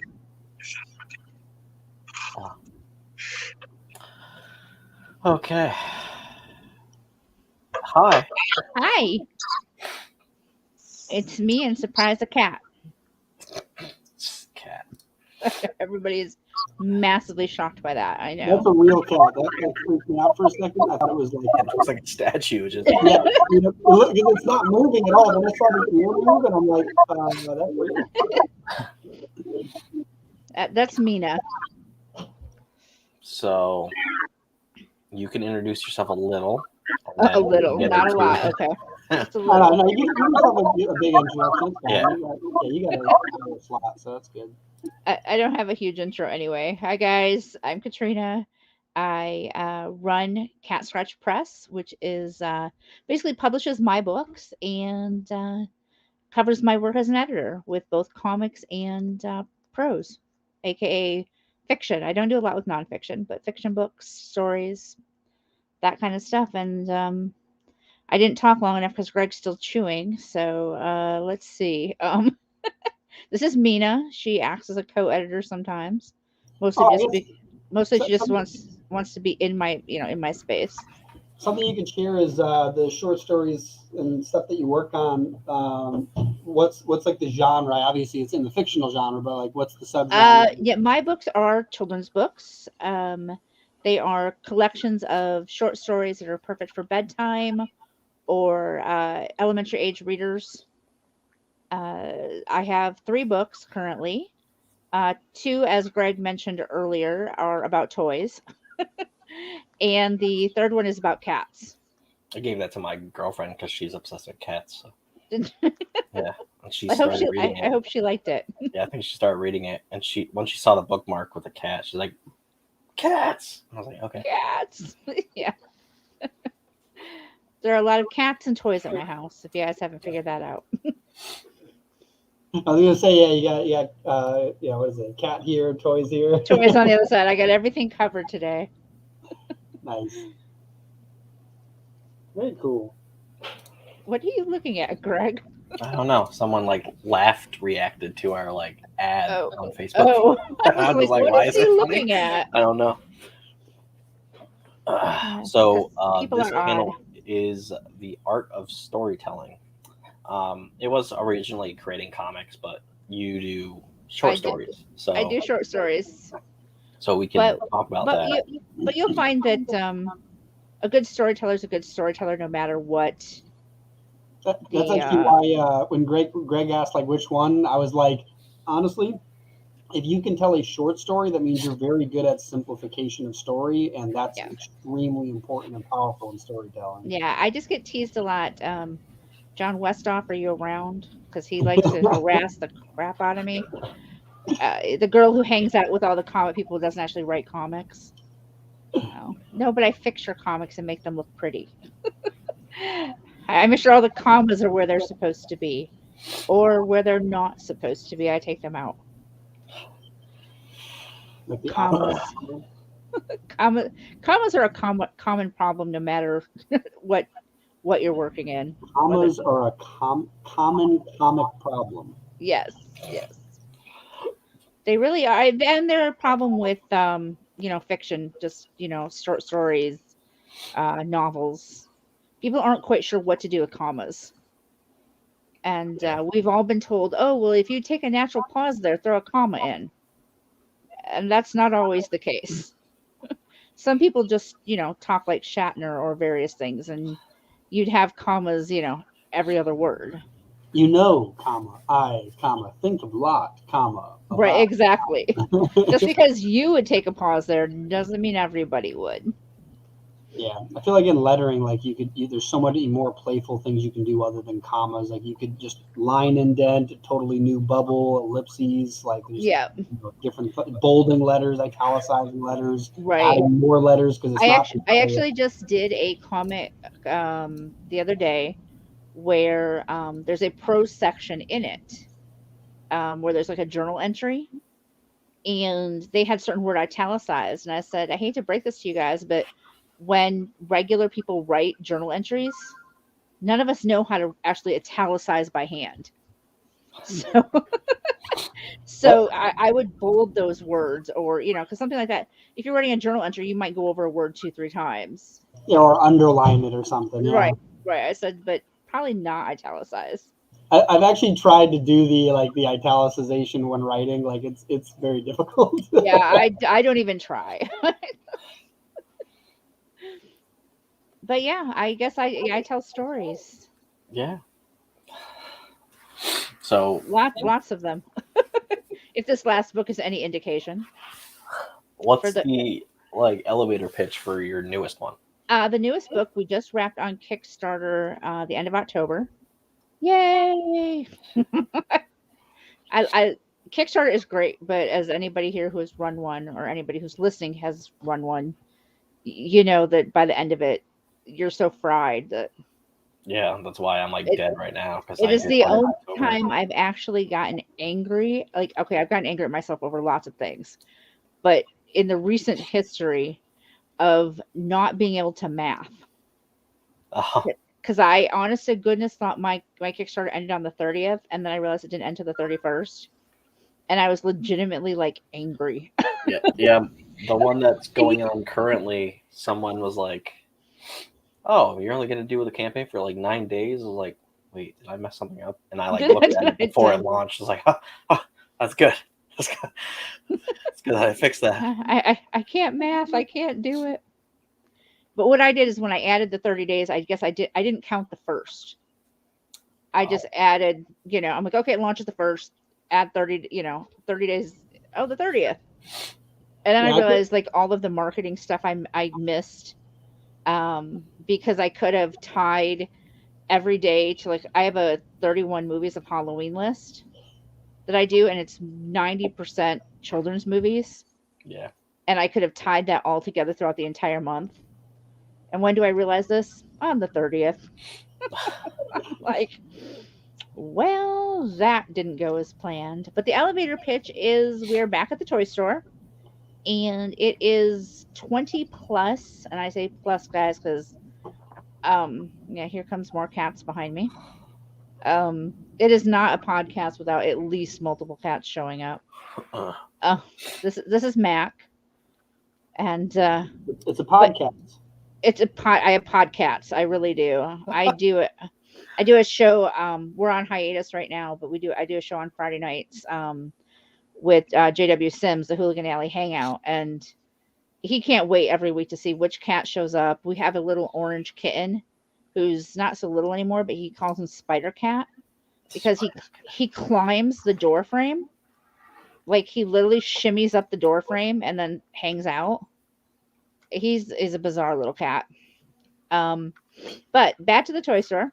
It is 20 plus stories, all about toys, their adventures, their problems, their solutions. And like I said, it's perfect for bedtime reading. It's perfect for having your elementary age kids read to you or read on their own. And it's my favorite so far. Yeah. So one of the things that obviously we want to talk about in the art of storytelling is when you're going to, and we kind of talked about this in like the idea of writing, like when we're writing like a longer thing, you kind of break it down into plot points and then Mhm. kind of expand upon the plot points. Because you're doing short stories, when you're actually going through, the plot points are almost like the main thing. It's like every page would be a Right. like point of the plot. So how do you, so now it's just focusing on that, like how do you go about coming up with stories, for example, like like how do you come up Well, with the actual initial plot planning? for short stories, I'm a total pantser. For anybody who doesn't know what that term means, it means I don't plan. I don't sit down and make an outline. The closest I come with the books is I write a list of characters that I want to use in the book. And usually each of those characters is going to be a story. So I start with which characters do I want to use, and then I usually sit down and go, okay, well, are they in trouble? Is there something that they really want? What's their I guess their negative thing that they need to solve.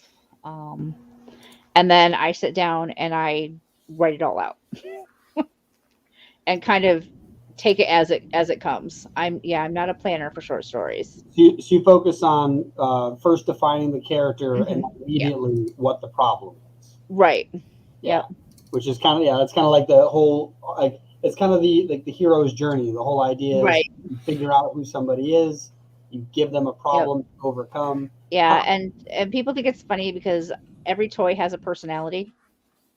And I said, well, if you have kids, you'll know that every one of their toys has a personality. When my youngest was growing up, he had a stuffed doll named Baby Sam. And I remember one time driving in the car, and I had two kids in the back seat, and the youngest was harassing the crap out of the oldest. And I was like, dude, you need to stop. And he's like, it's not me, it's Baby Sam. And I said, well, if Baby Sam does it one more time, I have to talk to you about it.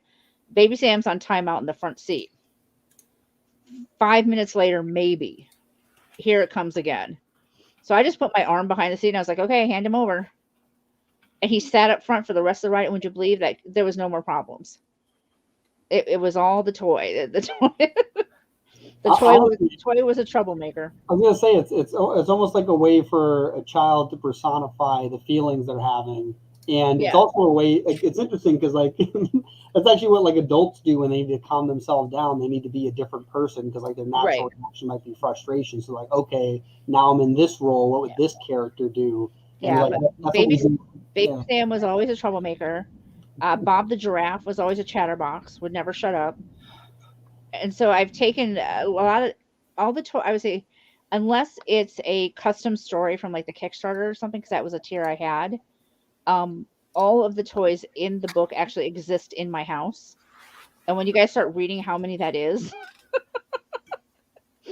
my house looks like a toy store. You can come in and, find whatever you're looking for, probably, unless it's action figures. We don't have many action figures.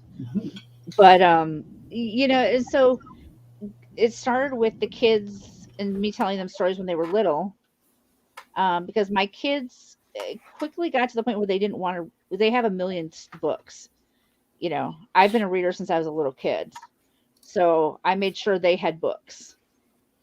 But they got tired of the books and wanted mom to tell them stories. So that's where the storytelling probably really kicked off, was that on the spot. All right, mom, what's Baby Sam doing tonight?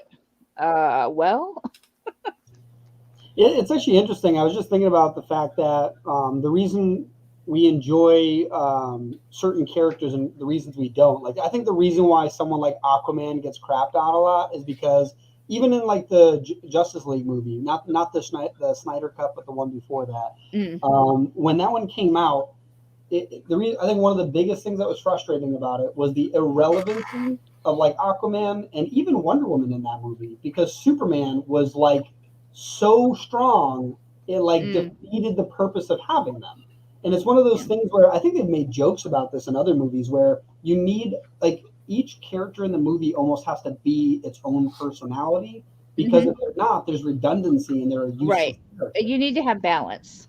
Yeah, so like you can't have two of the funniest people. There needs to be the Right. funny guy, and then there needs to be the serious guy. That's why Yeah. Batman in the Justice League is like the super serious, and then you have the Flash who's playful and Right. young, and you And have we Superman and who's like and I say with my characters, it's everything like that.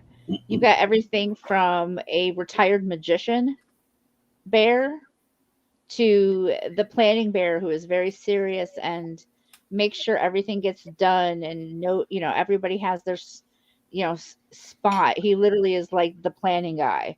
You don't know where you're supposed to be or what you're supposed to be doing. He knows, and he'll let you know.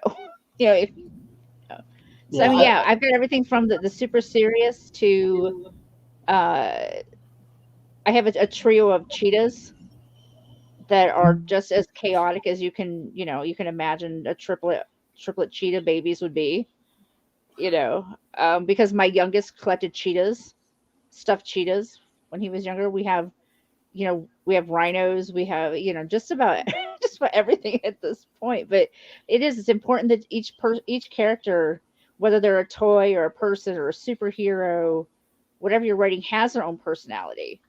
And if you're writing something longer than a short story, I used to tell people to interview your characters. There are a ton of character interviews that you can get online, and I have them when I was working on a novel. I had them, and it was everything, eye color, hair color, all those basic details. But it was also like, what's their favorite this? So that without having to stop and really think about it, how they're going to react to something, and that kind of thing. Yeah, I think it was like last year that like Tier from Sovereign Comics or something was talking about that. He's like, yeah, I got like one of my character's favorite ice cream is like mint chocolate chip, and then it like went. They have terrible taste. Ooh. It's amazing. I don't like mint, so Oh. when you throw, you can throw whatever you want with it. I'm still gonna be like, ooh.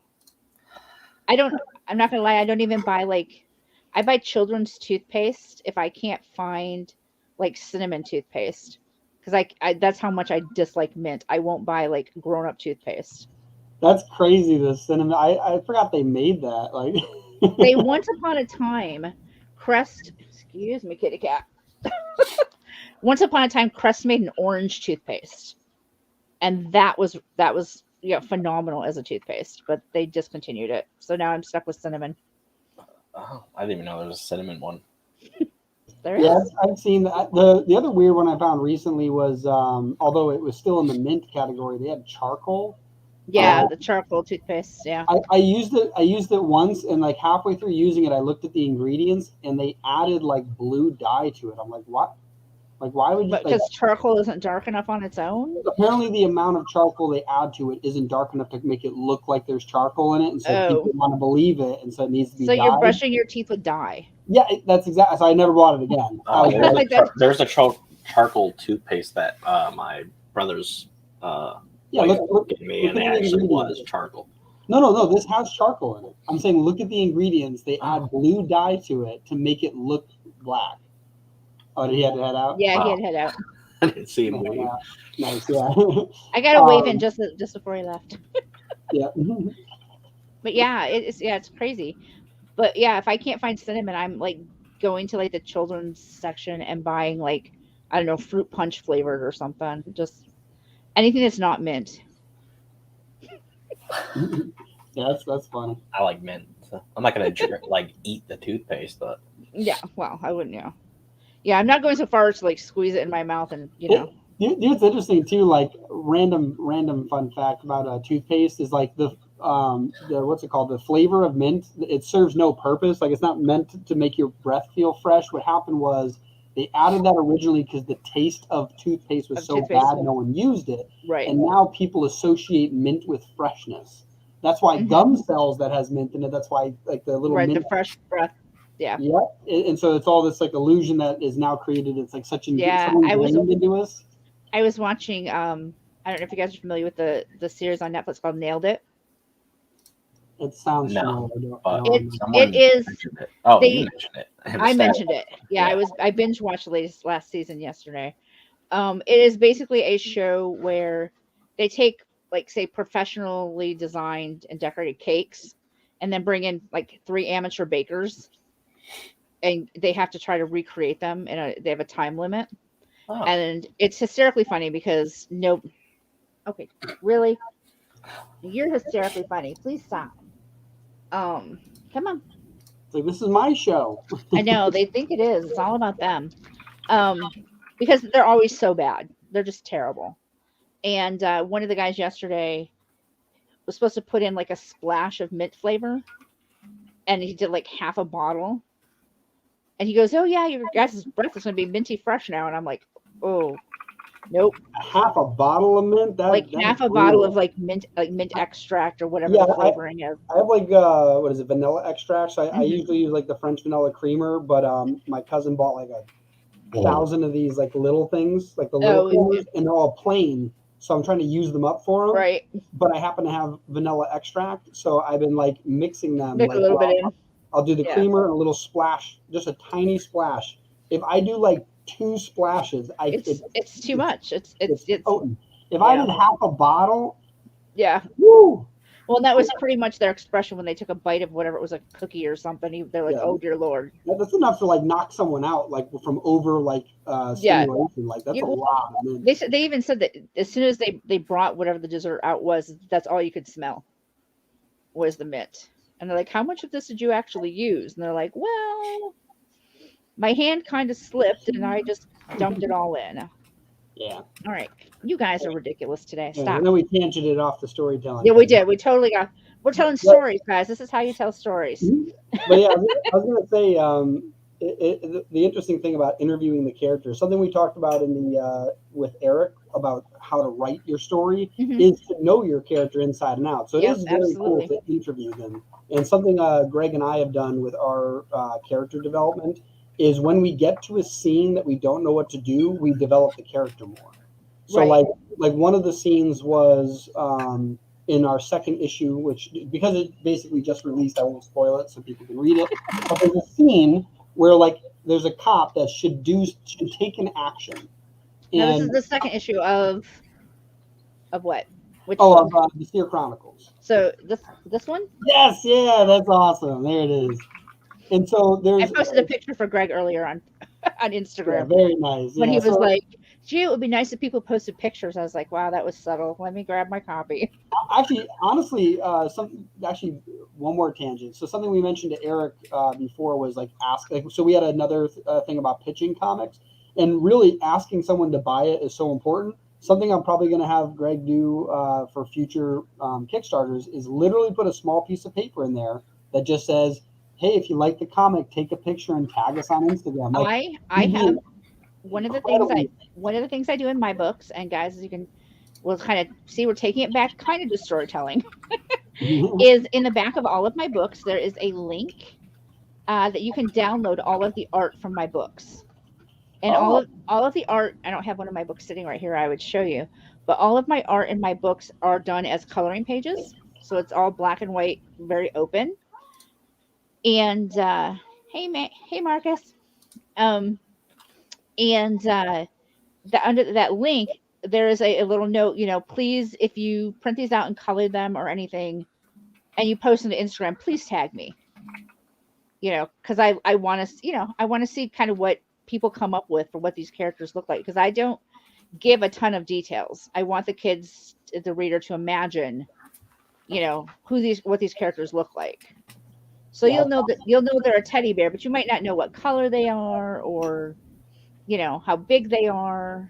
That's kind of cool because like if you were ever to make a cartoon or a real like video or movie of these Mhm. things, it's like every time a novel is turned into a movie, everyone's like, "Oh, I pictured the character different." This right? isn't how they look. Yeah, this isn't. In my head, but like if Right. you have your fans draw what they think, you can literally like look amongst all of them and go, "Oh, like this." Yeah, looks and all good." of the coloring pages are actually, I send actual pictures of the toys to my artist, and she then, converts that into what, a coloring book image of them would look like. That's awesome. So, there's a lot of fun stuff you can do. My children are horrified right now that I found a teacher who's no longer teaching, and she was selling boxes of like 24 packs of Crayola crayons, like 24 boxes for like $20. Which, if anybody's about Crayola crayons, no, they're closer to like $1.80 per box. So I have like 800 crayons right now in my house That's awesome. because I have my first show in March, and I'm planning on printing out coloring sheets for the table, and then I'm going to divide the crayons into little Ziploc bags, so you can take crayons and a coloring sheet off the table. So just another way to kind of pull people in. No, that's definitely a great idea. Anyways, yeah, tangent. Back to the storytelling thing. So the Yes. Interviewing the characters. Oh yeah, so there's a cop in our second issue, and basically when I was going through and like editing it with Greg, he was trying to figure out what he was going to do, like what the cop would do, and I go, well, is he married? Right? It's Right. like, what? It's like, well, does he have kids? Yeah, because all those would live affect. in this neighborhood. Is it important to protect it? Right? Like all of those things are so relevant because let's say, for example, it's not his part of town and he's got a wife and kids. He's not going to. He's not going to be as fast to jump to the front of the whatever the fray. But if his family lives in that neighborhood and he has wife and kids, right? Then he's all in He's in protection mode now. Yeah, and so like those little details are so powerful. And but the other thing we had talked with Erik about was just reducing. Like you don't need to build out their entire world and then try to write a story. But when you come to a crossroads, that's a great idea. Interview your character. Ask them. Ask all these questions, like what their favorite color is. Right, and you don't have to put that all in the book. A lot of times that information is for your eyes only, unless you do like a bonus issue where you're like, here's check out the interview. Well, one of the things that Greg and I want to do, and we already started doing it, but we now it's hidden, is we want to build out a Wikipedia of our characters, and as we produce ideas in the story, to add it there. And then if there's something we never bring up in the story, but it's relevant to one of the issues that might have gotten released, we'll add that. So like this character I'm referencing, we might now add he has wife and kids. Right. Yeah. Yep. So it's kind of cool because But yeah, I mean, like people have asked me, okay, well, where's the toy store located? Doesn't matter. The only thing that you know about it is that the opening line of the first book is something like, in a forgotten village on a forgotten street in a forgotten toy store. All you know is it's somewhere small, and that's all, and that there's a cobblestone street in front of it. That's all you really know about the toy store, other than it has a big picture window in the front. There's a reading area inside. There's different areas inside, but it doesn't matter where it's at. That's kind of cool. That's something for you to decide. Where's it at? Is it in your neighborhood? Is it on a little back street in New York somewhere? The thing I like about that too, it's like what's it called? The Simpsons with Springfield. They never tell you where, and now there's like conspiracies about where it is. Like that's like it's cool because sometimes it's just, and this is right in the same line of storytelling. It's like sometimes it's just as important to not say something as it is to say something, right? It's like the gap. It's like it's even like in music, like where there's a pause in the song is sometimes just as much as important as the actual note. Yep. I have a kid who's a musician, so. People are looking and they're like, which of your children is more like you? And I said, well, let's look at this. I got one who's a sports management major and one who's a jazz studies major. What do you think? Sports? Yeah. I watch a lot of football, mostly because my oldest has been here. He's big into sports, so he goes right from football to basketball to baseball. So there's always sports on my TV if he's here. I don't get much of a break. I enjoy them, but I'm not the diehard fan he is. Yeah, but that's definitely cool. But yeah. I mean, you're right though. I mean, it depends. I mean, there's stuff that you don't need to tell people, and I think that's important that you don't always tell everything. Because people need to read it and be able to fill in some of their own details, or that might be something that you reveal later. You don't feel like you need to start your book or your story with dumping everything. Yeah. that was I'm another being thing. honest, nobody enjoys the big info dump. Yeah, I was gonna say, the other thing that we talked about too is instead of starting with like the origin story, sometimes getting right into the action, because Yeah. like until you show why your character's worth learning about, there's no reason to show like to share all their information. Right. And some of my, I would say with my books, some of them, some of the stories are origin stories. And some of them are just, hey, I got in a fight with my sister today. What do I do? You know, it depends on the story and again on the character and what's kind of feels best for them.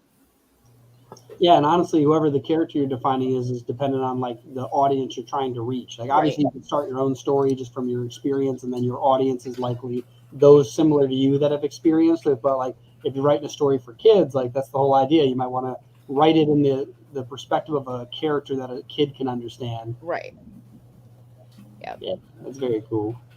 So you were saying too, you start off with defining the characters and then get the problems. When you're creating the problems that they're having, is there like a way you go about defining those problems? Is there a way you get inspired for those problems? I sit and stare at my screen and go, inspiration any minute now. And I actually have done that. My children are like, yeah, that's not how that works, Mom. And I'm like, look, it's going to work this time. But yeah, that's great. I mean, a lot of times it's based on things that are happening. One night I was sitting here and I live in a 2-story house and there was a weird noise upstairs, probably a cat. You know, that's usually my guess for most anything weird that gets knocked off a shelf or a noise. It's probably a cat. And I wrote. I happen to have a character, you know, who I wanted to introduce, and I had him stuck in a box in the attic of the toy store. You know, he's shuffling around in the box, and the toys downstairs are hearing it. They're not sure they want to go up there though because you know they've heard all kinds of crazy stories about the attic. You know, we've all heard the stories about, oh, you shouldn't go to this place because it's haunted, or there's a crazy scientist that lives there.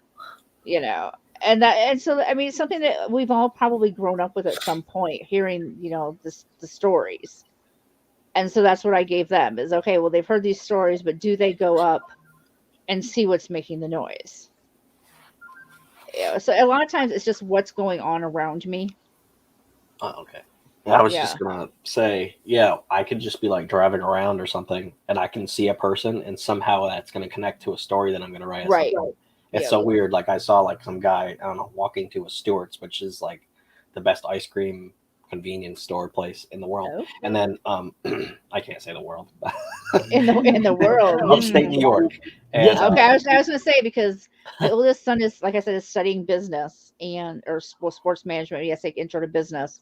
And we've spent all semester learning about Grater's ice cream in Ohio. So that's really good.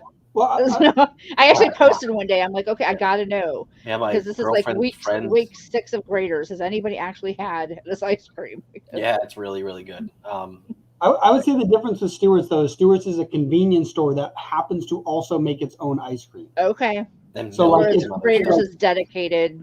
Yeah, like the best ice cream I've ever had is Jenny's in Nashville. Like ridiculous flavors, phenomenal.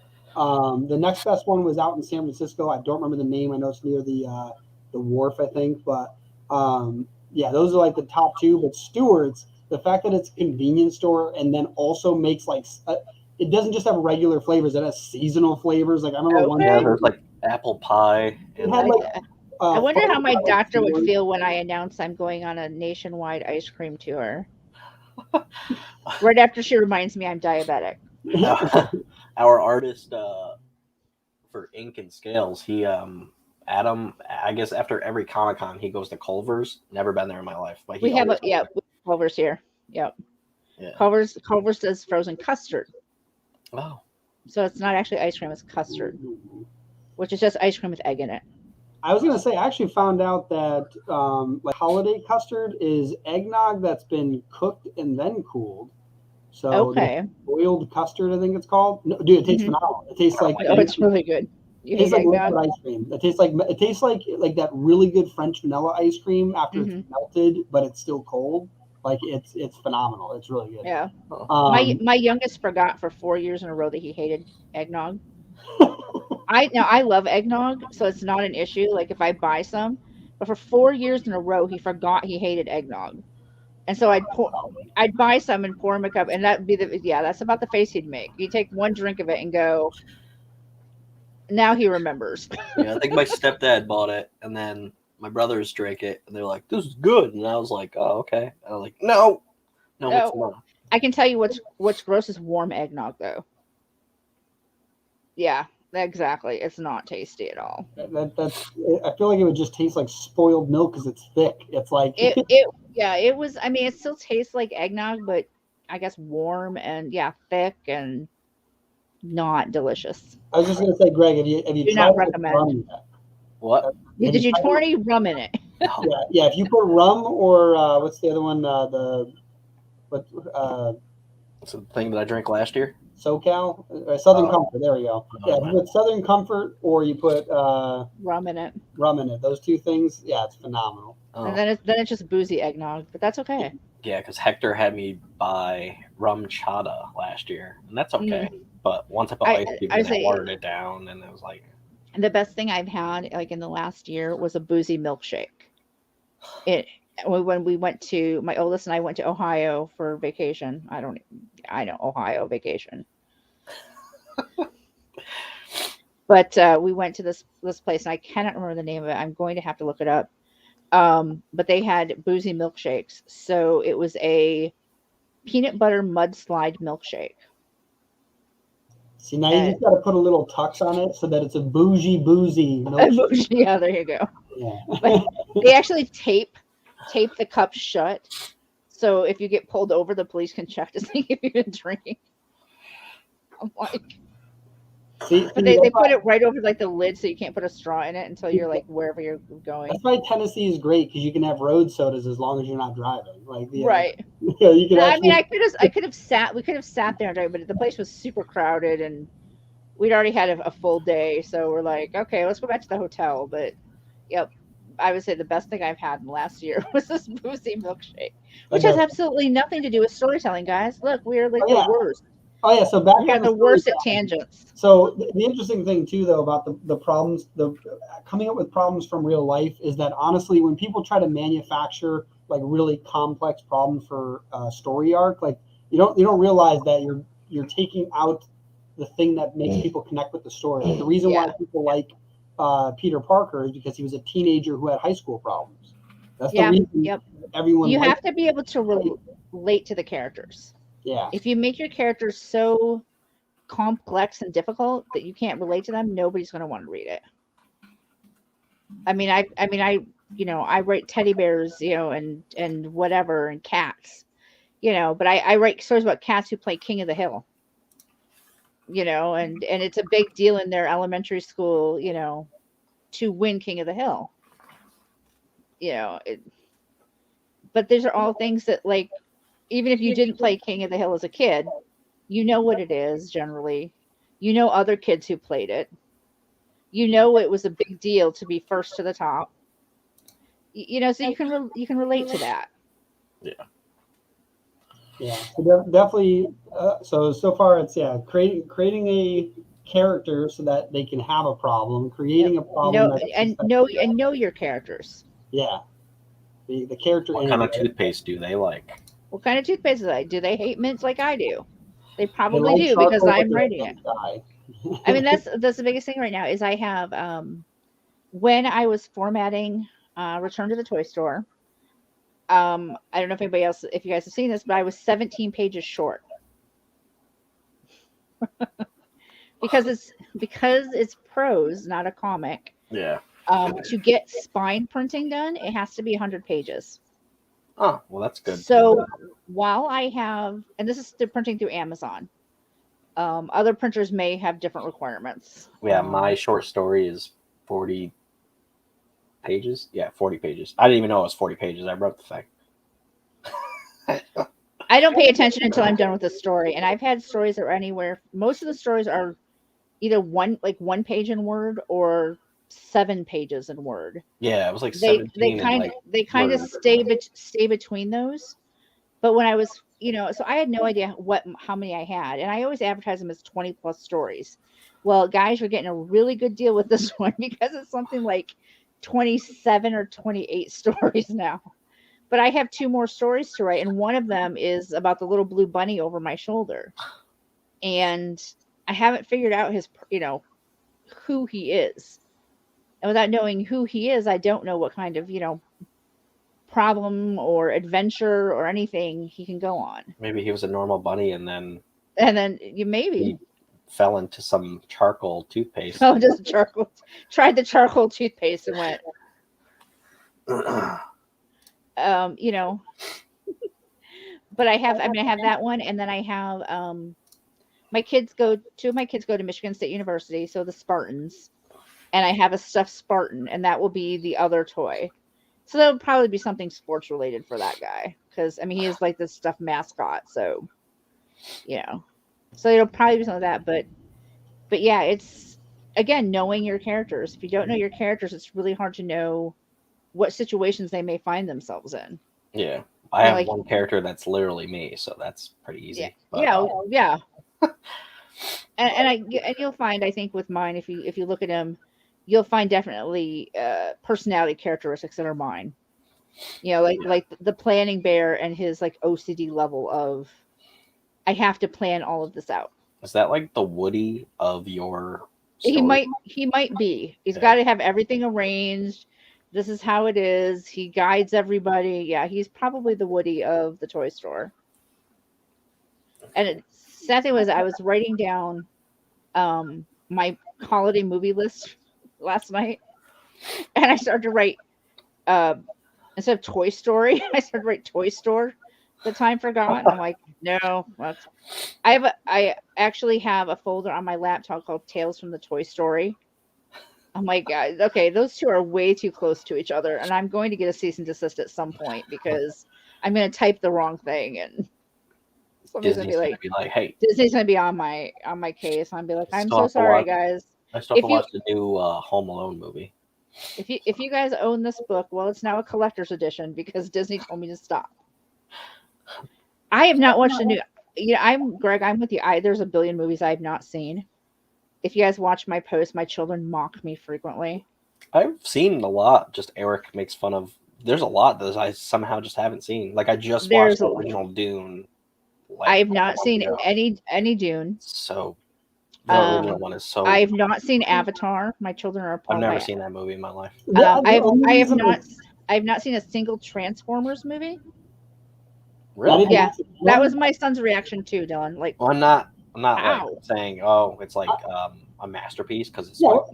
I wouldn't say that you need to see them, but it's more like you should accidentally see them eventually. Like how have you not? That's what he said to me. How have you, my oldest said to me, how have you not seen them at all? Like nothing. Like Avatar, I only watched because I remember like after it came out, it won so many awards for like visual stuff, and I'm like, you know what, I might as well because honestly, this is something I guess for actually slightly back on the art of storytelling or just anyone who wants to be a creative. Like it's very powerful to watch films and movies and TV shows because you're learning like what things you like and how the story captivates you. But something I would recommend is that as you're enjoying them, try to dissect them. Try to see if there's something like what was the thing that captured me the most, because that stuff's extremely valuable. And watch for pacing, especially like the 30-minute shorts are fantastic for teaching you pacing on short stories or maybe even a single issue comic, things like that. And the reason I haven't seen everything is because I'm watching shows on glass blowing. That's my problem. Dilbert, there you go. That's like the perfect. Dilbert, yep. Like 3 panels and you have an entire thought. Yeah, like last year, a couple months ago, I think it was like a year ago, I stopped watching them because I got like super paranoid. Not to make it super depressing, but I was watching true crime stuff at work, all the time, investigation discovery, and I'm writing slowly my serial killer comic because it's in the Seer Chronicles universe stuff. And Dylan's like, "Oh, you should watch Criminal Minds," and I was like, "Eh." I just have never seen that. Saw like part of an episode once, and it was kind of weird. So I just like, huh. But Law and Order SVU is my thing. I just can't get. If I'm watching some kind of crime show, it's Law and Order SVU.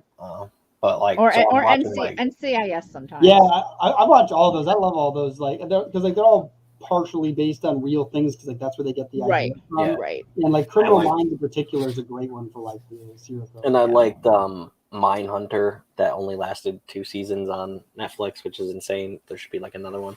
But yeah, so I was watching all that to like do research on like stuff, and I guess my serial killer is actually kind of based off of one that was I didn't even know about. I was like, oh, so I have to like alter that a little. But well, and that's it. Is nothing, as much as we would love to say it is, nothing is 100% original. Yeah. I mean, either the story has been told, or some psychotic person has apparently done it. Unfortunately. But like I tell clients who get caught up in that kind of thing, nobody's going to tell it like you're going to tell it. People I'm in a couple of writing groups on Facebook, and I see that all the time. I don't want to send my book out to an editor, because what if they steal my book? Well, first of all, most of us have books of our own. And even if we don't have time to write your book for you. And if we did steal it, it wouldn't be the same book. Because my brain is not your brain. It's not going to come up with the same exact storyline, and here's the thing, guys. Your book is, in theory, your book is copyrighted from the moment you put words on a page. So, I mean, if it went to court, which God help us if anything ever happened like that, you're okay. But it, the paranoia runs deep in the writing community. Yeah. Yeah, because like there are people that have, like, and there are skeezy people out there. Yeah, I'm not gonna even write your story because I'm busy with all 30,000 of mine. Right. Like I, Erik Cockrell. Yeah. He is my cover artist, and does all the covers for me, as well as interior art on Tales from the Toy Store. And we were talking one day as I'm working on finishing this book, and the book after this will be back about cats, because I go back and forth between the two. And just a heads up, Greg, next Kickstarter will be about cats. Okay. But and I said something, and it was a story idea. And I was like, dear Lord, I'm telling you story ideas for a book that's 2 books away. Yeah. And that's the way it works. Like I talk about my stuff, and like sometimes like me and Dylan are editing a Seer Chronicles issue or something, and then I'm just like, oh well, yeah, in issue like 7, he's like, don't give a shit. Hold on. To know what happened in 2. And we're on episode or issue 2. And I'm like, yeah, but issue 7, he's like, I don't care. No, don't want to hear it. But when we get to issue 6.5, you can tell me about issue 7. I was gonna say that's actually what we talked about with Erik too earlier. Like, don't write a single story with the sole intent to be part of a 3-part series. Like it needs to be more. Like there can be one underlying plot along all of them, but there needs to be plot loops in between each of them. Like there needs to be something started and finished throughout it. And you can leave an open-ended thing at the end, but you can't just have the example we mentioned was the Star Wars thing. Like you can't just start a story and then not finish any of it. Like you gotta close some loops so that you have to close those endings, guys. Don't leave them wide open. Like that's even like a marketing strategy. Like there's a lot of people that when they're trying to market their stuff, like they don't realize that if you don't close even the marketing loop in someone's head, they're so open-ended with questions, they're not going to buy your product. And it's the same with stories. They're not going to buy into the story. Right. And that's the one thing with the short story is it's a beginning, middle, and end all in one. All of my stories are standalone. They have characters that go between them, but each story is a standalone. So that's one of the trickier things about being able to write short stories is you have to be able to fit everything in. Like some of my stories are like 500 words, and you have to be able to fit everything in that block. Honestly, that's a great way to do it for anything. Like you should. The thing we mentioned before about writing a what's it called? Basically, writing out the bullet points to the plot and then building out the story. And like the fact that you just kind of go right into it, like you go character problem and then write the story. Honestly, that's what should happen for most things, in the sense that you're writing the short version, but if you're going to write a bigger version, all you should do is start with the short version and expand the details. Right. Yep. And the first story I wrote for this series is the longest story in any of the books, at about 3,000 words. And I had to make myself clip it, because it was written for an anthology that never happened. And I wrote it, and I was writing it thinking it was 5,000 words. So I'm writing along, and all of a sudden I happened to look at the requirements and went 3,000 words. Oh, well, this isn't happening. This isn't happening. We're going, we're pulling it into the conclusion, and it worked out. But it can be tough. You have to be able to edit yourself sometimes. Yeah. I was trying to write a novel, and then I kind of like stopped for a while because it's a nonfiction book. Okay. Nonfiction? Yeah. Yes. As in it's true story? Yeah. But it's a true go. story, but it's not a true story at the same time, because it's like so it's like nonfiction but fiction. So it's like fictional nonfiction. Okay. My friend Joe Vallon has his own like series of books that he's making, and mine is actually, before I even knew anything about his plot and his that he came out with, he was like finishing writing the second one, and then I was like, oh yeah, this is what this is about. And he's like, that's kind of weird, that's kind of like mine, and you don't know anything about my story. I was like, that's crazy. Yeah. Like he has crazy like machine gun stuff that happens in it. I have nothing like that. It's me and Dylan are like, it's like the future of Sierra Nova, but like we're at a keynote conference thing. We meet this one entrepreneur that we both like, Gary V, and then after that we go to like a film studio, and then we're like directing one of the films that are Seer Chronicle. Yeah, it's crazy. But like then I'm like, this is only like 20 pages right now, and I have to do like way more pages. So I was like, nah. And people don't realize that. People like, novels are hard, guys. I mean, to have something that's cohesive and not just word soup, it's tough. I mean, people, I had somebody I said, this is the first year I've not done NaNoWriMo, which is National Novel Writing Month. It's 50,000 words in 1 month, because a novel is 50,000 words. Anything shorter than that is not considered a novel. And this is the first time I haven't done it, because I've been wrapped up with finishing Return to the Toy Store. And I said, somebody go, oh, that's only like 1,700 pages a day. And I said, it's 1,700 pages a day every day. Or 1,700 words, not pages. Dear Lord. Can you imagine trying to write that many pages in a day? Yeah, that'd be a little overkill. Yeah, you wouldn't sleep ever. I'm pretty sure you'd die after 10 days. Yeah, that would be it. What happened to him? Well, Nano got him. I mean, 1776, I think, is the word count per day. At times that, but you're doing that every day for 30 days. Now, if you're not somebody who regularly writes larger amounts of words every day, that's a lot. Yeah. But honestly, that quick little like compilation of stuff, and to bring up something that we're going to be coming up in a second. Honestly, when it comes to any form of art, like doing it all the time is the only way to get better. Like I had mentioned it in the last two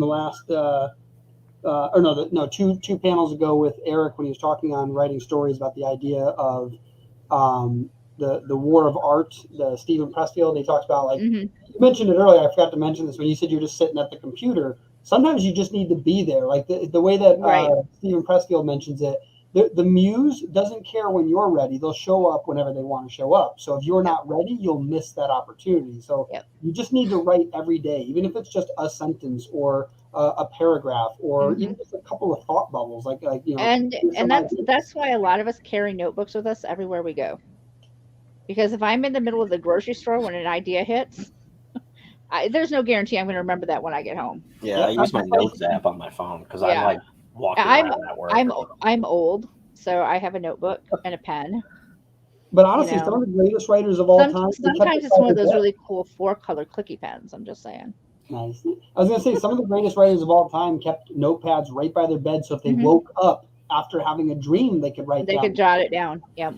And honestly, that's what I was getting at with the compilation of storytelling. Like this falls true for all forms of art. So whether it's painting, so like just purely visual, right, to music, the lyrics. Like, you want to be able to write lyrics every day. If you're going to be an actual like songwriter, you need to write every day. If you're going to be a comic book storyteller, you need to write every day. If you want to be a novelist, you have to write every day. If you want to be a comedian, you have to write jokes every single day. And I have a friend of mine who somebody asked him, well, how do you do it? He said, it's really easy. Button seat, fingers on keyboard. You know, and sometimes like I'll sit down and I have no ideas for a story. So I'll free write something, you know, it might be like a little journal entry about whatever my day was, or, you know, dear God, this is what the cats broke today. Or, you know, my oldest has cerebral palsy, and his one sensory issue that I've noticed, he cannot stand the sound of my one cat purring. It drives him. And of course, this is the cat who has the loudest purr in the history of cats. And he'll fight with the cat. Like he'll tell the cat to just shut up. And I'm like, in 10 years that we've had this cat, has it worked? No, but maybe it will today.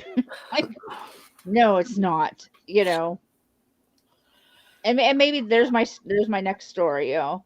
Some sound that is just a normal sound that most people would not care less about is driving the bunny nuts. Who knows? Like feet on carpet. Yeah, something that just is completely uncontrollable.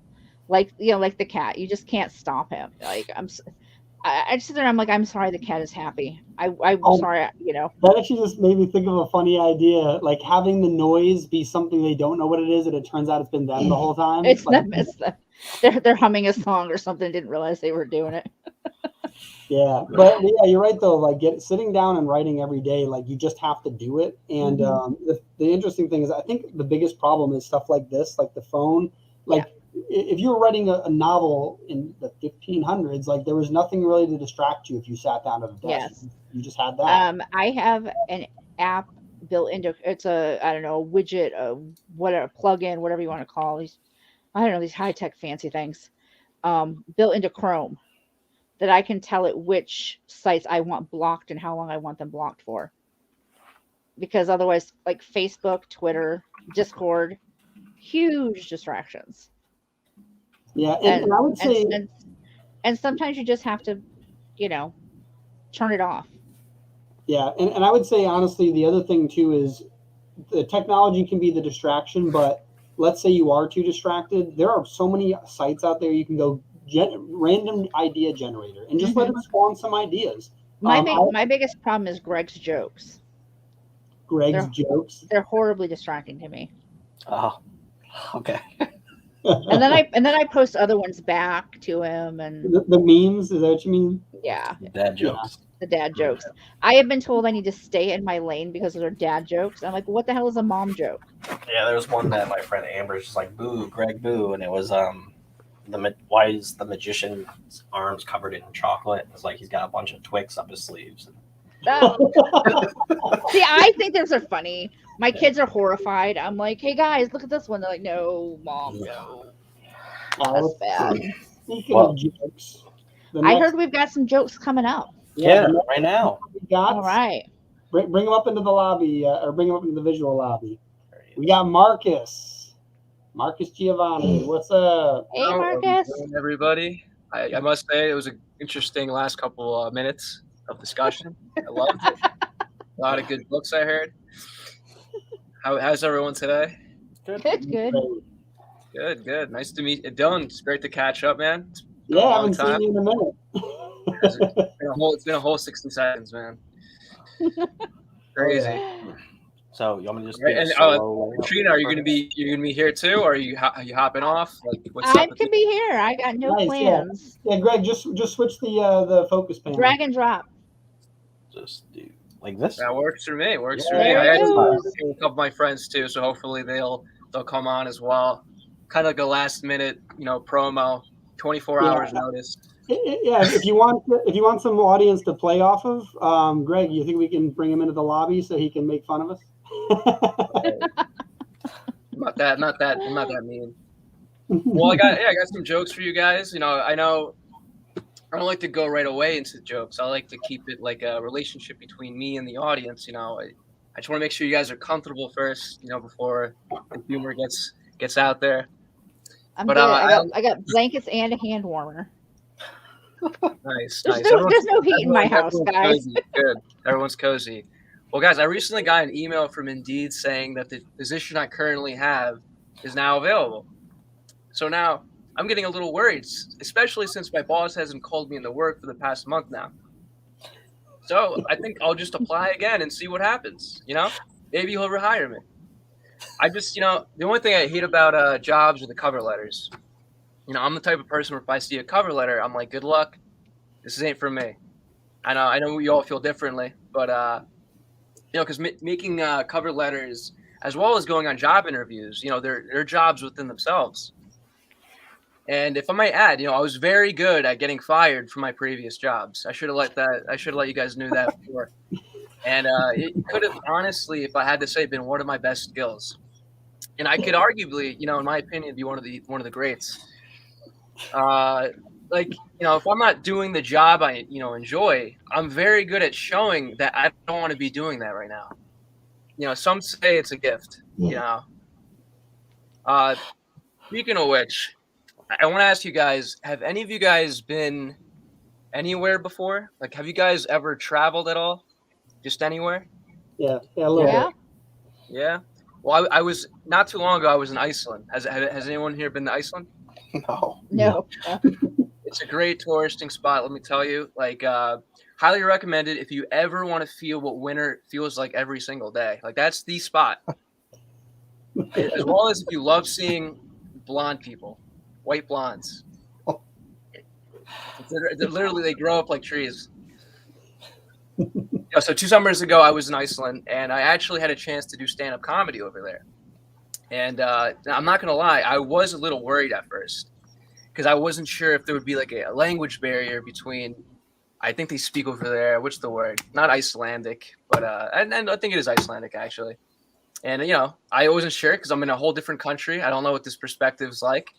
And turns out I was surprisingly right. Yeah, they had no idea what I was talking about. Not a single clue what I was saying.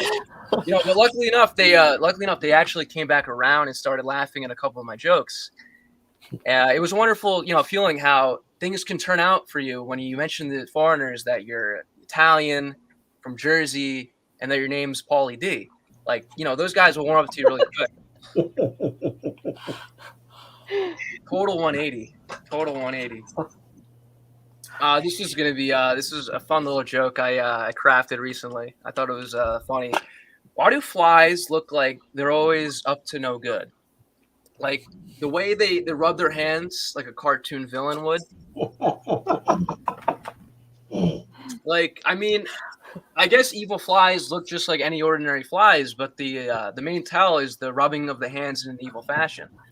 I guess in their defense, they could very well be just, rubbing their hands with Purell because of all the turds they land on a daily basis. I mean, let's be honest. Like, they smell like crap. They always up to no good. They're honestly fine little pieces of shit. Like, I call them turd with wings. I just call them turds with wings. Back when I was in high school, I met a girl at a dance, and she asked if I wanted to dance. So she came up to me and asked if I wanted to dance with her.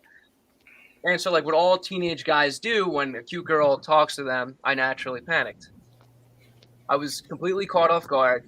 And what I end up telling this girl to her face is, I don't know. The best I could come up with was, I don't know. And the next thing I know, she storms off the dance floor, real upset. And I honestly can't even blame her. So from experience, guys, I can tell you right now that it is not a good idea to tell a girl you don't want to dance with her at her very own Sweet 16. Because you might as well not has gone at all. She turned into an invisible woman real quick. With how big social media is today, I don't think anything in Vegas can quite frankly stay in Vegas anymore. You know, two of my best friends recently went, and one of them ended up riding in an ambulance to the hospital. Guys, I'm telling you, panic attacks are no joke. Like, I don't know what's worse, my friend checking into the ER for a panic attack, or the fact that he's 23 years old having panic attacks. Like, when you're 23, what is there to be worried about? Deciding on what kind of shot you're going to get at the bar? Tequila? Whiskey? Come on, it's a quick decision. Whose couch you're going to be sleeping on tonight? Are you even sure that's my kid? Like, come on. Our last conversation right before he flew out went like, no, Marcus, I'm telling you, man, they're not taking my money. I mean, in his defense, though, he was right. You know, instead of betting on red and black, my boy decided to put $1,000 down on red and white with the ambulance going, wee woo, wee woo. Yeah, that's my impression of an ambulance. Yeah. I'm really thinking about being a voice actor. I don't know how my dog snuck down here. I literally put up a gate, and I guess he just jumped over the gate. Whatever. He's out now. Unreal. One thing I don't like about New York City, because I know, Dylan, you were from New York, I remember, before you moved down to Nashville. Yeah. And I think you were more in upstate, though. Yeah. I think we've all lived in New York at some point. Oh, perfect. Yeah. Where's everyone from? Where's that? Just so I know. Upstate New York. Michigan. Michigan, and awesome. But I lived in Cheektowaga, so just outside of Buffalo for a couple of years. Cheektowaga? Cheektowaga, yeah. It's a mouthful. I was like, she couldn't have said Chihuahua. No way. No. Oh, yeah. Well, one thing I don't like about New York City, at least, is how grimy it can get. I don't know if you guys feel the same way, but it's definitely very grimy to me. And like, have you seen the Hudson River for Christ's sake? Have you seen the Hudson River? Like, the Hudson River is so polluted. I once jumped in and came out to see some bald guy in a wheelchair asking me if I wanted to join his super team of mutants. I was like, hey, listen, Baldy, you don't know me. Keep it up. I'll have to break more than just your legs. All I know is the Hudson River is so polluted. I saw a guy fishing there one time, and he pulled out a freaking Ninja Turtle. Cesspool. I don't know why they make cops on TV look so stupid, and like in movies as well. Like in these movies, cops are always trying to be the heroes, but always get in the way. Like always portrayed as arriving late to the scene just to inconveniently arrest the wrong person. Like, you got the wrong guy. I'm not the guy. As if they genuinely have not been informed with context of what's happening upon arrival. Like, how misinformed are these cops? Like, they give the bad guy what they want in these movies, like, every time. And the only times where cops aren't looking stupid are in movies about cops. It's ridiculous. Like, bias so much? Like, come on. Man, speaking of like TV and film, I'm also an actor. You guys don't know. I mean, Dylan, I think knows, but the two of you, as well as anyone watching, I'm also an actor. And how my first acting gig went down was it was for a mattress company, and I was really excited at the time because I didn't have much opportunity other than being a background actor. So this was an opportunity where I would get lines and start like speaking. So I'm doing the gig, and everything's working, everything's cool. Like, I'm taking pictures of the set. I'm at the director's house, and where it's a good thing going on. And so I post the pictures to my social media, showing my friends and family to see if they think it's cool too. And I kid you not, like 4 hours later, I had 4 or 5 friends hitting me up saying if I was doing a porno shoot. I was like, I kid you not, like I was like, that's great. I get my first commercial gig, but now everyone thinks it's a porn shoot. That's honestly just fantastic.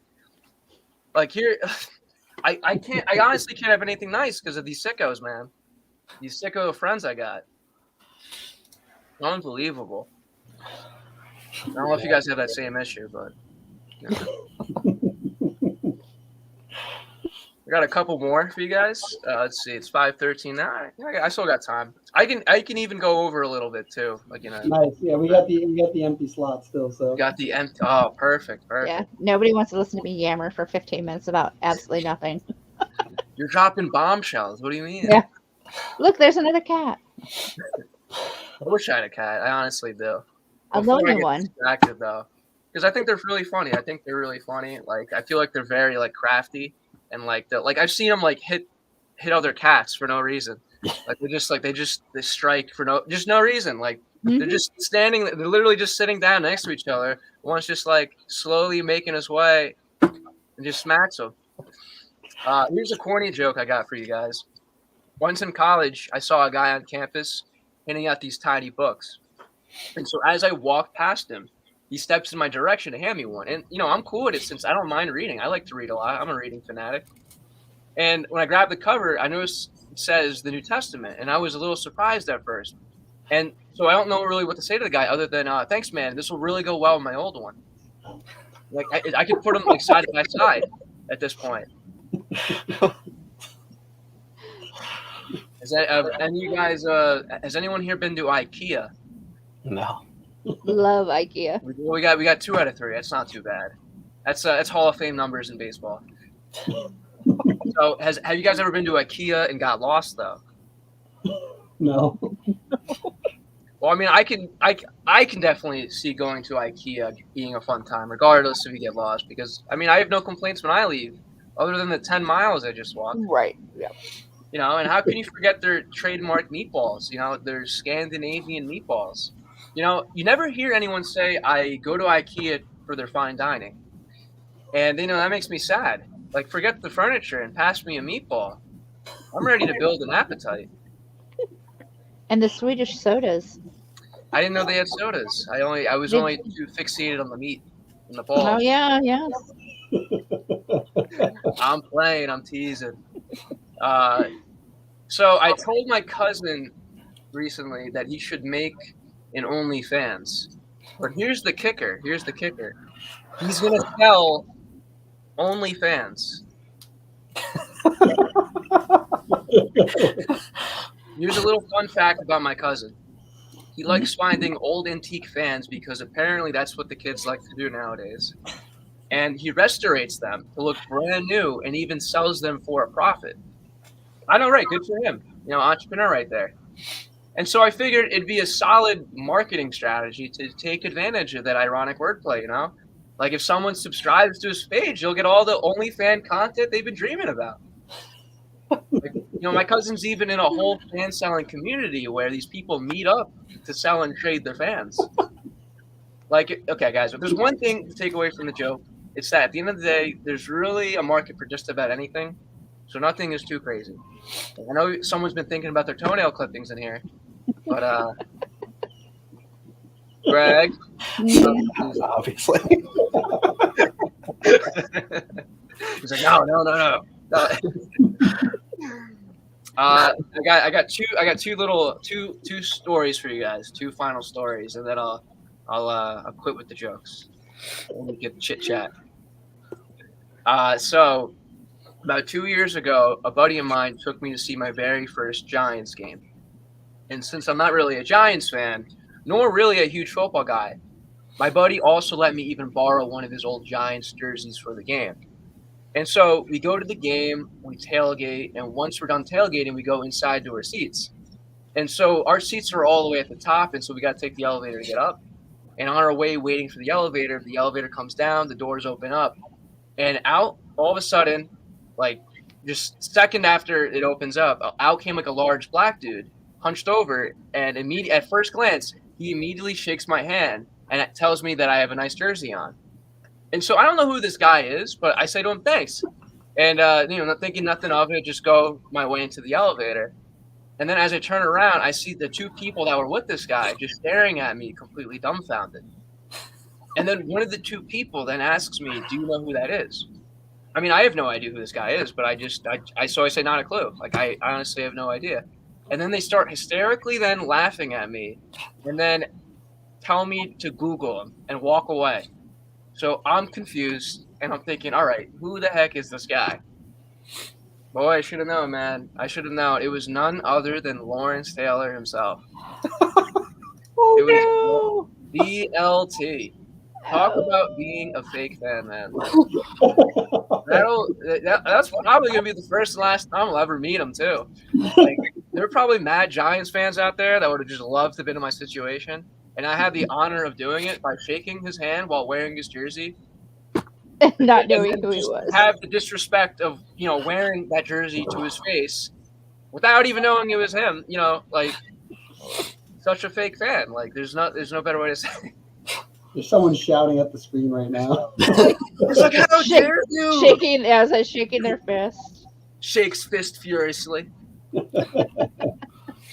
And then final joke for you guys. So, does anyone here come from a dysfunctional family? Hey, join the club. Yeah. Oh yeah. Really dysfunctional. I think we can all agree there's at least one family member that we want to at times just strangle. Like, don't get me wrong here. I'm all for family. Heck, I even consider myself a family guy. But like sometimes I feel like we need that Bart Homer Simpson relationship at times. I just think some family members need to be cut down from the family tree is all. A little pruning would never hurt anybody. A few months back, I had my Uncle Johnny's funeral that I went to, and that night my cousin embarrassed the entire family. Right in the middle of our favorite Uncle Johnny stories. That was when in the corner of my eye, I see him walk in. My cousin struts into the funeral home like Conor McGregor on his way to the octagon. Like, cuz, what are you doing? So I hawk-eyed him all the way down. I had to see what this clown was up to. But after seeing him chat for a few minutes with the Rels, I admit everything looked fine. I may have overreacted, as Italians like to do. And yet, just when I thought everything was fine, I see him then reach into his suit jacket pocket. I'm thinking he's going to bring out some tissues for the loads of mascara running down these women's faces. But no, it was none other than business cards.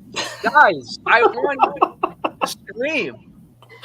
I had to go up to my cousin.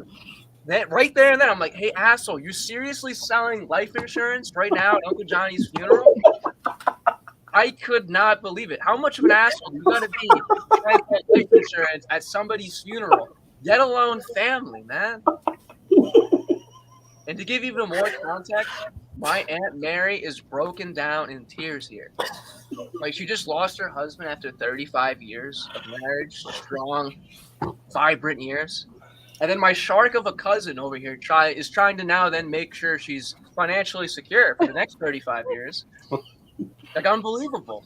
So I couldn't take it anymore. And so after I told my cousin to just scram, I went up to Aunt Mary. I'm like, Aunt Mary, I'm terribly sorry. I'm sorry about my cousin and his shenanigans. I can't even begin to imagine what you're going through.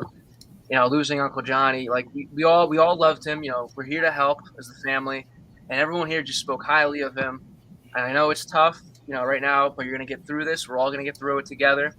And Aunt Mary, one last thing. Just know that I can get you $350,000 for your 2-bedroom condo for only just 2% commission. What do you say? That's all she wrote. That's awesome. Yeah. Thank you guys again for having me. Like, I'm happy. I've been meaning to call you, Dylan, but I guess I just been sidetracked. I'm late procrastinating. I'm a procrastinator, as they say. It's all good. I'm definitely glad to have you on. I'm trying to get some good stuff going on this year. So Yeah, no, yeah, I'm glad. Like, I like what you guys are doing. Like, it's very well organized. And plus, who doesn't like comics? Yeah, Greg's like, it feels so organized, like all done in like 2 weeks. But it's funny, like, this was actually the first time I've ever done like a Zoom comedy thing. I've only done the Yeah, I club. was actually wondering how it was gonna work, and it actually worked out fine. That's Yeah, I was awesome gonna to say, hear. you That's should awesome to probably hear. sit Yeah, down. I try to make my basement look like as like a comedy club as possible. Yeah, you But, need like, a brick wall behind you, and then I need like a green screen, brick wall. That's so fun. You can always like change the scenes. Like you could be like outside, like it could be snowing. It could be like an apocalyptic old background, like just like yeah, I'm live at the scene. It's crazy. Back to you, Dylan. Thanks, Marcus. Hopefully he Yeah. survives. Yeah, I'm glad everything worked out, and I'll try to pop in the next 2 days as well. I'll be working tomorrow, but yeah, I'll try to pop in for the future stuff too. Yeah, definitely. I'm glad you could stop by, and we'll definitely keep you in mind for other future ones. Sounds good. Glad to hear. I think my mouse is frozen. The trackpad is broken, so that's a problem if my mouse doesn't work. Solid. I guess I have to stay on for a little bit longer, just because unless He can't leave. you can't leave, or what was it from Bronx Tale? Now you guys can't leave. Yeah, it's like his mouse is broken, so he's stuck in the lobby. Unless you can you guys put me in the lobby or something? yeah, I can do that. Oh yeah, just do that then. That way, get right to it. You guys give me the boot? Yeah. You give me out? Yeah, Greg, make yourself the main one. Okay. Aw. Nobody wants to see that. Bye, buddy. Hope you find your dad.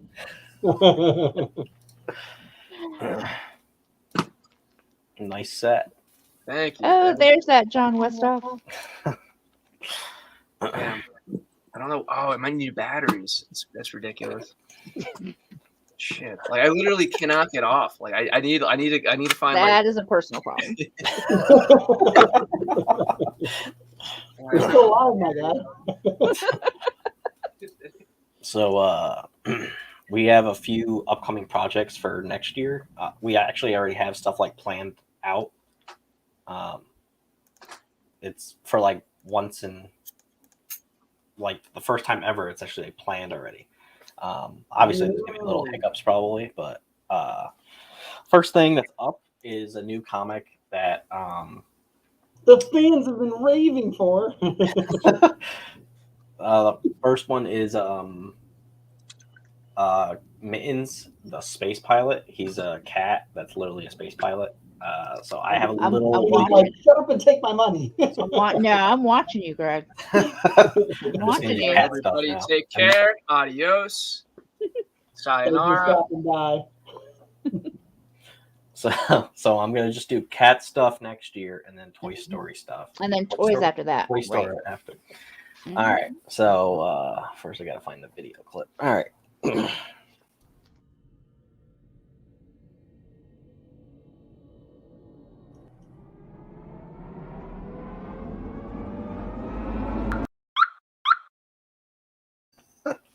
Adorable. That's so cute. So that's just concept art that Josh, which is the artist, that's why he's here. Yeah, there's no reason for me to be here, but I'm here. Hi. I'm the consultant on all things cat. Exactly. Cat consultant. And he made this pretty cool cover mock-up, and that's it's awesome. That's awesome. That's great. So it's a 3-issue series so far. I already wrote all of it, and we're actually going to try to plan for the next 3 years for that to come out. So it's a completed story, and people don't have to wait forever for the next one. Wait, the next 3 years for 3 issues? That is forever. Next year is going to be issue 1, and then can't do another one in the same year because I already have other things planned, which I'll get to in a second. But Mittens is coming out in summer of 2022 because we had to figure out the schedule for all the other things that we're going to be doing. We're working on a secret project, but we can't talk about that because we still have to like talk to the person about that. And we also have our video game, which that is supposed to be launching April of next year on Kickstarter. The Kickstarter page is already done, so it's just like we're waiting on the demo, which comics take a long time. Yes, they do.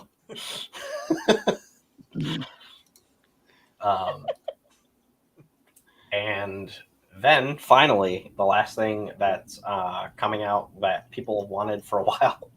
I was going to show Dylan's thing that he did, but Adam actually sent me something right before. So Adam Fields is the artist on Ink 2. That is what the cover looks like right now. Yeah. You will make Travis the happiest man alive. Too bad he's probably not watching right now. Travis, we did this whole show just to do that. I was going to do a video, but I didn't have enough art for it. But yeah, the second issue takes place a few months after the events of issue 1. And yeah, it's like years. Oh, is it like years? I'm sure it's a few years. Yeah. Oh, it's it's a few years after. Yeah. For some reason, thought it was like 6 months, but I think that's something. Know your story there, Greg. No, there's too many. We edited it so long ago. We've been fixing. Yeah, we really did. Projects that it's like.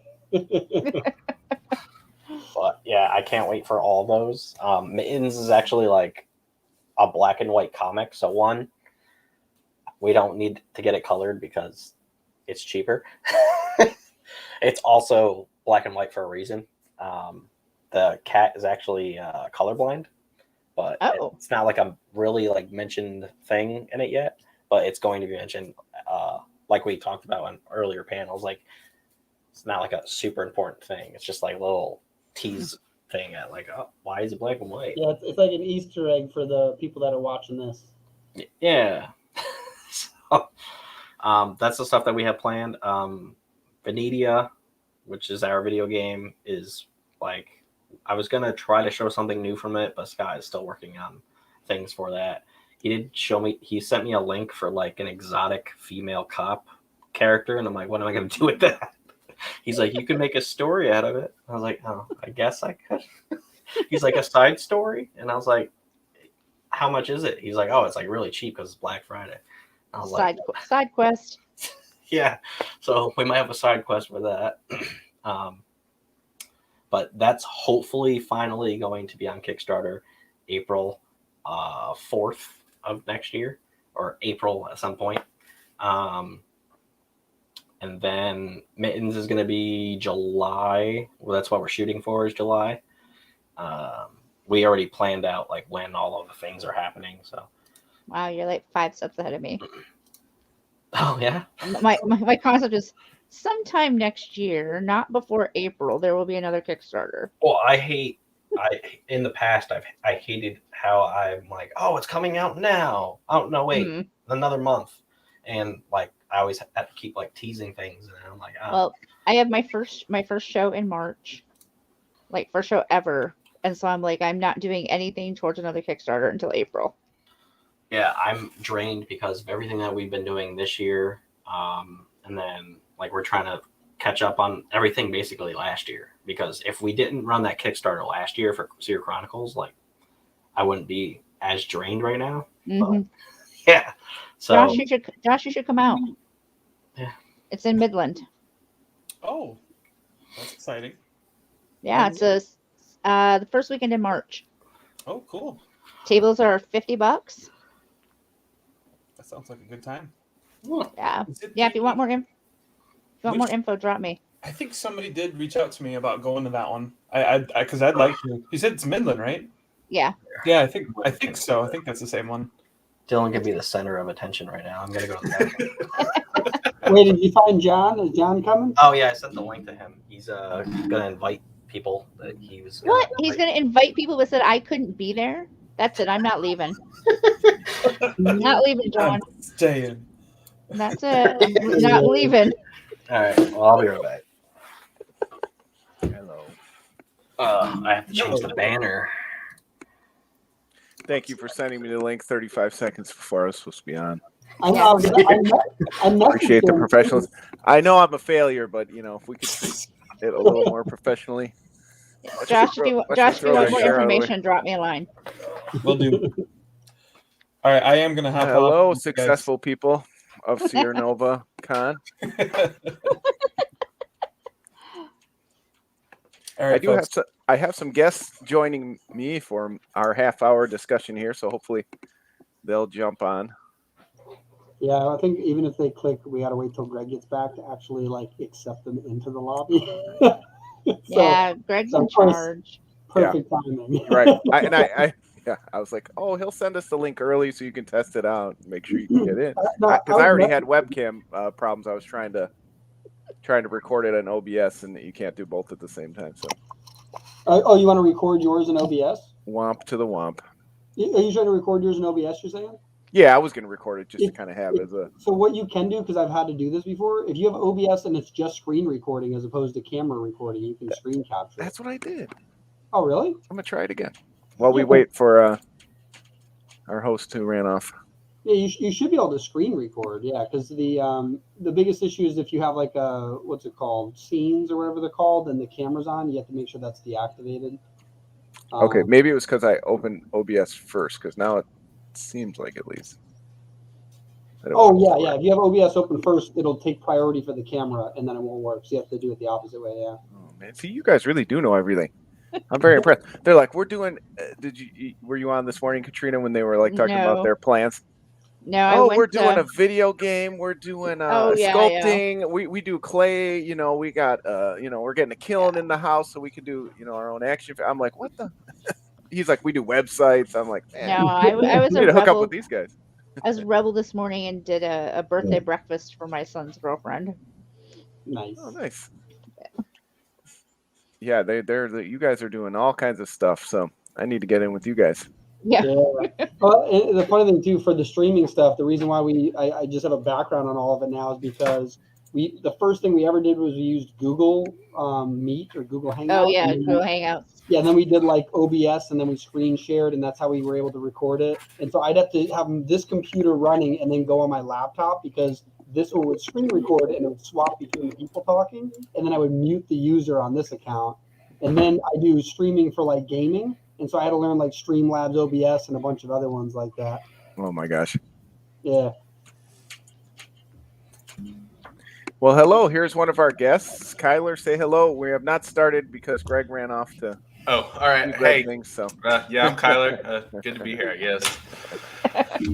Hey, Greg, so then I'm not taking up a spot so you guys can chat. Is there a way to push me back into the lobby? Can I do that? I take that as a yes. And so long. No, I can't even hear him. Uh-oh. Did I kick myself out? Oh. No, you're good. Oh, no. Dylan was. Oh, I was sending Aaron a message. All right. Well, we don't want to hold up the rest of the show, so hopefully Aaron will jump in a second. But thanks for having us on. Yeah. Thanks for having me here. All right. So we have some interlopers here. I was particularly asked to come to this because I am a colossal failure. And when I think of failure, I think of Kyler. So I was like, who can I have on the show that will trump me in the failure department? And then recently we had Aaron. I wanted to have somebody on who had fresh failure, so maybe we could see some tears on the show, some real emotion. So I kind of wanted the gamut of, I am a lifetime failure. Kyler is a colossal failure, and Aaron is a recent failure. So welcome to the failure hour. No, I joke. I don't mean to. Hopefully everybody knows I'm joking. I'm not poking fun at anybody, but sometimes that is the way we cope with failure, right? We got to joke about it. Yeah. Otherwise we might actually cry. So the reason I didn't want to have Katrina on is because she always succeeds at whatever she does. does not. In the non-comics community, I think that's also part of the reason she shouldn't be on the show, because she's an interloper. But Greg, I'm glad to have you on as our host for Sierra Nova as well. But to talk about it as well. So first, Kyler, why don't you introduce yourself? How will people know who you are on this wide world of internet sports? I'm Kyler Merrill. I guess if anybody knows of anything that I've done, it's because of the brand I've started for Impress Comics. It's not, I say I started, it's not a big thing. It hasn't, like John said, it's a failure so far. So, I mean, there's not a lot that we have done. I have a couple of anthologies out, some small web comics, something I've self-published, but I mean, that's who I am. Other than that, I'm a currently fifth grade science teacher, living in Oklahoma and trying to make comics. But yeah, that's who I am. Drop his link in the chat. Yeah, I appreciate you coming on. And again, I joke, but I thought it was something we could talk about. Yeah. If anybody follows me, I'm John Westhoff. I am the publisher for Part-Time Comics, and I am also a social worker by day. So I am always interested in talking about emotional things and feelings and all these things that maybe we don't talk about enough in creation. We talk about we love to talk about how many fans do you have on Twitter, and how many times did you post, and what YouTube show did you go on. But we don't talk about the emotions that go into comic creation, and particularly, again, our topic is going to be a little bit about when things don't go right. How do you handle that? So this year I did post in the chat if anybody wants to click on it. We're doing a pre-order for a comic because a couple months ago, for only the second time in about the 10 years that I've been doing this, I had a failed crowdfunding campaign. So obviously, once that happens, you want to scramble around, figure out what happened. And again, I thought it would be helpful if I talked about what I've gone through. Maybe that will help others. Some group therapy here. Yeah. I mean, I don't know. Should I talk about my failures, or because I can go on and on about that. But no, I had a failed Kickstarter also earlier this year for Fletcher Cross the Multiverse Awaits, and I had another failed one last year for Stonewood Mountains, another project I tried to put on Kickstarter. And so I tried twice, and both times I thought I had improved. I thought I'd figured it out, so to speak. I thought I figured out the secrets and I fixed it, and then the same thing happened and I failed again. And so, that's my history of failure. It's two comic projects that I spent a lot of time putting together, and then it just didn't happen. Yeah. And now they're why don't we start there, Kyler? Tell me, maybe even just focus on this recent one, Fletcher Crossing. You have a good campaign, but doesn't get there. Again, when you look at the nuts and bolts of your campaign, didn't really see any reason it should fail. I mean, obviously, where the strengths and weaknesses are with your campaign. But, by and large, it looks, comparative to a lot of other books that are launching and succeeding. So tell us, the clock ticks down. Where are you at mentally? How have you been doing since then? Well, I mean, when you first told me, this is what we were talking about, one of the first things that came to mind was the fact that you set yourself up like, okay, there's a chance I'm going to be disappointed. There's a chance this isn't going to work out. And then you're like, okay, I'm ready for it to fail. And then not in thinking negatively, but you're ready for the possibility. And then it happens and you're still not ready for it. And so that happened again. It happened with the one I did, the first one I did. And I was like, okay. And so when I tried this, I was like, it might fail, but it's going to be okay. And then it failed. And then I was just, again, it really hurt.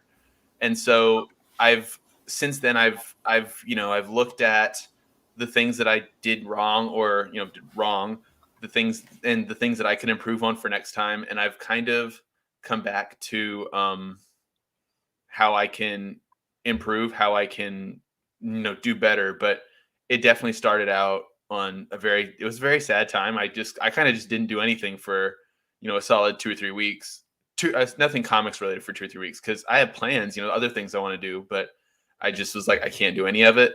I just need to stop. I need to take a break. And so now I'm kind of getting back into it with working on art for other projects and things. But I think a big part of how I coped with it was just to stop.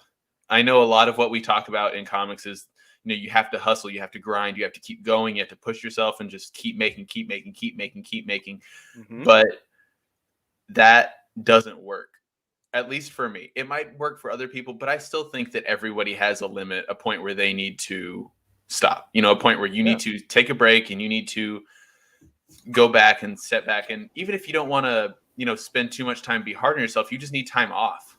Yeah. And I think that's a very big part of it. Well, I appreciate you saying that, because conversely, Greg and his team have done the opposite. So Greg, I want to know, after you kind of got to the end of your campaign, now we're in the thick of another, you call it a quick starter, but really it's the same thing, right? Just in a shorter time frame. How did you come to the conclusion to not stop and to barrel ahead within, less than 2 weeks?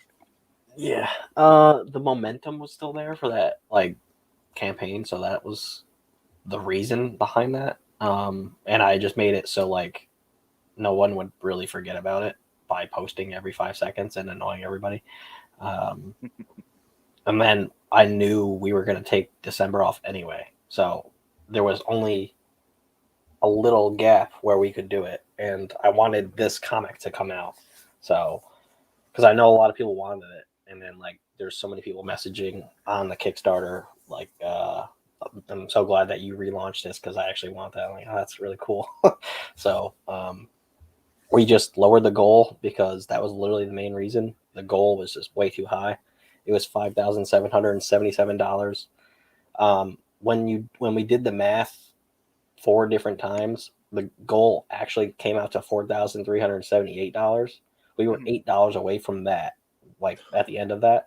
And if I just left it at that and didn't give that extra $1,000 buffer or something, we would have literally funded, but not any stretch goals or anything. And this time around, we lowered the goal, took out the art cost, and I'm just I'll pay you guys later. Is that okay? And they're like, yeah. I'm like, okay, cool. So Right. We had to shift a couple things, and we took out 2 major reward tiers and just added them as add-ons. So there's a shit ton of add-ons this time. Yeah, and again, so interesting to see the dichotomy. And I fell somewhere in between. With Depowered, I was very disappointed, but I also kind of knew that I was going for a higher goal than I'd ever really accomplished with any team that I've worked with. So I kind of had it in the back of my mind that this might be overstretching my audience. So I wasn't too down, but like Greg, I have other things in the works. And I knew if I didn't do it by the end of the year, I kind of got in a little bit of a panic. And I also got caught up in exactly what Greg's talking about. I had some people, send me messages, I'm really excited. This is going to succeed. Go ahead, relaunch it. So I said, hey, let me just do a pre-order. I don't have to do a full Kickstarter. I can kind of just put it up. And then at any point when I have enough to order the books. But, that may have been a mistake because I did not convert even, I would say it's probably at about a third of the backers. So realistically, like Greg is describing, you get caught up in that hype and not wanting to lose the backers. Well, now I've already paid out artists, so I'm already in the hole. And this is not, I'm just trying to be honest here. I'm not saying woe is me to anybody, but I think everybody's different. Like Kyler said in his, you have to take some time, adjust, see where you're at. It might work for Greg and his team. For me, I think I've made a second mistake now because I rushed through. I probably should have just said, you know what, table it, relaunch it in spring of next year. It'll be a better time. Control what I can. What I can't control right now is I can't go back and redo the Kickstarter. I can't miraculously make backers come in and control what I can. And what I have is a decent product that I've already paid out. So it is what it is. And I have to, table it for now. But, again, it's interesting because we all kind of came at it a different way. So that is, it's very interesting for me to hear. And again, part of why I wanted to do this today, I think you said it right away, Kyler, and that's the message I would give to people. I failed before. I had another one where, we were doing multiple books at once and it didn't get there. It was just too much. And that was a few years ago. And although I was disappointed that was kind of expected, but it's never easy. You set these goals for yourself. You want to be successful. And in this case, of course, a lot of our success is defined by finance, right? I wanted to reach a certain goal so I could pay my artists, print the book, and move forward. That was my only goal. I wasn't, pocketing any money off of it. In the end, when you pay people out and shipping and things getting returned to you and all that, you'll probably end up negative anyway. And that's fine with me. I just want to make sure my art team gets paid. But again, in transitioning here, what I also wanted to talk about is, again, something, Kyler, appreciate you doing the heavy lifting here. Some of it is sitting back and reflecting on what can you do differently. And I think that's important. So I guess we could do another round here. Kyler, what was the lesson that you took away, or the one or two things that you're trying to change whenever you kind of relaunch or do your next project? Well, that's something that took it.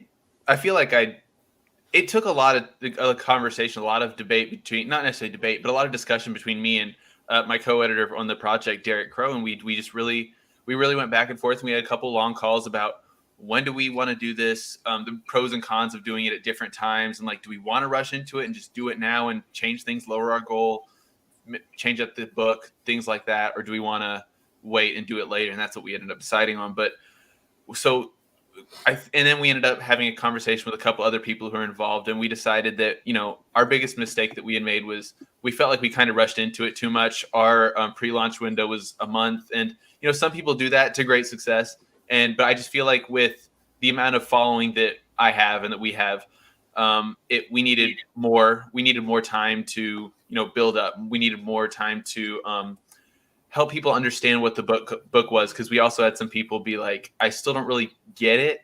And so and we kind of knew that, because what we were doing with the project was something that's kind of new. And so I guess the biggest thing we've decided is to make sure that we're building it up, starting, we don't plan to launch until early next summer, but we're working now on small steps to make sure that book, that character, that concept is that people know it, that people are hearing about it, so that when it happens, they're like, oh, I've heard about this. I've seen how much they've been working on this. And so that's just kind of what we've learned, is we want to, I think that build up and that making sure people know what they're getting is a big part of it. Because like you said earlier, even being very critical of myself, I don't think that there's a whole lot wrong with our Kickstarter campaign page. It's not the prettiest, but I've definitely seen a whole lot worse that have gotten funded. So I don't think that's our problem. I think our problem was in other areas, and that's the things that we're working on. And we're also making other steps to change things about the book and to change the cover and things. But for the most part, it's just that time and making sure we're building it up more. Great. Greg, what lessons have you learned? And I actually don't know. Is this your first? Is this your company's first unsuccessful? It's our second unsuccessful. So we had an unsuccessful Indiegogo when we first ever started Seer Nova. That was in 2017, and that was because I didn't listen to Dylan, and he's like, "Don't launch anything. We don't have the audience." And I was like, "Shh." I did that, and we got $200. Thanks to my mom. Thanks, Mom. And then that didn't do anything really, because that was going to pay for art and all that stuff before we even knew anything really. And then we did the Kickstarter. We had a awesome video and everything, but it was called the Indie Revolution. It was actually supposed to be multiple things, but people were confused by what it was funding. And I was like, oh, well, Comic-Con's for us, and then comics for us and all this other stuff. And they're like, so it's a startup. And I was like, nah, but yeah, it was. That was $15,000 or $20,000. It was some crazy number. And then I finally listened to Dylan, and I read this listened to this book, $100 Startup, and there's actually a lot of good stuff in that for Kickstarter campaigns and stuff. I also listened to a Comics Launch podcast. And then we created our first Seer Chronicles Kickstarter, the original version, and that was successful. So after going through the actual way of doing things, we figured it out. Math was still kind of messed up, but we figured that out. after that. Yeah, you always figure out that pain afterwards. Yeah. It never really lines up, but yeah. Well, I appreciate the conversation, and again, we've only got a half hour here, so we could talk about all of Greg's failures for many hours. Apparently, he's a professional at it. No. But we've got to get to, we've got to get through the horrors of self-publishing and get to the horrors of self-publishing and Chuck Pineau, who comes up next. So we do not want to run over. He's a little late anyway. I guess he's like stuck in the city somewhere. I don't know. Oh, great. Oh, then we can talk. We can talk shit about him for a while longer. Great. But yeah, I'm similar. When I look back, you try to look at what again, social worky type concept. What can I control in this situation? What can't I? That helps me in these situations. Again, I think in my case, it was, Greg, he mentioned, listening to Dylan. Obviously, that's a lesson we can all learn. Everyone should listen to Dylan. But, listen to those around you, those peers that have experience, I think is helpful. But listen to yourself. Have some time to yourself. I was not ready to launch this Kickstarter. I forced it in there because I had an artificial timeline in my mind. I did not do the pre-work. I said, you know what? I've got 10 years of experience. I've had 2 very successful Kickstarters this year. Let's take the next step and let's see how it goes. So in my case, again, I kind of felt 50-50 even going in.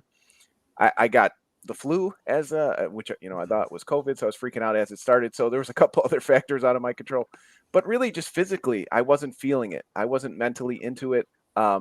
As I needed to be. I mean, sometimes that's part of the game, right? You have to force yourself to do things you're uncomfortable with. But when the warning signs are really there, you know what?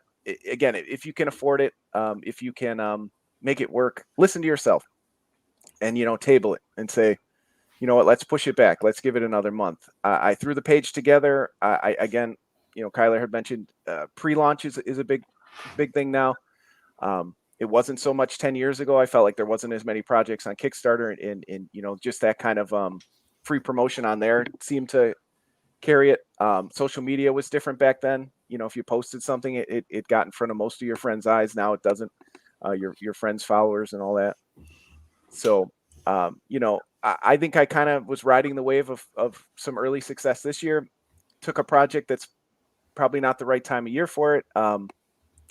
And is a little bit more of a niche anyway, and kind of tried to force it in there and just said, let's see what happens. And the warning signs were there and I didn't really listen.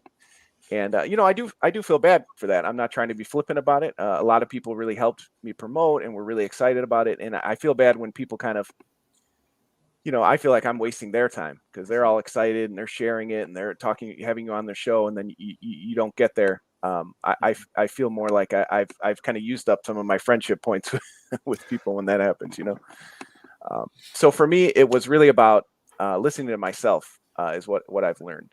If you're not ready, you're not prepped. I didn't have enough of the art ready. I thought with what I had, I had, 10 or so pages, a nice cover. But, a lot of people, when you're trying to stand out in a crowd, you want to get those eye-popping pages on there and get those people who are on the fence, to click the button. So for me, I think, a lot of the boxes weren't checked that I needed to be before I went in. So that's what I've took away from it. And again, that's what I would preach to anybody listening to this. Listen to yourself beforehand, talk to those people close to you. If all those things are not lining up and you're not really mentally ready, Kickstarter, it is a grind. It's a lot. You click that launch button and you don't realize it, but it takes a mental toll on you. It distracts you at work. It distracts you from your family. There's a lot that you can do. And some of it's about, preparing yourself in advance, eating better, exercising, the basics of human life sometimes come into creation too. And that, that could be a panel for another day. We could talk about mentally preparing yourself to be a creator in this field. We'll do that one another day, but I wanted to kind of wrap up with, you guys have already kind of planted the seeds of it, but for me, again, another takeaway is goal setting. And this is something I've talked about in other interviews. The financial goal gets really, we focus on that a lot. You need it, right? You have to, you're paying teams, you're trying to create things, goods and services. We know how that works, right? It costs money to do things. So I think that part is important, and I don't want to downplay that. Again, especially if your budget's tight. I'm okay. I'm doing okay. I got a wife who works. She said she's not going to divorce me because I've sunk money into this comic and I haven't gotten it back yet. So I'm doing okay. But if you really don't have the finances going in, you have to be careful with that. I wouldn't ever want somebody to really go in the hole and be financially ruined because they tried to make a go in comics. But outside of that, there's other goals that we set in comics. And I again, it's maybe a longer topic for another day or conversation, but I think we lose sight of that. Sure, I would have liked to be successful. We all want to live easier and make comics. I would love to wake up and Depowered made $25,000 and it could fund all my other projects. But in the end, you know what? Through another project, I met Kyler. We get to do a conversation today. Yeah. You know what? Seeing my friends and peers struggle like Greg is not something, I want to say I enjoy, but it brings you together, right? Katrina's had a couple lately, she may have, we joked she's been successful, but you know what? She's very open. She talks about it's stressful. Yeah. You don't want to see people stress over the funding, but there also is a camaraderie to it. I met Katrina through her last Kickstarter. We just happened to be on a show together, and then all these moments you have to enjoy that part of it too. And I'm not gonna lie, I came out of this last Kickstarter, yes, I funded, feeling like a total failure because it was such a struggle. And somebody had said to me along the way that it doesn't matter how much money you make. It matters if your backer goal or your backer number goes up. And mine was down by like 13, and I went, well, I failed. Right. I don't have a bigger base because of this. So failure comes in different forms. Right. And I appreciate you saying that. And for me, the backer numbers have been, decent. Even with this one, 127 is nothing to sneeze at. I was very happy. No. But I'm also feeling a little guilty about I'm not growing the true audience, whatever you want to call it. I'm seeing a lot of, friends and peers in the community, which don't take that the wrong way. I definitely appreciate that. But when a buddy of mine says, "Oh, we've been friends for 20 years. Here's $100." I really appreciate that. I really do. Yeah. But there's that little bit of guilt about, maybe I made it, but maybe I'm not making it yet. And there's a lot more to it than that financial goal. So I am glad that you brought that up because, that's part of it too, right? You want to get true readers. You want to get feedback. Greg said, maybe the last one failed, but maybe another goal for his was get readers and get people excited. That was great for me. I had several people, say, "Oh, I really believe in this project. This concept sounds really cool. I wish I had thought about it." And that really energized me to go forward with the pre-order, which again, I've said, I feel like it's a little bit of a mistake, but still, I'm going to take that as a success. And I'm trying, you want to try to focus on the positive, right? And I am going to take that as a success. If I have, my last project, 120 people back, this one 127, but a dozen of them truly reached out and said how excited they were, and that makes you feel good. So again, I think it's about goal setting, not just that dollar amount. Set attainable goals for yourself. Well, maybe this. Oh, go ahead. I was just gonna say that's one of the things that I had put down was, to start small is I thought a big part of it, and then the hardest thing for me in comics and in general is to not compare yourself. Because I see everyone else, other people starting small publishers that are doing great, that are producing 5 or 6 things a year, high quality things. And I'm over here like I've done one thing this year, and so that comparing yourself like that is a really dangerous thing. But it is so hard. It's a balance because you do want to say, oh, hey, they're doing that. I want to do that too. And to push yourself into get outside your comfort zone, but you also don't need to compare yourself to everyone else. And you need to know that, hey, making that many things is not feasible for me. That's just, it's like, I would love to do it, but at the point I'm at right now, it's just not going to happen. And so you just have to be, it's like I said, it's a hard thing to do. It's something everyone does, but you just have to know, like, just, this is what I need to do. Yeah. And one thing I've learned through the podcast, and it's something I like to ask a lot of people is, what's your definition of success? and everybody's definition is very different. Some people are like, I've had one or two people like, I definitely want to write a Marvel DC book. Yes. And then I've had other people be like, I just want to, make comics, have fun. And it's just like it's so different to everyone else. So it's so important to not compare yourself and to just do what you want to do, make the thing. And like I said, still push yourself. But I'm just repeating myself at this point. But just don't compare yourself to everyone else, because that's where you really hurt yourself. Well, I know I appreciate, and again, Kyler and I have not had a ton of conversation, but I knew he was the right person. He's channeling my thoughts. Part of what I wanted to say is that, again, as a social worker, I would never tell someone if your goal is, if Katrina's goal today is to be president of the United States, I would never discourage her from that. But as a professional, I might say, okay, well, what's the first step in that? Well, I want to run for a local office, in my town. Okay, that's a more attainable goal. That's right. I could be president of the village. There you go. Which is a legit thing here. And if somebody came to me today and asked me, it came to me and wanted advice. First off, people don't really take advice. So you're going to try to encourage them where they're at. Like Kyler's saying, listen to yourself. If your goal is to make comics, that's different than my goal is to write Amazing Spider-Man. I'm not saying don't have that goal. I'm saying if that's your only goal, I'm sorry to tell you that's, it's a 1 in a billion chance. So you're going to set yourself up for disappointment. And we all have goals like that. Big goals are great, but, set those small goals for yourself too. You know what? Next time, maybe my goal should have been to go from a $2,000 Kickstarter to a $3,000 and then take it from there.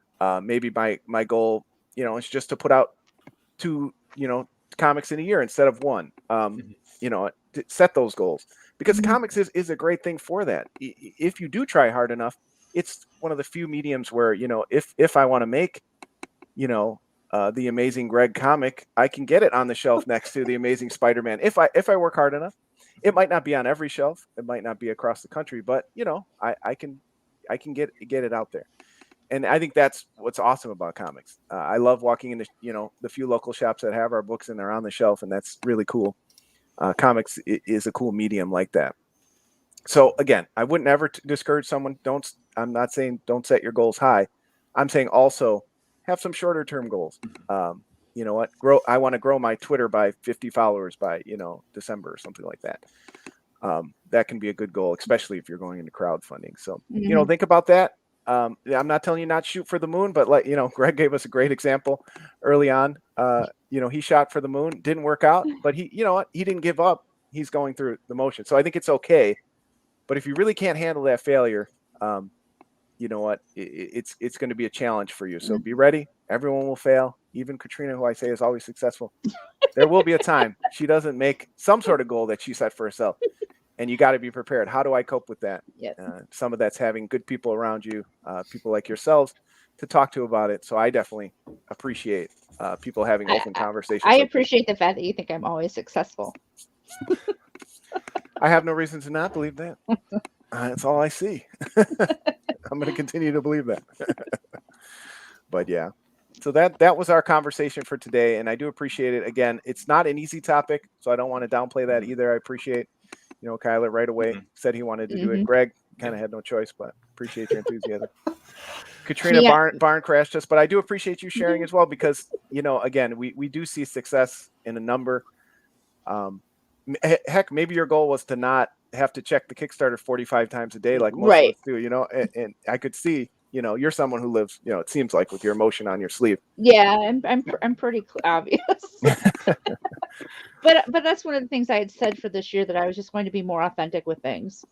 Yeah, and I know everybody's like, oh no, fake it till you make it, and always put on a bright, cheery thing. And I'm just like, no, you know what, guys, people need to know this is stressful, this is hard, and when you have other life things happening at the same time, it can be to the point where you want to stay in bed all day and not check the Kickstarter and not wait for that next shoe to fall. Right. But it's we all work hard to get our work out there, one way or the other. Yep. I thought that was a taco at the front at first. It is a taco. It's a taco. Maybe it's time for dinner. Perhaps it is. Well, Aaron, we apologize for the miscommunication, but we appreciate you. Oh, he ran Well, away. then he's on here. He froze up. Well, Aaron was coming on here. Maybe he can hang out and chat with Chuck for a minute, but I apologize. He also, again, it can be tough to see your peers and your friends struggle, but I appreciate those who share openly, because I think it's important. And I also do think, this year was a lot of people taking their run at, we've had a lot of downtime or whatever. And I think a lot of people wanted to kind of rally and put out their passion projects. And we all kind of came to a head and at least, at least three people on here kind of crossed over. October was a busy month. Yeah, it was in the comics Kickstarter community, especially. And again, that's one of those things, like I mentioned, you can't control that. You can lament it and be angry, or you can say, you know what, I'll come back and fight through this another day. As much as we say comics is not a competition, we all want to succeed, but people only have so much time and money to put around to these things. So sometimes it's just not your time, and you gotta figure out another path. So and I will put this invitation out there to everybody here and those creators who are listening. I'm taking over momentarily, Greg. For those who don't know, I am co-host on Hooligan Alley Hangout on Friday nights. We are on hiatus until after the first of the year. But if you guys, after the first of the year, want to come on and just talk comics, talk creating, if you have a Kickstarter promote, just let me know. Thank you. I've harassed James a couple times, but we haven't gotten together quite yet. But yeah, Braden, you tell him. Sorry. Oh, Braden, that was a private chat. Sorry, never mind. It wasn't a private chat. Listen to Kat. She knows best. I don't know about that. I don't know about that much, but but I am one of the things. I've always been about when I got involved in the comic community has been about promotion and getting everybody's works out there as much as I can. So. Absolutely make the thing. It's Erik Cockrell. Oh my God. It is me. Erik. Oh my gosh. Chuck brought everybody to the party. Yeah. Chuck brings his Chuck usual gang. Except for himself. And then I thought it was gonna be just Chuck and I, and now all of a sudden everybody's here. No, he said he was bringing some people, but I didn't know. That's because he found out I was going to be here anyway. Who's at the bottom here? Who is this? I don't know who is that. What is that? Braden. What part of the person is that? Is the other question. Braden, is that your? Oh, is that your chair? Oh, Hilarious, yeah. You're not bring me in when I'm not it was his here. headphones. We're like, what are we looking at here, Braden?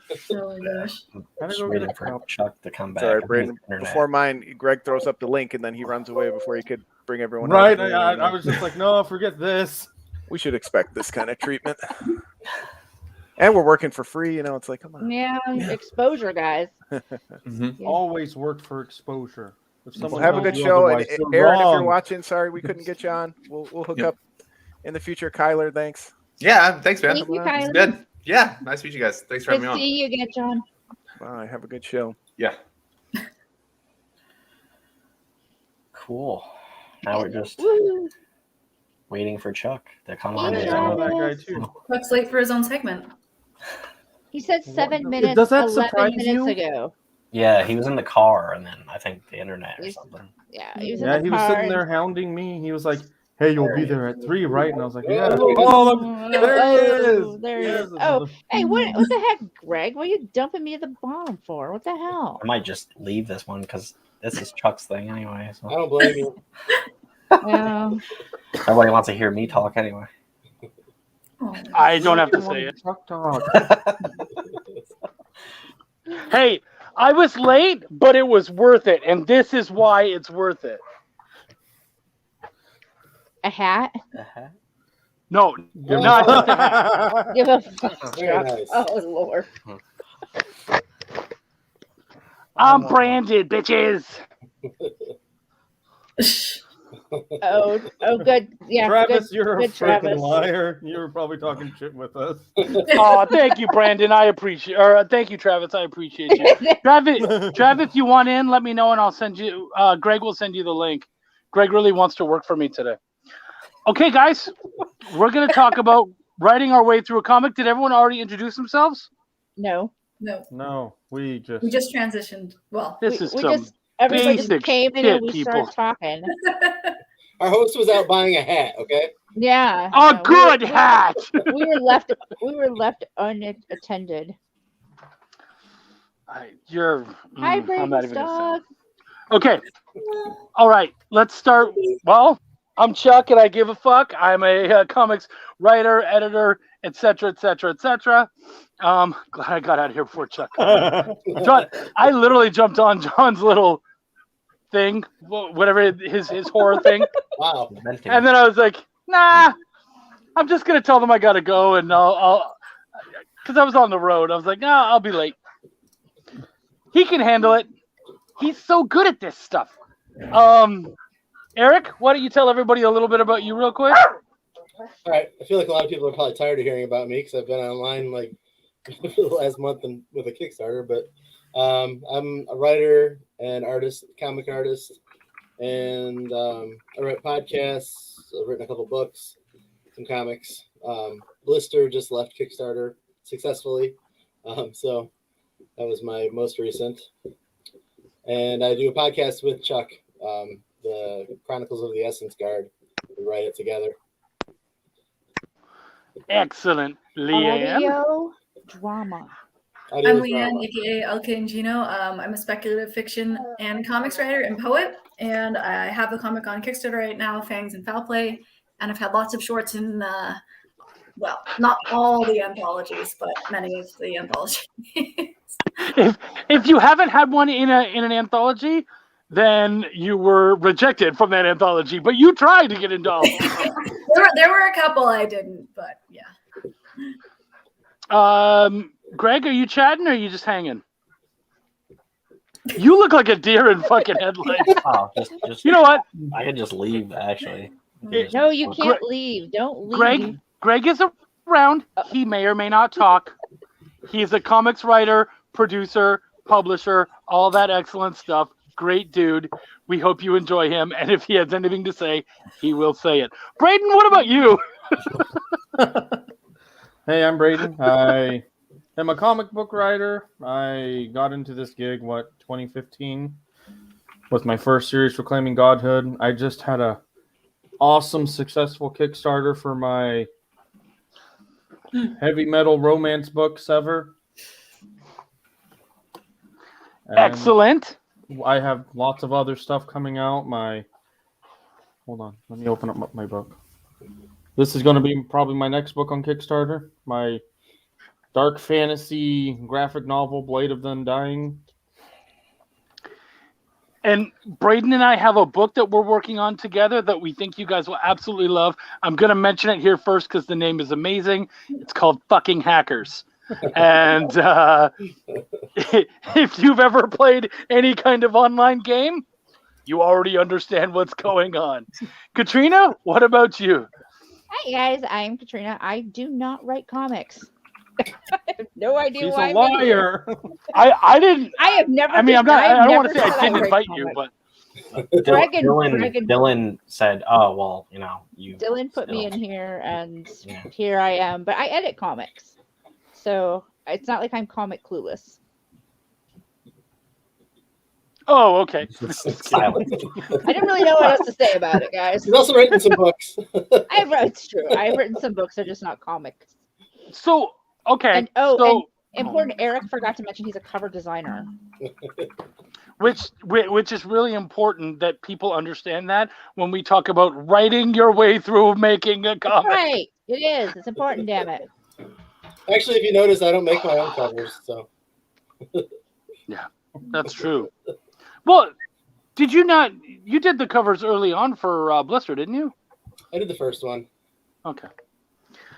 Oh, that's right. Yeah, you didn't even do Hot for Teacher. Okay. Anyways, so we're writing our way through making a comic. So for everybody here, what tends to be? We're talking about like at the idea level. What is your first step as far as kind of taking the idea and starting to actually what is the first thing that you would do? So for Braden, for you, what would be your first step? So what I do is I loosely develop a synopsis, kind of like what I want the comic to be about, what I want the characters to do, how I'm going to get from point A to point B, and then I'll continue with a more detailed outline, and then I will start writing the book. Perfect. I was going to ask Greg for fun. And I write it on like random pieces of paper too, so like. Dude, I have old pieces of paper from when I worked at like all sorts of different places, like Dunkin' Donuts in 1998, and I have like little piece of paper that I wrote things. I actually have a song that I wrote that was then recently turned into like a little 4-page comic with art by Camry Lapka. And I wrote that song in '99 while working at fucking at Dunkin' Donuts. So yeah, man, and that's the nice thing. Anytime you're out, it's nice now that we have our phones and that kind of stuff. But do you guys usually have like notepads with you, or what kind of I have a running text thread to myself. Yeah. You have a what? A running text thread to myself. Oh, that's so smart. Except when I lost I didn't lose the phone, but I lost everything on it, and they couldn't, like, the phone died. I couldn't get my text thread. It's funny. Oh, sorry. Go ahead. Oh, I just use my notes app on my phone. Yeah, that's a good. My problem is I forget about the notes app. Like, it's specific, like the only time I'm touching it is when I'm writing a note, so I never think to look at it. So what I started doing was, and actually it happened because I was coming home from a convention and I had a really good idea for a Belial 2 subplot. So I was like, I'm driving. What the fuck am I going to do? So I just turned on my camera and I started talking. I'm like, all right, idea for Belial 2, link, blah, blah, blah. And I just started like just blathering out stuff. And so I've actually found that I just really have a good time with saving the videos. I was actually going through trying to make space today. And I was deleting a bunch of them. Like, that book's out. I already did that. That's just a terrible idea. What are you even talking about? Were you high? I don't know. So all that kind of stuff. Eric, what about yourself? If I'm at work, I'll usually use Post-it notes to kind of jot down things that come to my head, like while I'm working. If I'm in the car, I will text myself. And otherwise, I usually pull out my phone and use Google Docs. I use Google Docs for a lot. Google Docs is the best. Yeah. I know people who hate it, and I would never out them at all. But Google Docs is the absolute best. I fucking love that. I actually write notes in that too. Like I just bullet points, and I'm like, oh wait, I have the notes app, but I'm already in this. So yeah, like for me, and we'll get to outlines in a sec, but I'll do an outline.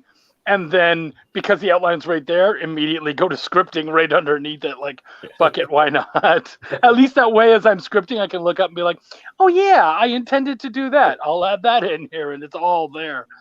I know you haven't written scripts necessarily, but what about for yourself? Like, say, when you're writing stuff and whatnot, Katrina? I have a notebook that is always with me, that I jot things into. And if I'm driving, I don't text myself Eric. That seems unsafe. I use Surrey. Okay. Right. Siri, send me a message. Send me a text. You realize this is an Android phone, right?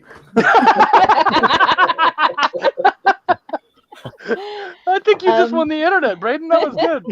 But I'm also known to write notes on Post-it notes, index cards, backs of envelopes, whatever is available at that particular moment. Backs of envelopes is a big one for me. My wife was like, I need the water bill. I need to take it in. I'm like, don't take this one. It has a lot of explicit shit that I had to say about Belial. Let's find a more recent one if we can. Can I just give you the account number? Right. How many people here, and I know I've pushed this one really hard. How many people here push outlines? Like, take that really seriously? Yeah. Yeah. You're not an outline gal there, Katrina? Not for what I write. I am for clients. So is that because you're mostly doing short stories? Because I'm doing shorts, and most of them, like we talked about this a couple hours ago, where I basically I pick the character that I want, come up with a general like problem or adventure they're going to go on, and then most of my stories take me about maybe 20 minutes to write. So they're, fast. I run fast and loose with the short stories. If I'm doing loose, I get it. If I'm doing something longer, more novel length or whatever, I tried to pants a novel once. Learned about halfway through that is a really bad idea. So, I know a lot of pantsers who swear by it, but I can't do it for the long pieces. As an editor and as a writer, I hate the fucking idea of having to rewrite anything completely. So that's why for me that outline is so great. So that way, like I've told clients, I'm like, who will just bring me a script and they don't have an outline. I try to at least go, hey, can we move, shift these these different scenes around at least, and because you have like no action and then your whole end is action, all that kind of stuff. Pantsing is hard. I would agree with that. It can be, but it doesn't stop people. Right. So if I'm doing a short comic, I'll do a quick outline. But if I'm doing a short story, I don't do an outline. Like like Katrina. Depending on how long the short story is, I might do beginning, end, or something, and that's like it, maybe just so I know where I want to end up. But it's a 4-page comic. I'm still doing an outline. Yeah, I've seen it before where usually you'll be like page 1, this, page 2, that, page 3. Like I've even seen you do that with 4 pages, and I like that. I'm like, okay, cool. You already know what your turn pages look like. Like it's all there, and that you just have to fit some space in. Aaron Wroblewski is out there, and he says, outline all the way, short treatment, then outline, then issues. Yeah. Aaron, dead on. I feel very much the same way. What about... So we're talking about writing your comic, but something else that we need to think about is what are you writing? Like how soon are you figuring in, is this a one-shot? Is this a 3-issue mini? Is it an ongoing? Like, is that something, I mean, personally, I would say you should really have that down before you start scripting. But what about for other people? I have a serial killer comic, and I actually put under the title, which is called Serial Killer Comic, because I don't have it name for it. It says one shot under it, so I already know it's going to be a one shot. Good. And also, if you haven't seen the million posts that I've posted this year, I have a whole timeline of all of our comics and stuff. Mm-hmm. So there's a whole timeline of when everything is happening. Chuck doesn't ever want to get into our world building thing because it's super annoying. Well, Chuck does it, and I'm like, let me in. Yeah. Oh. My thing about world building, I love world building as a creator, and my boy, what was everyone's first horror? Okay, we'll come at that one in a minute. It's sort of off topic, but we'll talk about it. But Erik knows I love world building. We have such a blast doing that. The most fun part of working on that podcast. Right? But for editing, I often try to keep myself out of world building for 2 reasons. One, that's the writer's job. If I'm helping you world build, where's my writer's credit? Mm-hmm. Let's be honest, because I'm helping do some of your work. I have no problem, giving some suggestions when I see stuff and all that kind of stuff. But as far as actually getting in there and really helping with the with the world building, I should get some kind of co-creator credit or something. It is extra stuff. Is that my Travis? I've read your books. I'm not surprised you don't know what world building is. Oh, no, I'm kidding. I love Travis's work. Everyone knows that. I think Cthulhu Invades Oz is fucking brilliant. I love all your stuff, but I had to fuck with him because he's such a great dude. But yeah, so for me, I'm like, no, I shouldn't be, as an editor, I shouldn't be a part of world building. The other part is that So I was a part of this sci-fi epic, and they wanted me to know everything. I said, no, I don't want to know that. And they said, okay, why not? And I said, because I am your audience. Mm-hmm. So I should only know what the audience knows, because I'm only drafted, I'm only set up for that one issue, which was basically like a one shot or the beginning of an arc. And so my thought was I should only know what they know, because if I know more than that, then I'm not able to see the forest for the trees.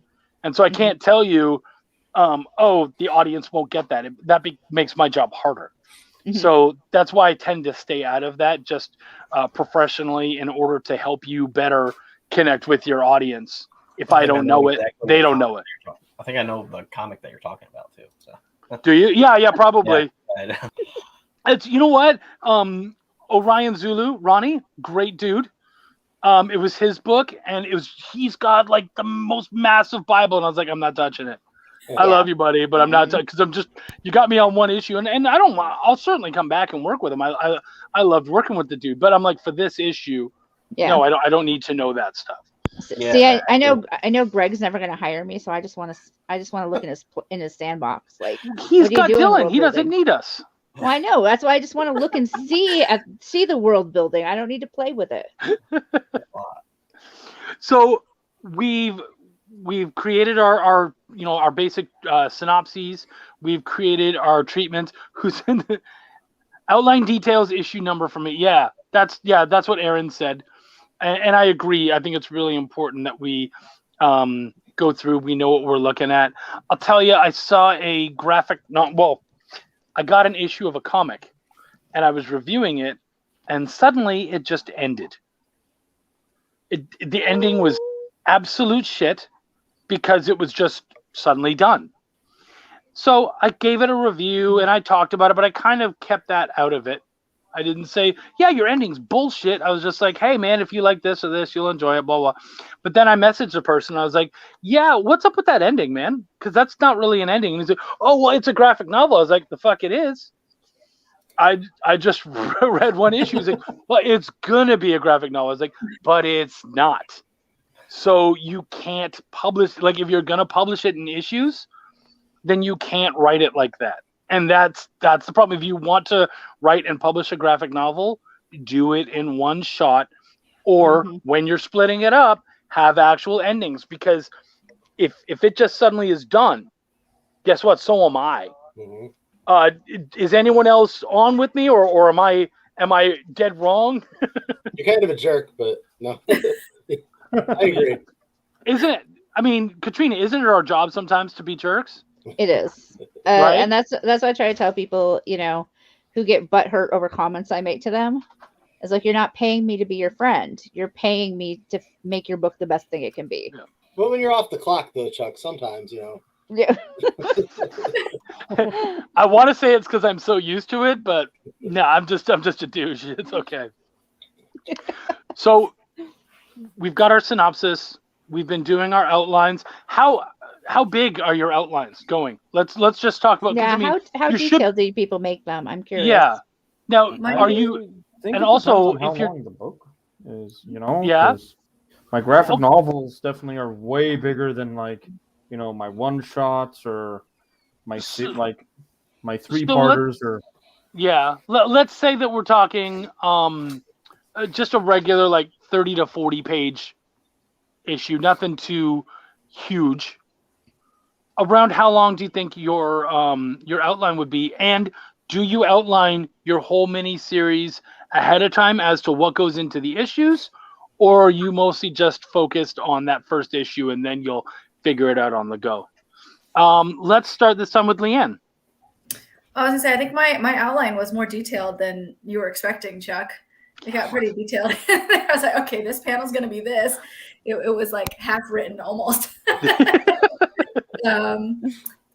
For issue 1 though, I had a really loose idea of how the first graphic novel, once it's all collected together, was going to end. So it was really loose, and I was like, we're going to figure this out later and later.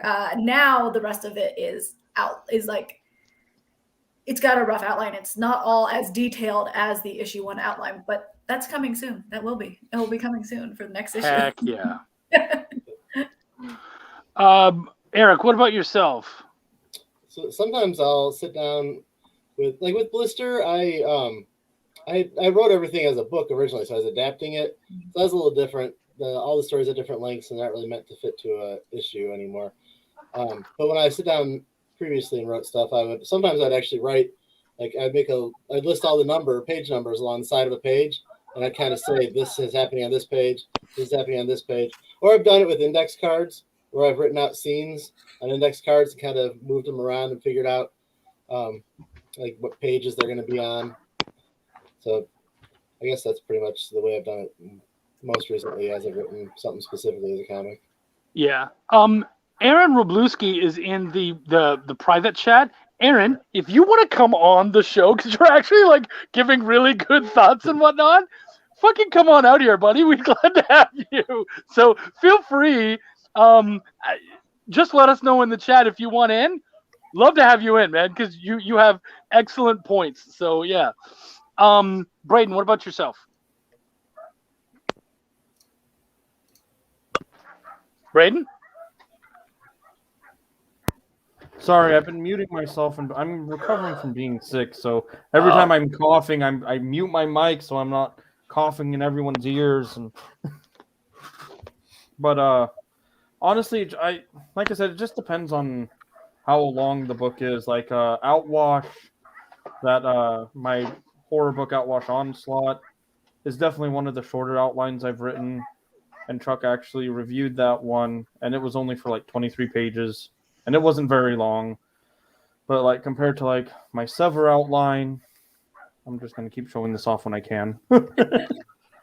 But my Sever outline, so what I did, since it's a 3-part series, I kind of did the thing where I kind of pick what each book is going to be about. So, I have the beginning, I have the middle, I have the end, and then I outline each issue after that. And I think the Sever outline was actually about 2 pages, I think, like just on Google Docs with just bullet points of what I wanted to happen, how I was going to get there.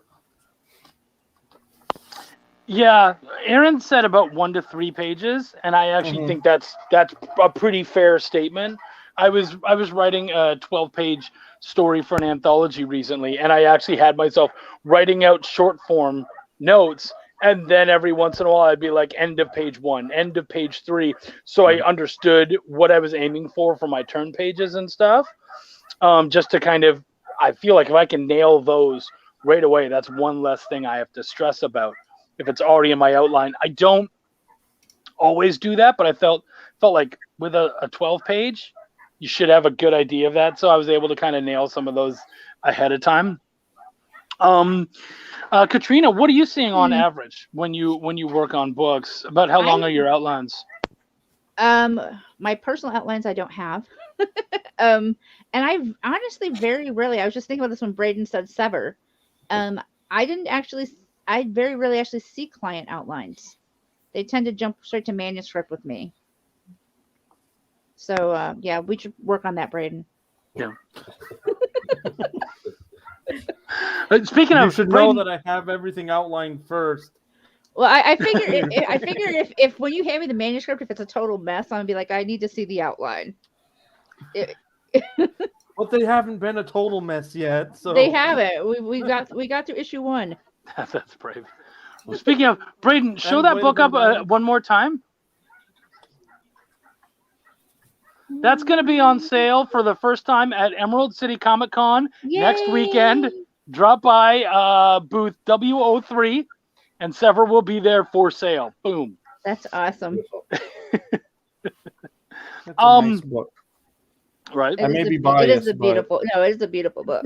Now we're talking about writing comics. We weren't going to go too far into genres and whatnot, but Taylor's been really nice. So, I believe it was the question what your favorite horror comic is, or first horror comic. Yeah, first horror well, comic. like first horror comic we read, or first horror comic we wrote, or yeah, just as that. So I don't know. Let's go with wrote, since we're talking about writing. Has anyone written any horror comics? Yes. Yes, but they're not. Well, yes. Yeah, right. You wrote horror comic. So was that your first horror comic? Yeah. So I was part of a old publishing group called Insane Comics, and we did my technical first horror credit is for the Insane Asylum, which was an anthology that a lot of the creators got into, and we just kind of did it all together. But this is my first actual like romance horror, and I do have a bunch of other horror books, one shots coming out. I have It Was Nobody, which is a story about a kid who's dealing with child abuse and befriends a monster. And then I have Outwash Onslaught, which is a horror book that's from the perspective of the slasher. Yeah. And it's about this guy who was betrayed, and he comes back as a zombie and starts killing the people that tossed him out to sea. And he's in one of those really old school diving suits, and it looks really dope. Sweet. Leanne, what was your first horror? I mean, it's really like light horror, but I had a short in Cthulhu's Hard to Spell 2, and then Fangs is my first like full length. You know, it's also kind of light. But we'll see where that goes. You said that's on Kickstarter right now, right? Yes. Yep. Can we get a link to that? Can I put it in the? I have to find this on. I'll put it in the private if anybody's in the. Yeah, I'll right now. Well, and then you also had, because a lot of your stuff is more light horror, but you had a really fucking dark one that was a part of the 13th Moon, I believe. Yeah, which that one unfortunately did not fund. I think we're gonna relaunch digital only. And then I know that the publisher said it's gonna be out on Indie Planet, but I don't know when. I don't know when that's gonna be out. But that one was dark. That one was dark. And then there's another one we're working on now, which is I think it's gonna be out next year, I'm not sure. We like just started on that one, so we can't reveal too much. Well, and for me, it's fun. I'm not normally a horror guy at all. Don't enjoy necessarily watching them and such, but I wanted to get into a Cthulhu, all right. Send all the links. I'm limited by location because Texas is huge and it takes all right, Taylor, I'm your dude. Just drive to Chuck's house. It'll look good. Right? I'm right between Austin and San Antonio, and I'll get you some horror comics, homie. No issues there. My first story that I ever had published as a writer was a horror story. I wanted to get into a Cthulhu anthology, and it got rejected, which actually the rejection was, it worked out. It's like, if you, so many people fear rejection, but to me, it's such a part of the industry that I think you just got to go, cool, what do I do with this thing next? You know, and where, like, because that story is going to show up somewhere. Where can I get it? And so luckily I was able to get it somewhere else. Nerd Nation was able to show it off. And for me, when writing a horror story, the big thing was I wanted to play off my own fears. Mm. And I love the water, but as a Canadian, the ultimate fear is falling through the ice. Mm-hmm. Because what a lot of people don't understand is when you fall through the ice into the water below and you look up, whether it's open water or ice, it all looks the same. Yep. So you literally are trapped. And so I named it 12 inches from terror, because at every moment you're 12 inches. If you're on top, you're 12 inches away from a watery abyss, a grave. And when you're underneath, you're 12 inches from saving yourself, from living.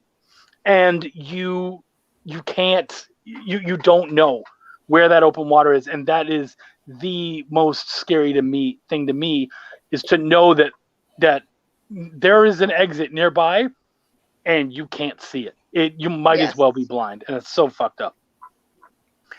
So that was what I wrote about. Cool. So now let's move on to Can I actually. answer? Oh yeah. Sorry, I didn't know you'd written any horror. I have, believe it or not. It's actually on my website. And it's probably really, really bad because, as most everybody knows, I write children's stories usually.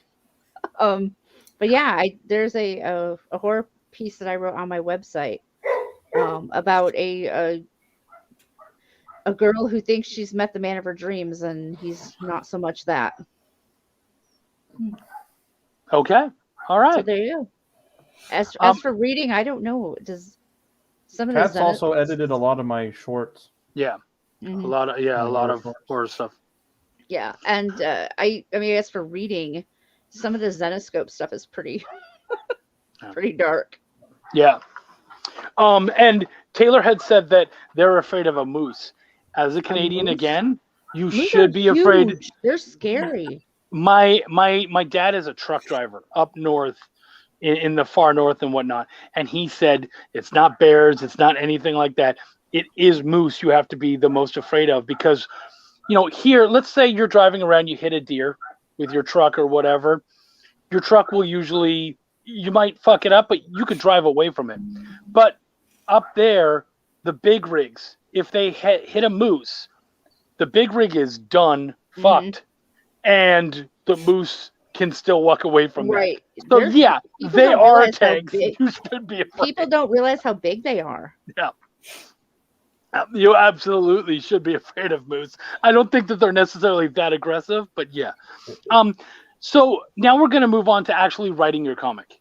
Are there any specific, we did touch on it real quick, but are there any specific programs that you guys like to do in order to write your comic? Like programs to use? Yeah. Go ahead. Somebody say it. Google Docs. Yeah, Google Docs. We all use Google Docs. Well, Chuck turned me on to Superscript. Which is great. Yeah, I do wish that there was an online, like a cloud Yeah. version, though. But otherwise, it's great. I think that you actually, Leanne, have the best method, and that is, and I do that too, but not as much or as well as she does. But she will put it on Superscript, which is amazing because it sets up a lot of your templates and all that kind of stuff, and it really does a lot of that extra work for you. You don't have to spacebar all the time. You literally, like, if you hit a small panel, it's P. Or if you hit a small P, it's panel. And it will number the panels for you. If you hit a big, a capital P and then hit enter, it will start a new page. And I'm like, oh, great. And so, yeah, it sets up a lot of that stuff, the spacing, everything. And it's really great. Cool. And the little sidebar tells me how many panels I have because Chuck was like, you can't have 4 pages with 5 panels in a row. And I'm like, oh, okay, fine. So now I'm a stickler. I know to look for this. Oh, wrong way. Fuck that guy. I totally would recommend I didn't Superscript. use it for like my first 2 shorts, and then as soon as I got into a full issue, it was like, okay. Yeah, no, Superscript is really good. Like I said, it really can help you to set up a template. And I have to say that, especially if you want to send it off to a publisher, the better it looks, the more organized it looks, all the better. And I'm sure that you have some horror stories, Katrina, too, but I've had some terrible scripts. Like, just as far as formatting is concerned, just terrible. So that's what I love about Superscript. I just had one that came in. It was supposed to be a 28-page comic. Eric's already laughing. He knows what book I'm talking about. And all 28 pages of the comic were on 3 pages. Oof. Like, it was just one big mash. Like, there was no spacing between pages, panels, anything. It was just a string of text. Yeah.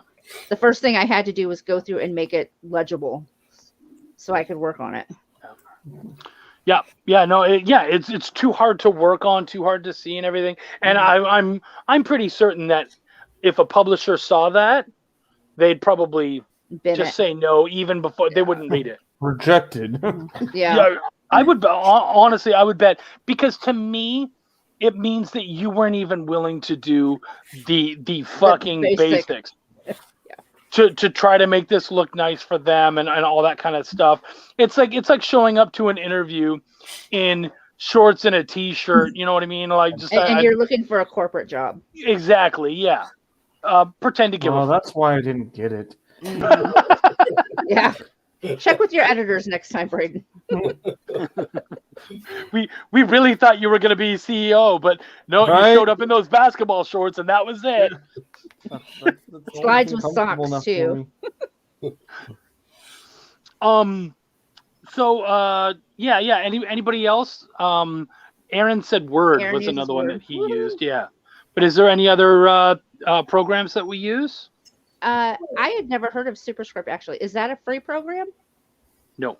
No, but it's Okay. like a one-time fee. Okay. Yeah. I did use a writer duet once, which is for film scripts, free up to like I don't know 5 scripts or something like that. So it's Okay. not a lot once you start. Right. Well, that's okay, because someone like Erik would just come in and keep making new emails, and then just keep making new scripts. New email addresses. Yeah. How many email addresses do we all have? Dude, Erik, how many email addresses do you have? I don't even know. Yeah. I don't either. To extend that StreamYard free deal while we were starting Ustin's house, I probably created 15. It's like every month he's got a new email. He's like Erik 1, Erik 2, Erik 3. That was it. We did finally buy an account, just for the record. Yeah. But now he doesn't remember what email it's on, so Right. That was me with my Venmo account the other day. I believe actually he did it on the real Erik Cockrell. Erik Cockrell StreamYard for real. Dash final. for real, I promise. Final version 11524.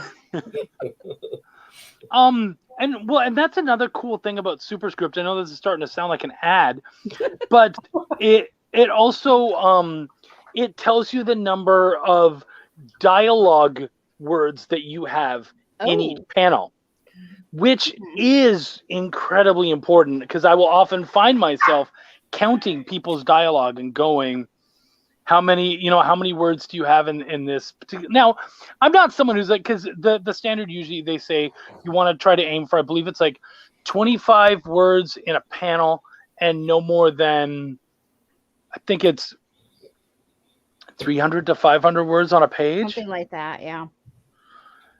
And obviously, if you're, in the 26 to 30 range, we might try to, tighten it up or something. But sometimes you'll look and you'll be like, no, that's not going to fit there. You need that, or you can even look and you go, oh, well, they have 50 words on this panel, but there's only 3 panels on a page, so that's a little more doable. So you need to understand that. But that is something that we have to understand all the way through writing our scripts. So for you guys, how important is that to you personally, as far as how many words are in a panel or how many panels are on a page? Like, is that something you keep track of, or is that something you feel like you'll get yelled at by your editor later on for? Leanne looks like she's been yelled at by her editor. Are we gonna start like counterclockwise? You know what? Whoever wants, you can just jump out if you have something to say. Well, it is important to keep track of your panel layouts and how many panels are on a page, because I've read, oh my gosh, there's this Dark Horse book I read, and I had to return it because like the first 10 pages were just of the same scene, but each page had like 10 to 15 panels of these guys just staring at each other and talking. And I was like, are you freaking kidding me? There's a lot of paneling techniques that you can use too. Like there's the 9-panel spread, which you can use to communicate a lot of information within a page, which is usually, they have the three boxes that take the top third, 3 boxes that take the second third, and the 3 boxes that take the third part of the page. Then, you have like you want to make sure you don't put too many double page spreads in there, or because then you're just or even gonna just clog up your spreads. book. Yeah, Yeah, like like splashes. spreads and splashes are a very. It's hard to do them right. Mhm. Like I think like I used to be all about the double page spreads, but even now, like it's hard for me to even want to do a like this is the only full page spread I've written in a long time. Like, but it's just you want to make sure you pace properly and you don't just have 10 pages of guy with 15 panels that are just dudes staring at each other and say something. I can't even remember the book. It was so bad. Because I'm really interested now. I want to I'm curious. take a look I at it. know. Right? I'm They curious. had what like it's reminded samurai me of. in it or something. I got to figure out what it was because like I was trying to read it and I was like, and this was like in my beginning years as a comic book writer, and I was looking at it and I was like, this is really lazy writing. You're just, how bad is it though? You're just getting started out. You notice something And like you that. And you're like, recognize it. I could be famous. Like if this guy can I get can it, do like, that this too. would be okay.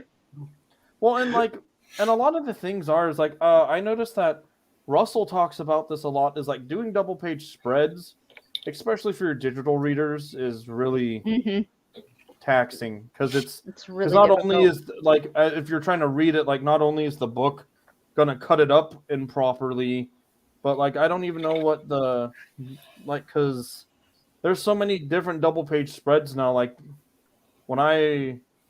back when I first started, like a lot of the double page spreads were, it was just like a big poster image, and then like a Jim Lee wraparound cover.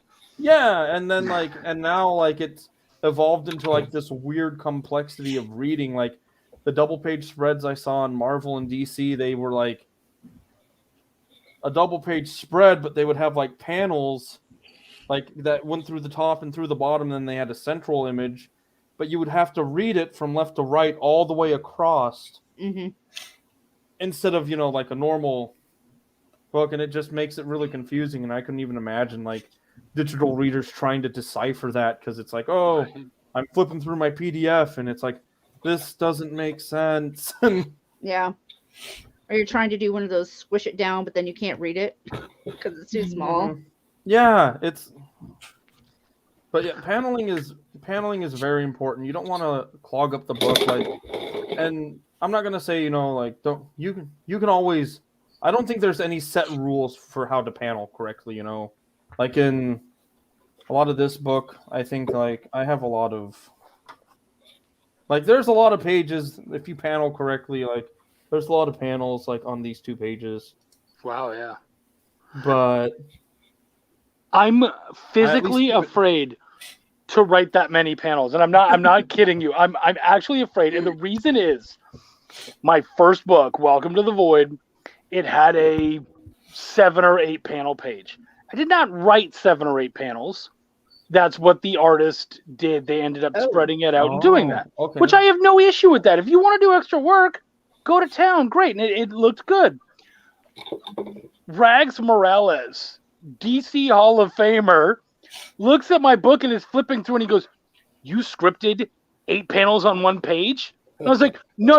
He's like, "You do not do that. That is not okay for artists." And I was like, and he just ripped into me. But and I was the artist did it. I think it depends on the artist too, because like Tim, he was able to tackle these layouts really well. And if there's like, you got to be able to communicate with your artist, because if they're like, hey, there's too many panels on this page, is it okay if we cut down a few or combine something? I'm actually dealing with that with Outwash right now. Like the artist was having troubles with one of the pages and asked if they could do something else, and I was like, yeah, that's fine. Like if it, as long as the essence of the page is still there, like if you need to make adjustments, please do. It's funny because I was always told, when I was learning how things were happening, on average, on a page for panels. In manga, it was 3 to 4 panels per page, and in American comics, it was usually 5 to 6, which sounded about right. But I've been like, when I look at a lot of manga pages, I actually find that especially when they're, because so many of them tend to be smaller, when they're regular sized, they end up having like 9, 10, 12, whatever panels. And I'm like, are you guys allowed to do that? Like, did you talk to the manga council? Make sure that that's cool? Did the manga king approve that? I think I don't go think ahead. there's like a wrong way to panel something. Like, as long as you can make it clear and like, but you don't want to be like crazy and just make your artist's life miserable, because well, and of course lettering is something else that we all have to consider, guys. Exactly. Like, you always have to make sure you have space for lettering, because otherwise a lot of that good art is going to be eaten up by bubble work. well, yeah, exactly. And if you're doing 9 panels, 25 words per panel is not going to work anymore. Mm-hmm. You know, we're going to go way over. You're going to screw up the art, all that kind of stuff. So yeah, that's a bit of an issue. Do we have to be ending pretty soon there, Greg? The thing after this is like a fireside chat, so it's like just a hangout, and like people can sell their stuff if they want. Oh, so fuck them. We can go over their time. Is that what you're saying? It's nobody really. It's like whoever wants. It's whoever's hanging out. Yeah. Okay, we're gonna talk a little bit. We might go 3 or 4 minutes late, so we'll talk a little bit, and then I'll give everyone. Okay, thank you. You're a keeper, Greg. I'm so glad you stuck around. So, anybody else, is that like a concern? Are you really thinking hard about your panels and your page? Your panels and stuff. Most of the words I use are 4-letter words in my book, so they're so they all fit. Keep it short. I do like 6 panels usually, unless if it doesn't need 6 panels. But I don't try to go over that unless if. Yeah, just like I said, it just really depends on. Yeah. Because like there's ways to panel, like there's other paneling techniques and that you can use, and it's true. One thing I'm counting a lot of my panels like real quick just to see. That's how I get in your head, Brian. That's how I get in your head. Looks like I did a good job averaging at like at least 5 to 6. Well, so Taylor was saying, you know, it's not really that big of a deal. You know, it's easy to say that, but the brain does get used to things, and so I'll see people where it'll be like 6 panel, 6 panel, 6 panel, 6 panel, and the eye gets bored. There's no real pacing to that. Mm-hmm. It's just kind of, and so even if there's action going on your page, you're not treating it like action because you're not making your panel counts any different. They're not any bigger, any smaller, or anything. Well, and like, so it's not really many changing. Ways you can cut panels, like so, like here's, like these are both 5-panel pages, but like you cut them differently, you know, and you develop a different like. I love that this is quickly becoming an ad for Sever. Remember, now in comic shops, you can pick it up at the bonfire press table. Here you go, Greg. Anybody else have any? There you go. Yeah. Hey, wait, no. Go get your Sever books. No, on the flip side of the panel thing, if you have too few panels on a page, the comic feels really like you got cheated in the end. You finish a book in like 4 minutes because there's like 3 panels in each layout. Oof, or less. That would be rough. Yeah, 3 panels on a page, like per page. Right. Well, and I mean, you can get away with it now and then, you know, if you really want to show something off or whatnot, or slow down the action. I think it's fine now and then. It's just when you get you a don't want a whole it's book all like one that. panel, like a bunch of splashes, a few double panels, like. Well, and of course, I always have to tell this story. I'm sure all of you have heard it before. But guys, when doing splashes, especially double page spreads, make sure that it's on the even side, then the odd, not odd, then even. Because that is the same piece of paper. And you have fucked yourself. And I've had to do that with someone before. I had to message them because... Right, page spread because like I said, it's really hard for the digital readers to just do Well, double yeah, of pages, course, yeah. and that is something to consider. But yeah, if you do your double page spreads, I had someone do a double page spread on pages 5 and 6. So when you're reading your comic, yeah, you've opened up, but that would then be on the same piece of paper, that little double page spread. Yeah. So be careful of that. The numbering really matters, and sometimes I've seen people have to like write it out, or have eventually it should just be a thing. Your turn pages are on your odd pages, on your odd pages. So 1 is a turn, 3 is my turn, and I'm always thinking like that. So I would definitely consider that when you're going. So how I get this from writers all the time. I don't usually have the same issue because but how often do you feel like you have to go over your script before you're even willing to submit it to your editor? So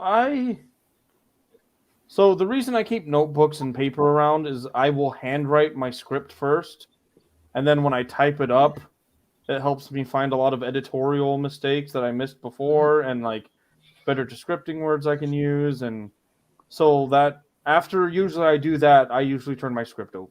Is because I feel that like doing that first initial rough draft and then typing it up really helps you clean it up a lot. And that's what I did with a lot of my scripts. Bladed Than Dying I did that way. Sever I did that way. It was Nobody. Outwash was the first one that I submitted pre-outlined first because I'm a dick like that. Way to go, Chuck. I can own it. I'm fine with that. Erik, what about you? I mean, I know that you haven't worked with a lot of editors, but yeah. Sorry, I've been getting mauled by a dog for the last hour. He's so cute, though. I keep wanting to go, hi, Eric's dog. He is all over me ever since we started. Can you repeat the question? I was listening, but I was listening, but I wasn't listening. How many? There's the pug. There he is. I'll get my dog to come in. I've had a cat on me for like an hour. I like that. That's the best part of dialogue. You can talk to yourself and not look like a nut job. I mean, no, you still look like a nut job. But if you're doing it in your own room, yeah, you're fine. There you go, Greg. Show us the dogs up close.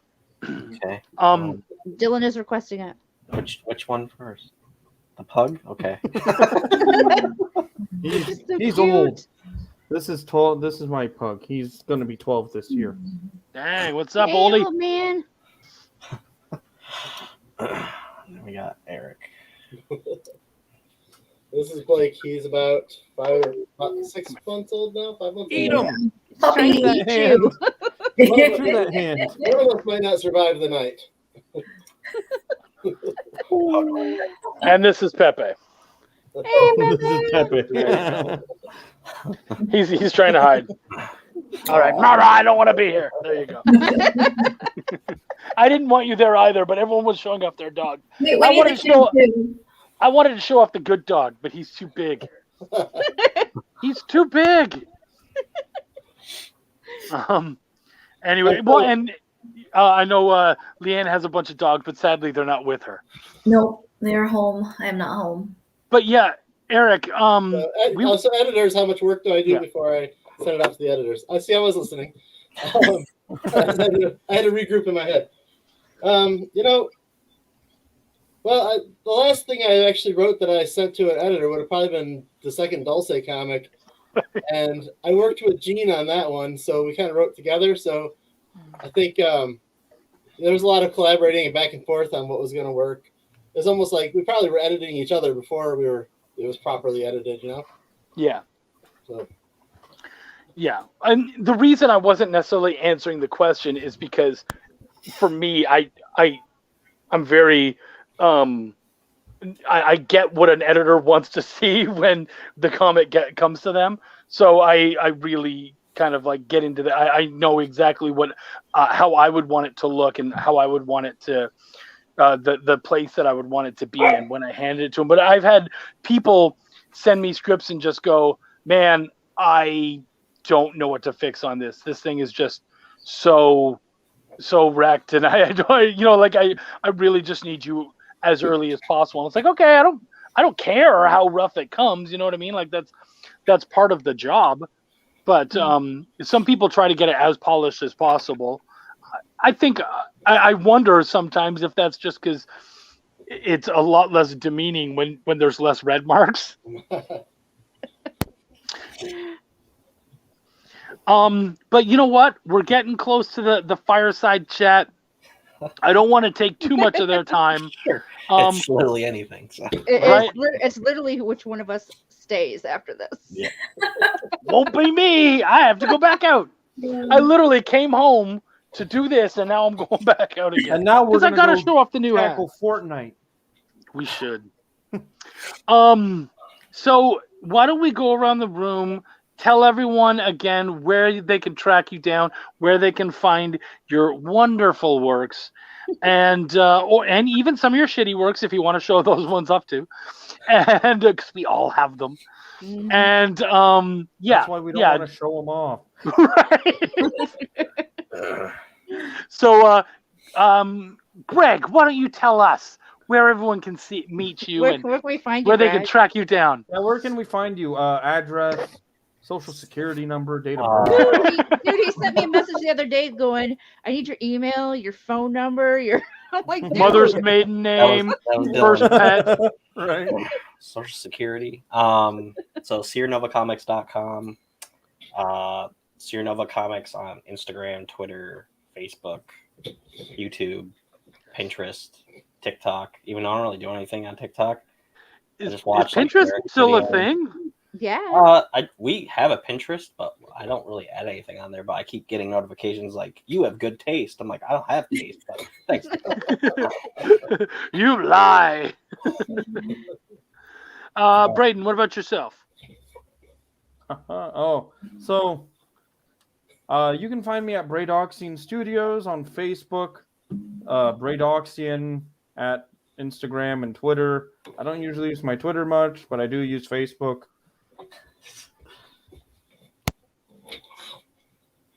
I do use Facebook and Instagram a lot, and I will be making a shop so you can buy Sever. I'm not going to show my older books because I'm not a big fan of those books. But Sever. MySpace. MySpace, that was great. Katrina? Yeah, you can find me at catscratchpress.com. That's cat with a K. Facebook, Cat Scratch Press or Katrina Roets. Twitter, Katrina Roets, and Instagram at Life with Katie. Okay, and Aaron Wroblewski wants you to know that you can track him down at facebook.com/Aaron WROB. Aaron, you were a big help. Thank you, man. Thank you for coming in, Aaron. You. Thank you for, I guess, like coming in, but not.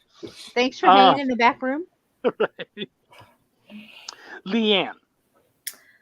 You can find my comic on Kickstarter right now at fangsandfoulplay.com, and then social media at Headless Gnomes, and headlessgnomes.com is my website. So that's Instagram, Twitter, and Facebook for Headless Gnomes. You can also find me at LK and Gino. Just has a little bit different content. Again, Instagram, Facebook, and Twitter. It's like one of the social medias. And I'm also on Medium at LK and Gino, but I haven't been super active. I actually have plans to start putting a little bit more on there sometime soon. So I'm thinking all my rejected submissions are going to go on there. Well, and sadly, I mean, Eric, you barely have any Twitter handles, right?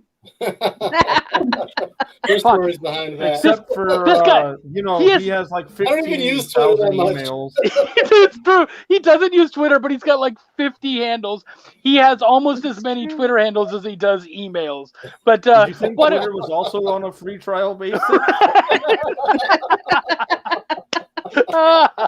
That's great. Why don't you tell us where the big places we can track you down, homie?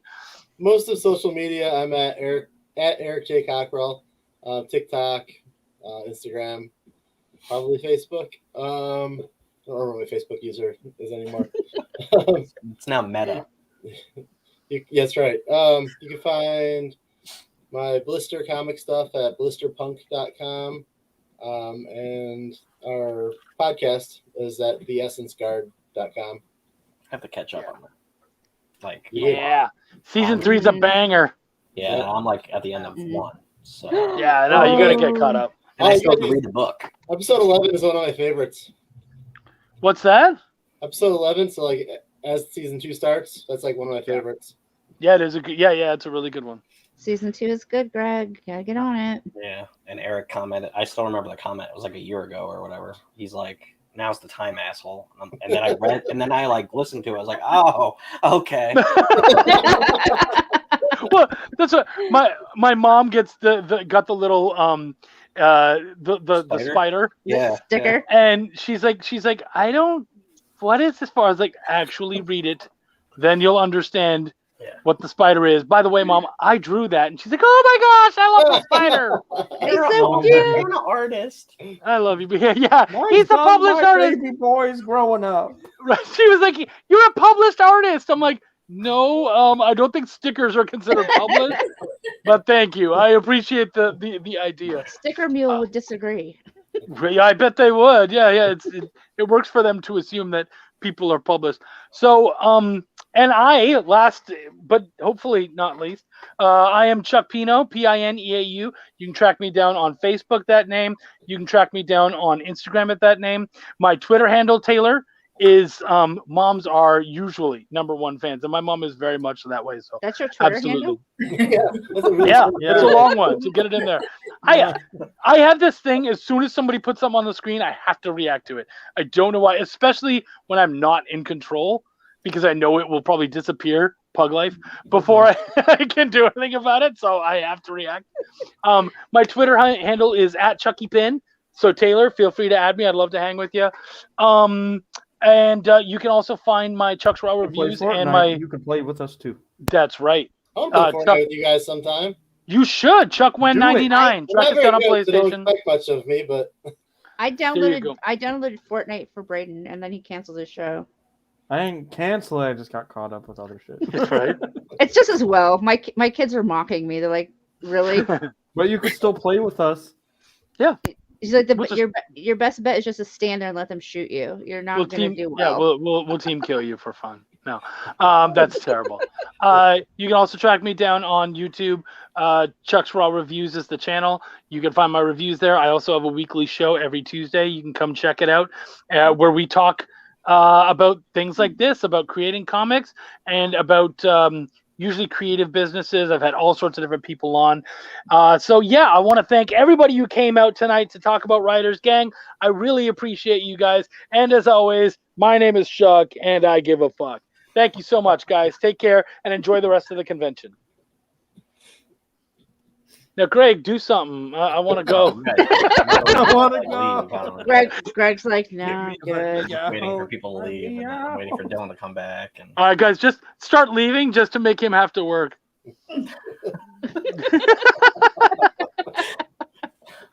Hey, Chuck, I do want to touch base with you sometime soon. Like, no big rush. I just want to show you. And then that's when you leave, Chuck. Erik, I only get to touch base with Chuck. Okay, well then I wanted to, never mind. I was gonna say something and I won't. Yeah, right. I was like, the last time somebody tried to touch bases with me, I had to tell them, sorry, I'm married. Thank you very much. No, Erik knows what the I just want to fill you in on the magic disappearing client. Oh, okay, yeah. No, I'd love that. Yeah. So we're good. We're just sitting here. If anybody wants to come by and talk about the Fireside chat, have a good one, Leanne. You look like you want to leave nicely. Yeah, I gotta go get stuff and then get to dinner. So good. Enjoy your time. Happy holidays. Now there's Aaron. Hey, Aaron. Thanks for being on the show, Aaron. We appreciate you, man. So, what are we setting fire to? Maple syrup. Ooh. You fucking beast. Wow. I will kill your mom and destroy your car. You don't touch maple syrup. Yeah. Because not everyone cares so much about their mom, but we all need to get to work. All right. And that's the next horror comic. Dylan, good seeing you, buddy. Take care, man. Nice seeing you as well. I got to bounce. Yep. Thanks. See you, Eric. Tim Flane, good seeing you, man. Have a good one. And guys, thanks so much for having us on. We appreciate it. Yeah, thanks for coming. Greatly appreciate it. I'm also gonna probably bounce for a bit. Okay. But thank you for having me. Good chatting with all you guys. Yeah, let me know what's up next, Braden. Yes. I'm all eager. When I get to it, yes. It takes time to write these things. Honestly, I'm taking after Well, Sever, and I already have my next few Kickstarters planned, and Sever will be probably one of the next things. Part 2 will be one of the next things I work on. Okay. After I get some of this other stuff done. Sounds good. Because I have to do Blade of the Undying first. Yes, and I am excited about that one. I can't believe I didn't realize it wasn't out yet. No, I just made the final payment to Damien, and he's gonna pump it out. That's awesome. I can't wait. Alrighty, guys. Well, thanks for having me. Have a good night. Ciao. All right. Greg, did you forget the marshmallows? Oh man, I was promised don't have them. marshmallows. That's I'd like I to gotta invite go. somebody else, but I don't know. Somebody come and talk. I put a post up like 6 minutes ago. I'm like, if anyone wants to join, but no one's gonna see that because Facebook's terrible. They are absolutely rotten. We have 100 backers on our Kickstarter, by the way. We just That's awesome. got it earlier when I was just randomly looking. I was like, oh, that's literally awesome. my last goal that I wanted. So That's honestly like my number one Kickstarter goal. I mean, the money, yes. I mean, you obviously want to get funded, but absolutely 100 backers would be just like it's. We've What's never the most had. you've gotten? 68. Ooh, that's close to a nice Yeah, one. we had 68 on the first one, and this last one was like 53. So never- that was a blow. But The only Kickstarter we haven't had 100 something backers was the first Chronicles of Horror. And that was it. And that's I'm not sure if it was because of the timing.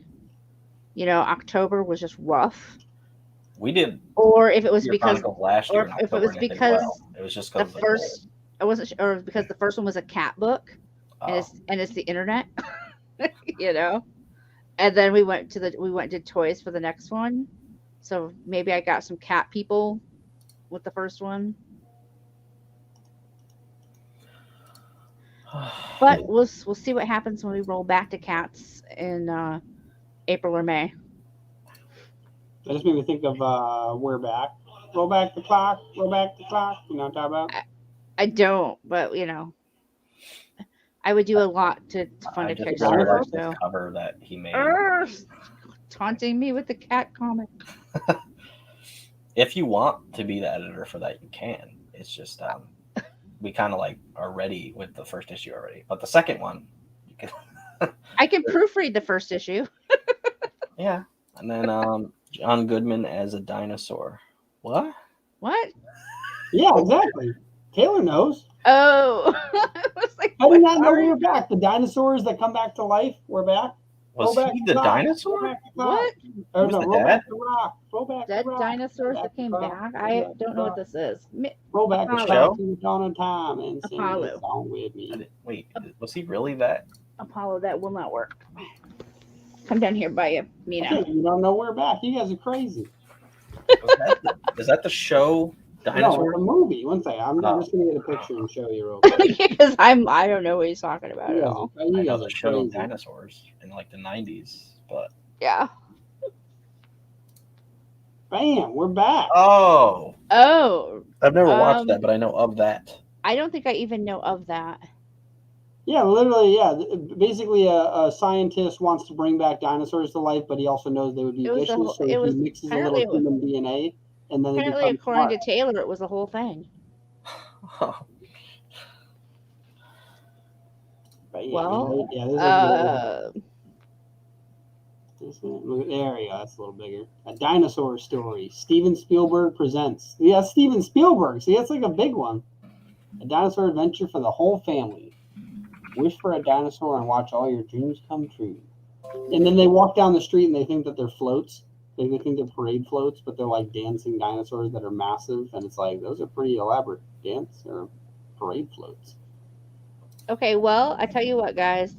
If anybody wants to send me $14.99, I'll buy it on Vudu and watch it tonight. On Vudu? On Vudu. Is that the only place it is? No, but it's where I buy all my digital movies. Gotcha. Oh yeah, this is when they turned evil. Because they took out the human DNA, so they went crazy and they almost ate the old man. No. And that's him realizing he regrets it because he still had a little human DNA left in him. What? Yeah, I've never seen that. I just Ah.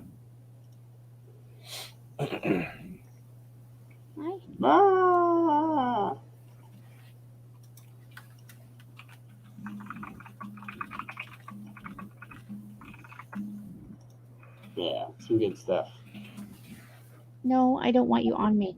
The cat, oh, look, the other one behind you, too, is like, man, it's time to take over the stream. Yeah. The crows ate that dude, too. Oh, yeah, and all was left was the bolt in his eye, the magic guy. so weird. No, I can't believe I've not seen this one. Classic. I'm usually on top of my children's cartoons, or children's movies, but. And it's a Steven Spielberg one.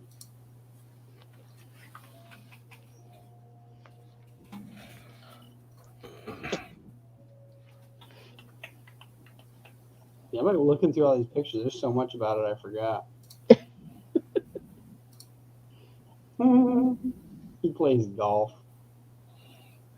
Oh, it's got a whopping 38% on Rotten Tomatoes.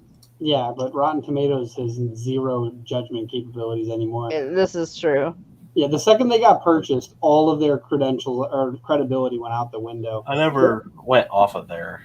Well, Yeah, no, they used to be really useful. I remember looking at that and I would judge that, and then I would buy movie tickets before I'd ever go and see it. And then it was like, I don't know, 5 years ago, whatever, they were purchased by some major company. And ever since then, slowly but surely, they've gotten awful because they'll get like movies or TV shows or whatever that'll have like 100% rating from critics and like a 12 from the audience. And the audience is semi-reliable, but sometimes they don't have it on yet. And then then I've seen the opposite where like the audience has like 100% approval rating and they're like a 30. And it's like that doesn't make any sense. Like, who are your critics? Like, they're all paid people. That's what it is. Or not paid if they're giving it bad reviews. Yeah.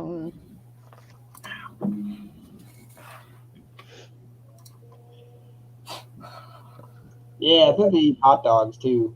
Yeah, that's the other thing. There's a bunch of dinosaur stuff because there was like the Land Before Time and We're Back. Yeah, I remember those. Yeah. Yeah, all 17 of them. Yeah, the girl that played Ducky got like killed by her dad. Or something. Really? Yeah. Oh, I didn't know that. She was like 4. Wait, what? The girl that played Ducky. Yeah. She got killed by her dad. In real life. Not the dinosaur. You said in 4. So I thought you meant real life. Then you said in 4. No, she was 4. She was 4. Yeah, we both heard the same thing. I thought you said like in the 4th movie or something. I'm like, wait, now I'm lost again. I'm lost in the Land Before Time. I don't even know how I'm like still awake and stuff. Well, I did drink a bang today, but like she bang. You know, that lasted. Oh my god, I forgot about the little T-Rex that becomes a friend. Oh. That's why she lost her voice in the second movie. Oh, that's really sad. Yep. Oh, that's dark.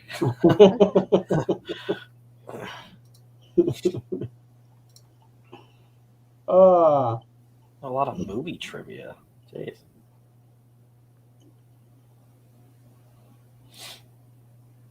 Internet opinions are like farts. Some are funny, some are offensive, some are just shitty. The first movie I'm seeing in theaters in 2 years is Spider-Man. I haven't seen that. I haven't seen a movie in theater since Joker. So. We went and saw something, and now I'm trying to remember what it was.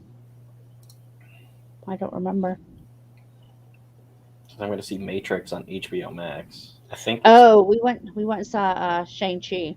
I wanted to, but I still have to see that. Yeah. then I found out that Disney Plus was gonna just have it. And then I waited for that, and then it was awesome. Oh, we went, and Yeah. I mistakenly did not look right before we left the house at what the seating was going to be like, because the theater that we go to has assigned seating due to COVID. Assigned seating actually started before COVID at the one that I used to go to. And well, if I had looked in advance, we wouldn't have gone because it was packed. Oh. And I looked like 2 days before, and there was like nobody had bought tickets for that showing. Apparently, everybody decided that day to get tickets, and literally, like, it was packed, and I was just so distinctly uncomfortable because there were so many people breathing on me that I couldn't properly enjoy the movie. I was like, oh. But yeah, the kids are talking. We usually try to go to the movies like for Christmas, and the kids are talking Spider-Man. But I will check in advance. Yeah, it's probably gonna be packed.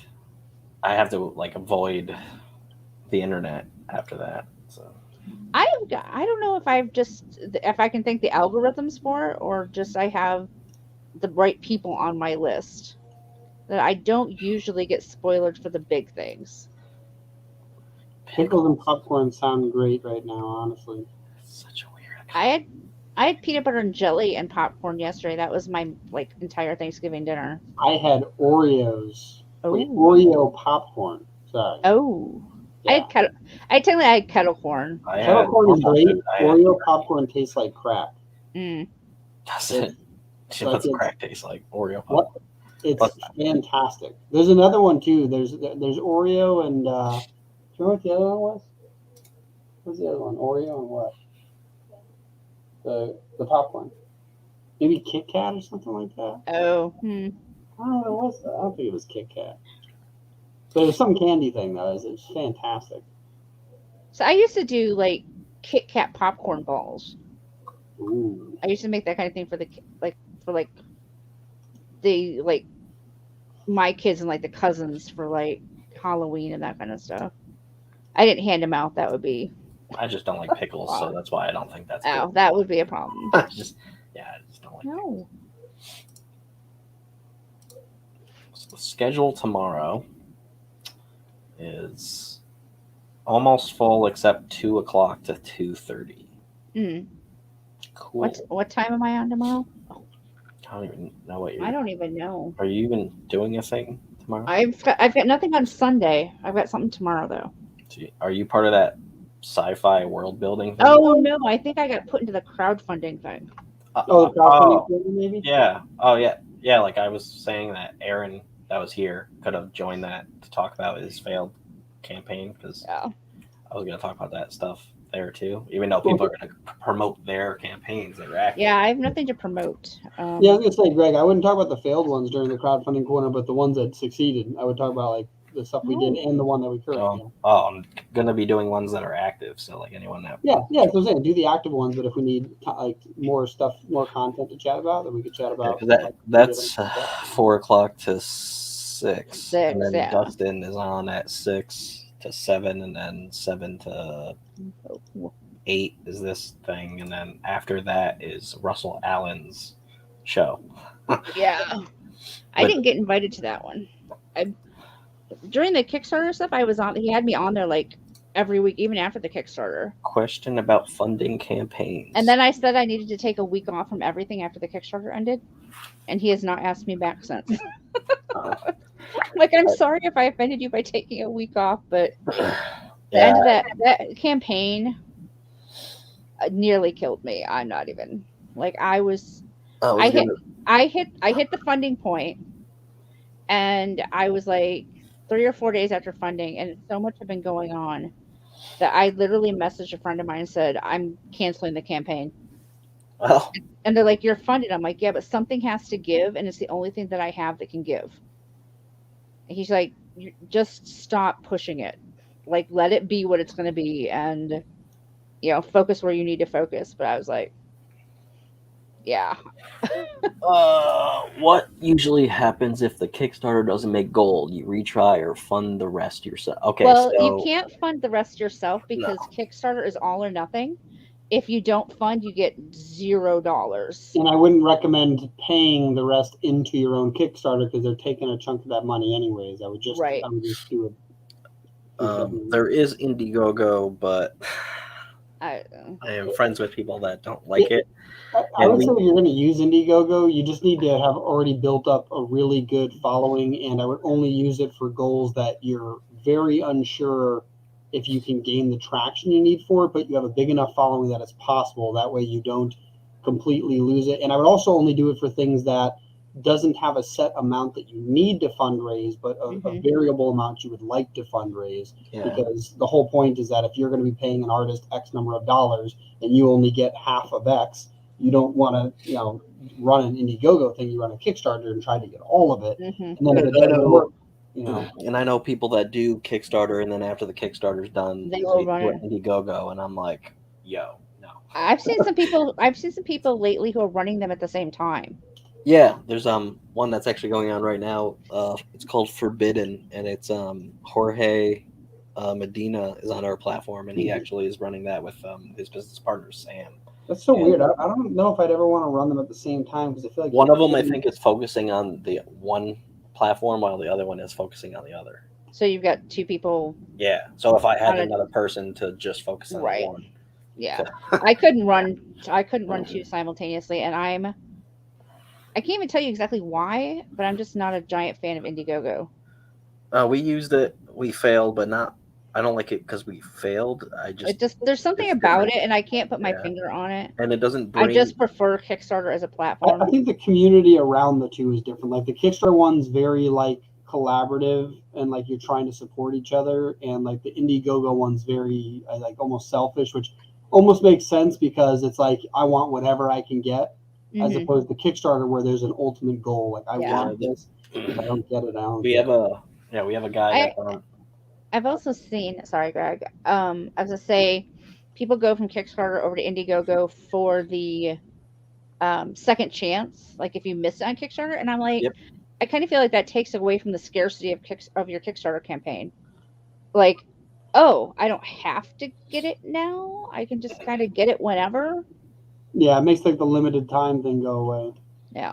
Yeah. Like there's some people that do like exclusive things depending on the platform and stuff, so I get that, but like I don't know if I would just do that just because running a campaign is a lot of work. It is so much work.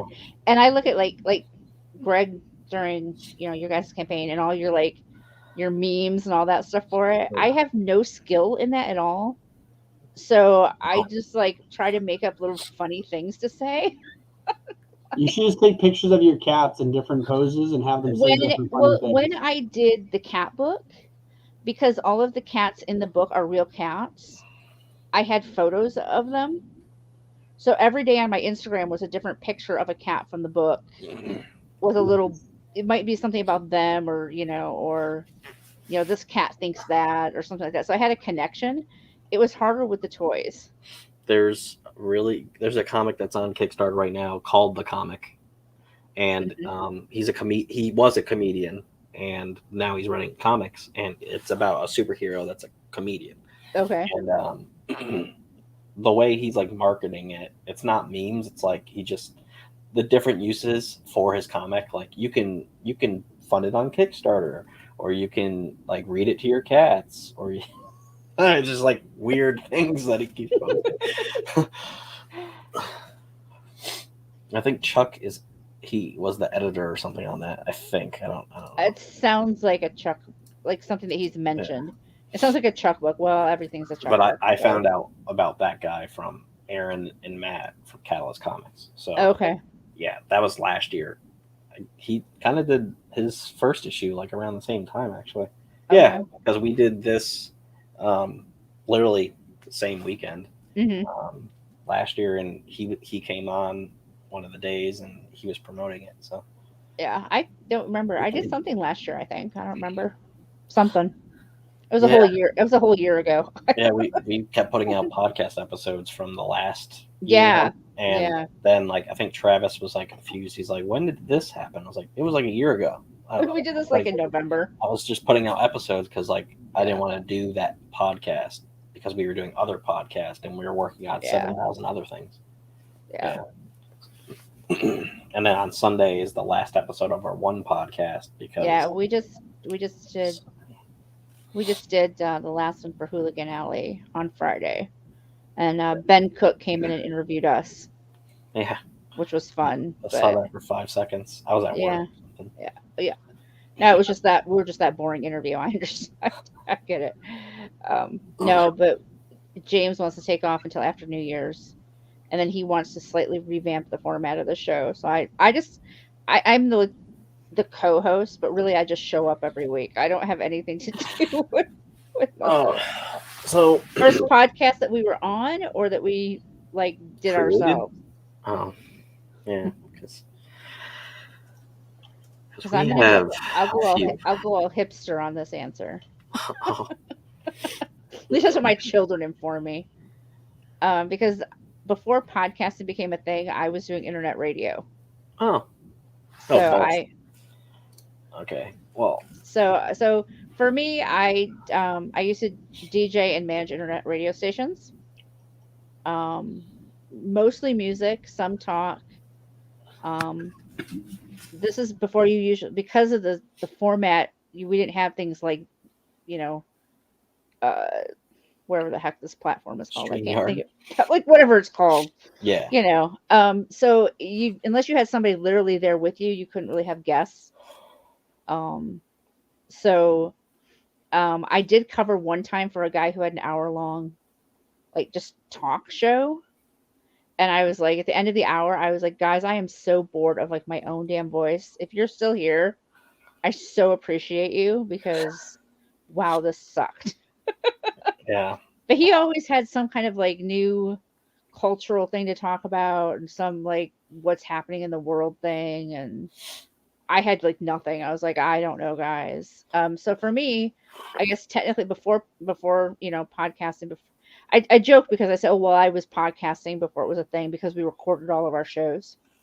So you technically could play it back later like a podcast. First show I was ever on. Ooh. I've done a few in the last couple of years. So I'm trying to remember who my very first one was, and I don't remember. Maybe Hooligan Alley before I became a co-host, but probably not. I honestly don't remember. There's just been a lot. And you're muted, Dylan Dylan. is muted, so I don't know why. That was the first podcast you were on, is that what you're saying? Well, I'm trying to remember, and I honestly don't remember. I don't think so. I think that what was the one that it doesn't exist anymore? The beard Comics and Beards and Comics? Beards and Comics, maybe? It does still exist. It's Does it? just like Different format? Yeah, slightly. Like I'm not saying I'm copying them, but we basically just have the same ideas for a bunch of things. But their podcast was turning into like when's your Kickstarter coming or finishing, and I hated that too. So that's why I did the live thing on here, and I just do like once a month. I am like you could promote your Kickstarter and stuff like that, but I didn't like our podcast going towards that way because there's already other people. Well, and I was trying to think the same thing on other shows. Yeah, I think the first podcast I did was because I was promoting the Kickstarter at the time. I think I feel like I've just been around podcasts forever now because I feel like there's so many that I've been on 2-3 times, and I now know mine. I was like looking for the name of it. So the first podcast I'd ever listened to was the Tim Ferriss podcast. The first podcast I was on was Ben's Business podcast, where I was interviewed by a friend of mine in business. And then the first podcast I started, I think actually might have been the Sierra Nova Comics one, because I did a marketing one after, but I think the first one I did was actually ours, the Sierra Nova podcast. Yeah. the first one we were on was my friend Giovanni's podcast, which was the Mighty Pen. Oh, you know what? I did. Okay, I lied. I did remember. Okay, the first one I was on was Tyler Carpenter. Oh, back when he, I guess. Yeah, like Draw and Talk, or And it's Draw and Talk now. It might have been called Draw and Talk then. He had me on as a guest judge for a pitch competition. Oh. And I remember being so incredibly nervous because it was like the first one I'd ever been on, and what did I know about people pitching comics? Yeah, I was like, I had to do that in October, and I was like, I was just drained in that month. But yeah, so that was the first podcast we were on, was the Mighty Pen. He kind of canceled that, I think, and he kind of like just updates it when he feels like it, because he's busy like writing his novels and stuff. Mm-hmm. And then he has a side business that's doing very well on YouTube, and it's like 5-minute knives. Okay. Yeah, that's a better niche. And then so he used to have this like D&D type situation thing, and he was like rolling dice. So he interviews you, and then at the end of it, like halfway through the show, he rolls dice, and then he like picks certain things, and he just comes up with a story on the top of his head. Oh, okay. It was awesome. And then he ended the show. Basically, it's not really a thing anymore, but he just didn't feel like doing it that much anymore. And then I started feeling like that for the 20,000 shows we have. But our first one that we made was Sierra Nova Podcast, and then last year we came out with Breakfast Talk, but that's ending literally Sunday, our last ever episode. And then we have another show called Brunch Bulletin, and that's gonna just go on our subscription service thing. Okay. And then we have another one that's just a video series that'll be on our YouTube only, or Buy Me a Coffee thing. Okay. Now, why Buy Me a Coffee versus coffee.com or Ko-fi.com? KOFI. Yeah, KOFI. Just curious. It was the one we ran into first, and it's also like I think the other nice thing is that a lot of people they like to do the .io and like the weird websites and stuff. Yeah. And like Ko-fi, like I know it's coffee, KOFI. Right. It's already a weird enough name to try to explain to someone when buymeacoffee.com. Right. Is so straightforward. Because I found Ko-fi like right before we set up the Buy Me a Coffee. Okay. Site. And I hadn't heard of Buy Me a Coffee until you guys started talking about it, and I was like, oh, that's okay. And even though it's a long name, it's so easy to remember. Yeah. Because there's so many different platforms now that have promoted like for only just the cost of a cup of coffee. You right. Can do this. Like even Pixabay, the royalty free video site. It's like buy the creator a coffee. Like that's a normal thing.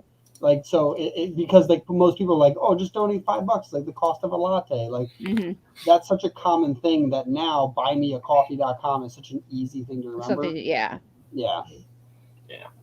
So we have that, but we also have our like Nova Nation thing that's like Patreon for like us and everybody else on our website. That's gonna like really like unlock next year when we get that situated. I think we have another show. I think there's another one. The Nova Files, but it's not like I'm not on that. It's like other people from our website that do it. Okay.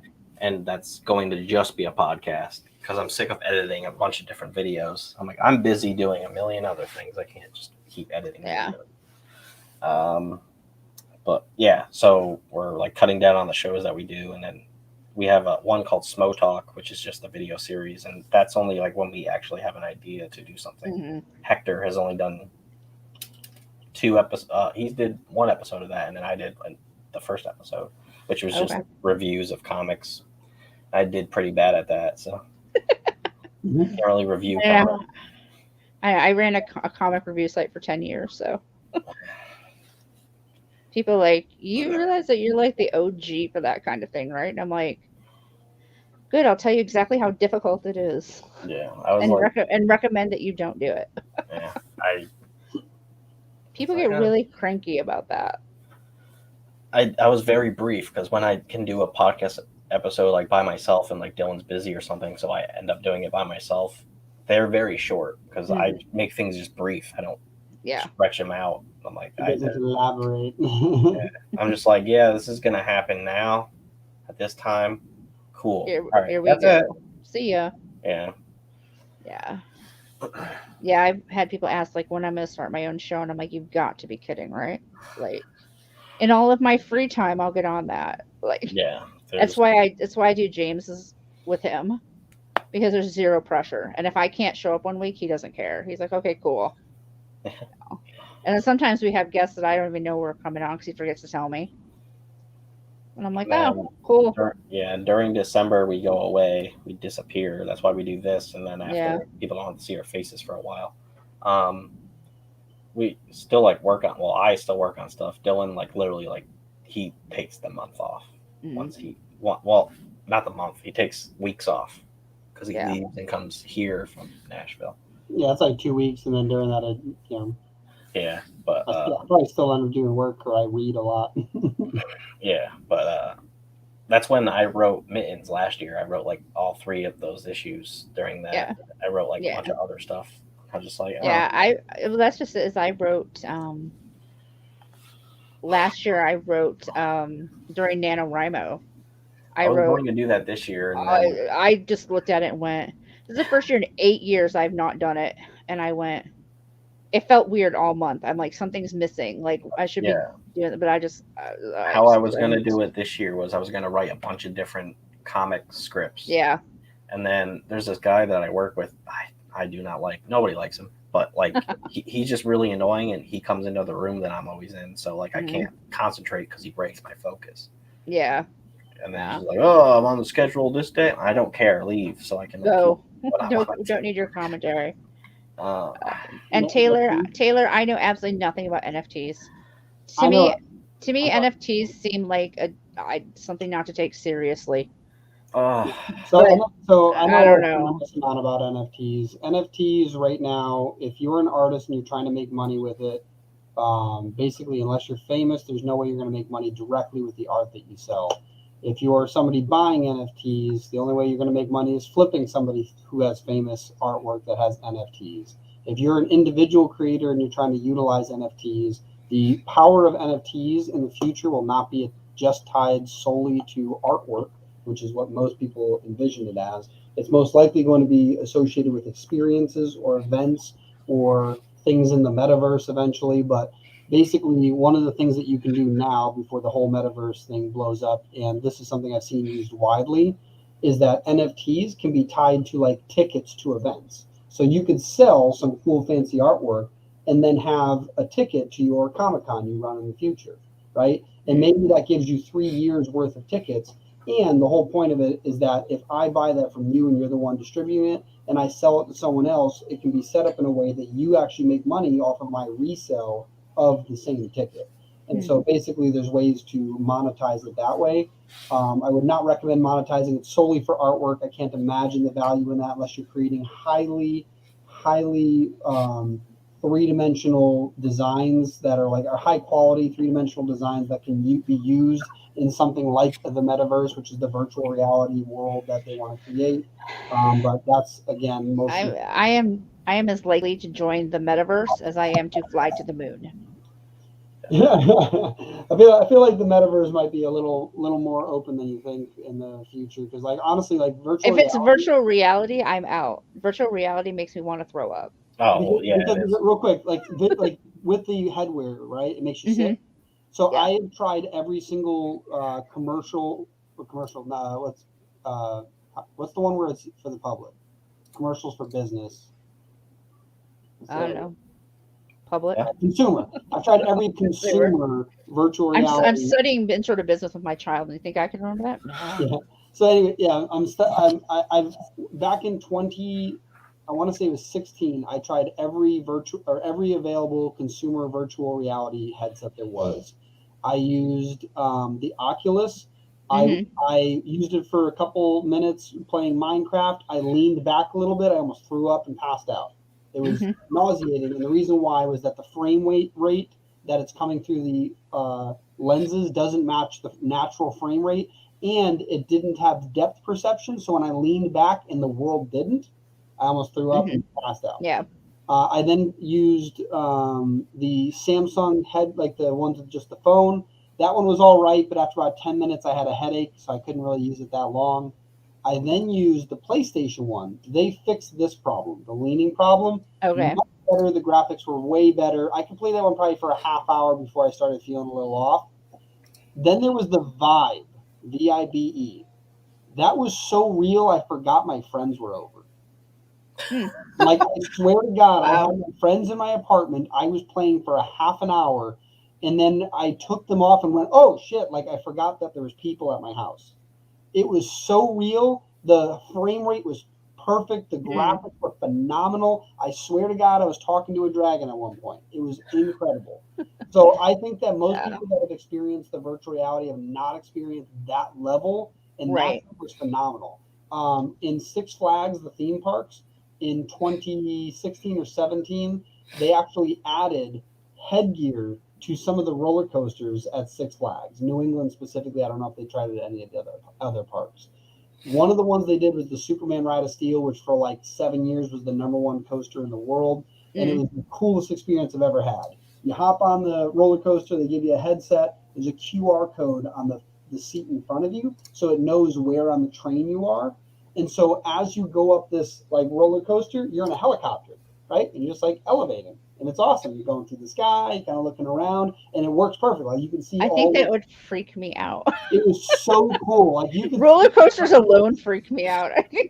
so you can see Metropolis, you can see the whole thing. There's like a fake person next to you, even though there's a real person. Like it couldn't like match them, so it just puts like a fake body there. And then out of nowhere, as you're reaching the peak of the coaster, you don't see that. You see a robot come up, and it's like Lex Luthor, like trademark or whatever. And then it hits you, and that's when the drop comes.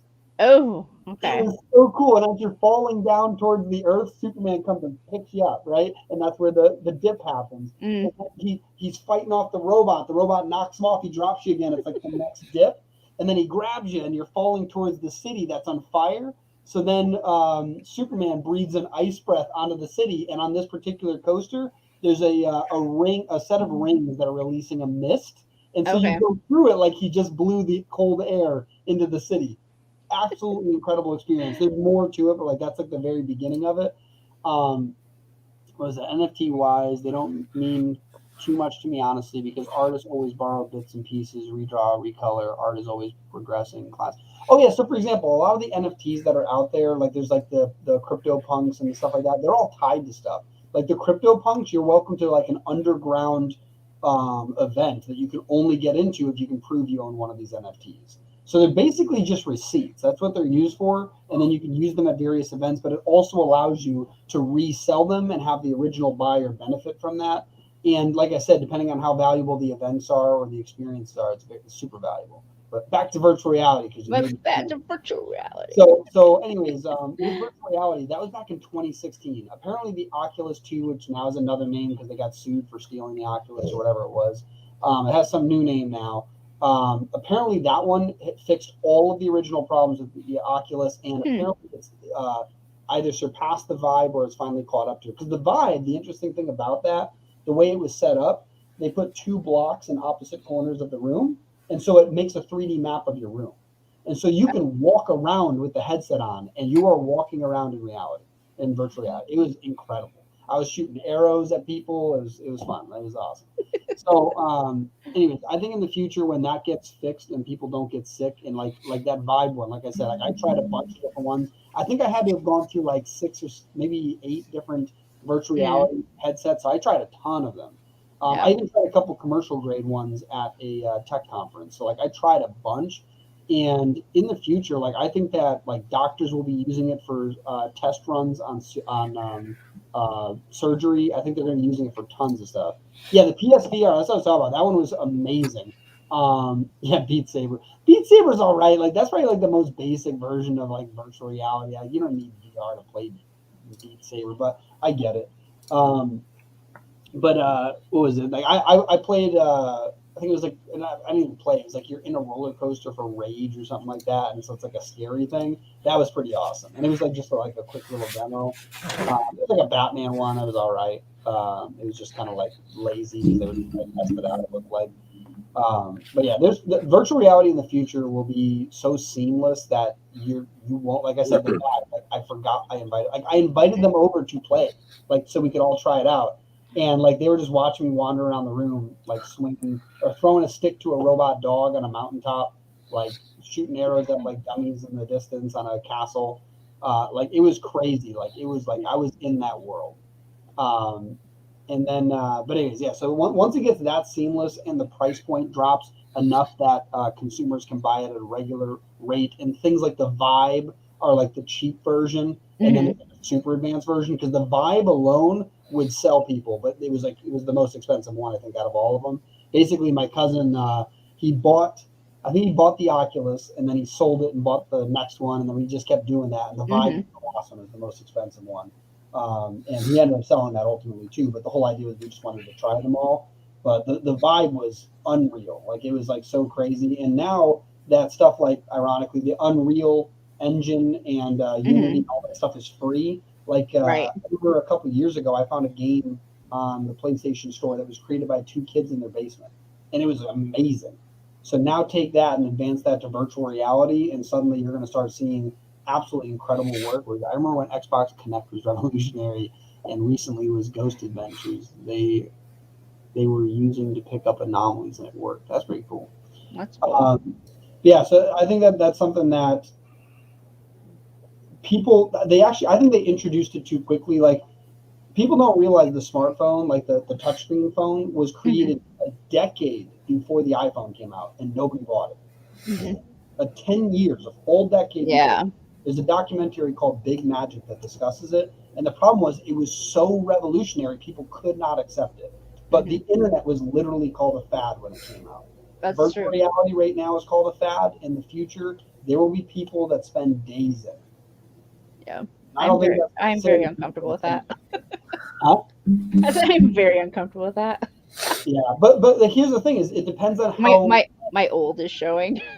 I think that it depends on what they do with it. So they actually have right now in the whole metaverse thing they're building out. They have suits that give you feedback, meaning like you could sword fight with someone, and when you get hit, it'll like just bump you, so you'll feel like the hit. And obviously, it's not hitting you with a sword; it can't do that. Right. But make it feel like you got hit. And I think in the future, because of that, it's not going to be something where people just veg out on a couch. Like they're actually actively engaged in this fantasy world. Like, imagine all the people that play WoW now that sit at their computer desk.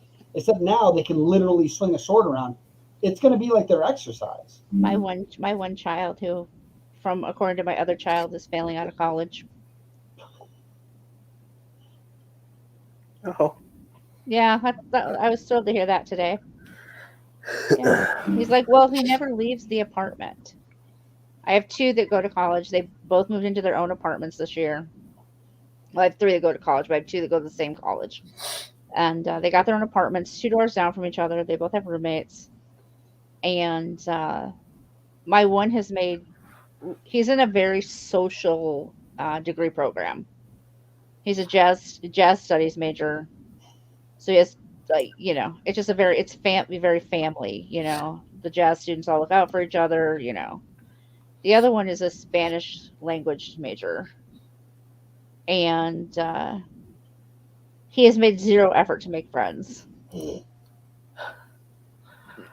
spent a year on campus in a dorm, then a year at home because of COVID, and now he's back in the apartment right across from campus. He tells me there are no clubs he's interested in. Is he a gamer? He plays WoW, and I guarantee there's a gaming club on campus. I guarantee there's a WoW gaming club on campus. I can guarantee he tried telling me there was no Spanish club on campus. I said, I don't buy that for a minute. This is the kid that was also, he's adopted into our family. But he, was a 3 times a week going to church kid. You can't tell me. I know for a fact that there are Christian clubs on campus. So he's just made 0 effort. And because of that, he's lonely and he's sad, and all he does is game, and apparently is not doing well in his classes. Yeah. So that sucks, because even the gaming community can be like wonderful. Like I actually have a friend I met solely through video games Mhm. on an app that connected gamers, and now I'm going to be going to his wedding. Yeah. Like, that's awesome. Like that's how it should be. I have a friend of mine that I met playing EverQuest 2. Nice. And we're still friends. You know, years later, we went to Vegas together a couple of years ago. That's literally what we want to do. We want to go to Vegas, play some poker together because we were playing Grand Theft Auto and they added the casino, and we would literally just go in there and play poker next to each other and chat. Yeah, well, we need Like, to. He's a slot machine guy. I'm a not gambler at all because I'm poor as heck, and so putting money into a machine that I know the odds are is not. He would give me $100 and tell me to go play the slots. I'd play 20 and pocket 80. I'm like I can't do it. Like I hit $20 and I'm like I just can't throw any more money away. Nope. Yeah. No, the only thing. So I'm the only one that made money on that trip. That's funny. But yeah, I saw the Motorola one by the way. I still remember when the Razr came out. The thing was awesome. I had a Razr. I had a phone before the Razr. It was yellow and black and military rated for dropping. The Nexus. Yeah. Nexus? Something like that. That was my first phone. Yeah, it had the steel rebar that went through it. It can get run over by a tractor. Yeah, something like that. Yeah. The favorite one that I had was what's it called? The Sony Walkman, the Sony Ericsson Walkman. I still have it because like it gets such a great. This old thing, right? Okay. Yeah, this is the one they gave me back because it had a defect. But yeah, it slid up like that. Like it was so cool.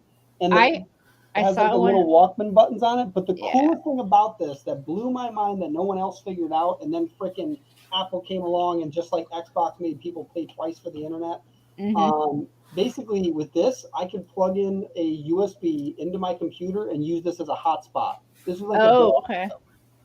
Yeah, so when I was still in college, I literally would hook this up to my laptop when I was home for the holidays, drive it. Like I was in the car, I could use my laptop in the car. Nice. Way before anyone else. It's kind of like how Dreamcast was the first online gaming system, and no one knew it. I think I figured this out. And then the iPhone comes out, and then all of a sudden people use it as a hotspot, and they're like, "Oh, we better charge for that." Just like Xbox Live. I know we don't host our own servers, and you're already paying for the internet, but could you do this again? And then what was it, EA Sports? And then EA Sports made you do that. They're like, "Hey, I know you're paying for the internet and Xbox Live, but now we also want you to pay for our special EA." Yeah, I saw a phone upstairs today. We've been doing some deep cleaning around the house, and I need to check it out next time I walk past the little box it's in. But I think it's actually one of the phones that had the slide out keyboard on it. Oh, like the BlackBerry phones? It was, maybe. I don't think it was a BlackBerry though. But I was like, is that what that really is? I need to look at it closer because I'm like, how long has this been floating around my house? I don't think we really need that anymore. Yeah.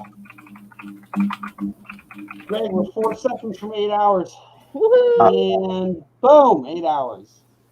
I got 80110 here. Yeah, mine's 801. But it still, I guess, is streaming on Twitch and YouTube, and Adam just sent me something that I want to show.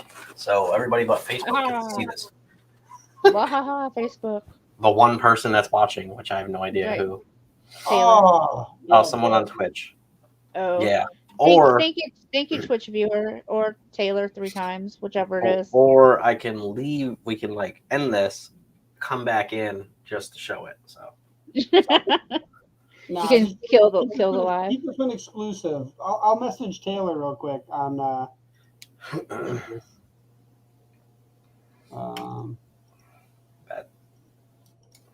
Taylor was full of questions tonight. Yeah. Good job, Taylor. Taylor. You know who Taylor is? I don't know Taylor. I don't think. I know of them from Twitter. Oh, that's cool. You can follow me on Twitter, Taylor. I'm on there once a week, maybe. I keep trying to be better about being on Twitter, and I'm not better about being on Twitter. There it is. Let's say I only do follow Fridays or whatever for people. I haven't even done it in a while. I do it, and then I always feel bad because I'm like, oh, like last week I did it, and it was literally just random people that whatever popped up. You know, if they followed me and I followed them, okay, you're in. I like not even like regular people I interact with. I just messaged Taylor, or I commented on a post and tagged him saying, "Hey, we're still on Twitch for a minute." But anyways, what are you going to show us? Because I do have to head out in a second. Yeah, I had like food at like 11:30 this morning, so I should eat a muffin or something. But it was a big meal. We went out for Molly's breakfast, and it was like ham and cheese omelet and hash browns and an English muffin. Greg, show us the magic. Come on, Greg. You showed us that. Oh, damn! That looks Didn't I see that? Oh, look at that. Oh, Yeah. Hey, what happened? things Go are back. moving. What? Go back. Show me him again. Look. Next one. Is it just those two right now, or is there the mouse? No, there's a third. Yeah, there's the Mouth. mouse. The mouth. Nice. I don't know which one I like more. We might just have to do all three variants. Oh no, he said we can do all three. We can have like cover. I know, A, but cover B. now one has to be like the main one. I have no idea. Oh, I want the recruit to be the main one. The one with nothing. Yeah, I just Yeah, that's what I would do. I probably do that one cover as the A main. and then cover B and then cover C and then there's Yeah. gonna be a variant that So someone's Greg, gonna. I think tomorrow during any slot that we don't have filled, we can go deep into the faceless organization. I think discussing. Yeah. Yeah. Yeah. It's So That is the one nice thing about prose books. I don't have to do variant covers. I haven't really. I mean, I suppose I could, but I haven't really done variants. It's just like Josh wanted to do one for Chronicles of Horror, and then when I saw it, I was like, "Well, now we're gonna need that." now we gotta do the variant. But yeah, like when I was messaging people to like back Chronicles of Horror in October, I was like, "You're a cover artist. You're a cover artist." I'm Yeah. like, "Who are you?" And there's Summer Dale, there's Steph Wilson, Mhm. there's some Francesco guy that works on Mike Teener's books. Okay. I think his name's Francesco. So yeah, it's Yeah, I just message Erik and go, Erik, make me a cover. what is that? What's that mean? It's the eye of the faceless. Oh. Yeah, it's Yeah, I message Erik. I'm like, Erik, make me a cover. He's like, what do you want? I'm like, whatever you make. I'm like the world's easiest, most difficult client all at the same time. It's like, give me some guidance. Greg, all right, I gotta head out. Yeah, me too. Greg, go take a nap. Oh, I have to create the new link for day 2. So Oh, I to- have to to like log rush in? to do that tomorrow. But Yeah. Fun. thanks for Thanks for hanging out all being day. on most of Yeah. it. Yeah, when I was listening earlier, I was typing psych notes for my son. I think the only thing I can think that you're on tomorrow is the secrets of sci-fi world building. That's the only I'm not on that oh, one. Oh no! I'm just on crowdfunding. I wouldn't know jack about sci-fi world building. So then again, apparently I didn't know jack about writing comics or, being a failure either. So that just baffles me. I'm like, legitimately, do you think I succeed at every single thing I do? Maybe it's because I don't. Maybe it's because I don't post like all of my goals, so people don't realize when I don't hit them. Like I had a goal to have this book shipped by Christmas. Oh. I still have 2 stories to write, and then I have to get to Erik to get the final cover copy, and then I have to get a proof copy.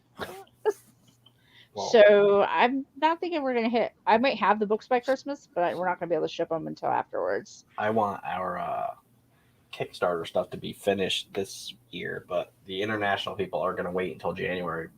But I had 1 book sent back from my last Kickstarter, and it was from Germany. I'm so frustrated because all of the stickers on it are in German, and I don't speak German. So, There's a Google Translate app where you can hover over the Is thing. there? And yeah, like it's called Okay. Google Translate. And if you I'll just try aim that. the camera at it, it'll translate everything on it. Oh, okay. I know. Oh yeah, that one's a hidden one. Greg, take it down quick. well, Yeah, he never just saw that. he just wanted to make it because he likes it. I know. Yeah, I knew about Google Translate, but I didn't realize it did that like in the phone app. Yeah, when you have the app open, because I'm hoping it can explain to me why it was sent back. Because it's it'll load. Right there's the camera. If you click on that, am I clicking on it? My phone's mad slow, but yeah, if you click on it, it'll. Oh, there. Yeah, now. Yeah, see, it's like aim at text, and then if you aim it at something that's in a different language, it'll translate. Come say hi. Everybody else has said hi today. Hi, kitty cat. That's Bongo. Hi, Bongo. I'm fostering him for 2 years because my child signed a lease in a pet-free apartment. Solid. Yeah. So. Yeah, so it's like $25. It cost me $25 to ship that previously. With the holiday rates, there's no way I'm reshipping that until after Christmas, after New Year's. I'm like, honestly, one thing I want to do is find a printer that's in Europe, because that would, like, right now the only printer we have for like single one-off prints is Ready Comics that we work with. Mm-hmm. But I wanted to that in the future that we have like an equivalent in Europe, because the rates are just ridiculous.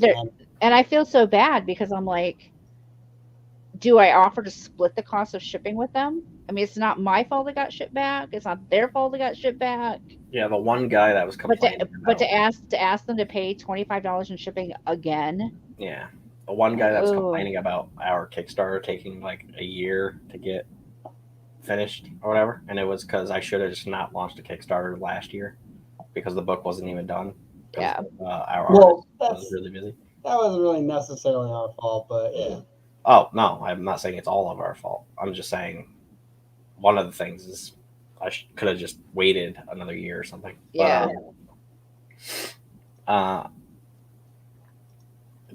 His package came back because I was like, is that the one you misaddressed? Yeah, by one number.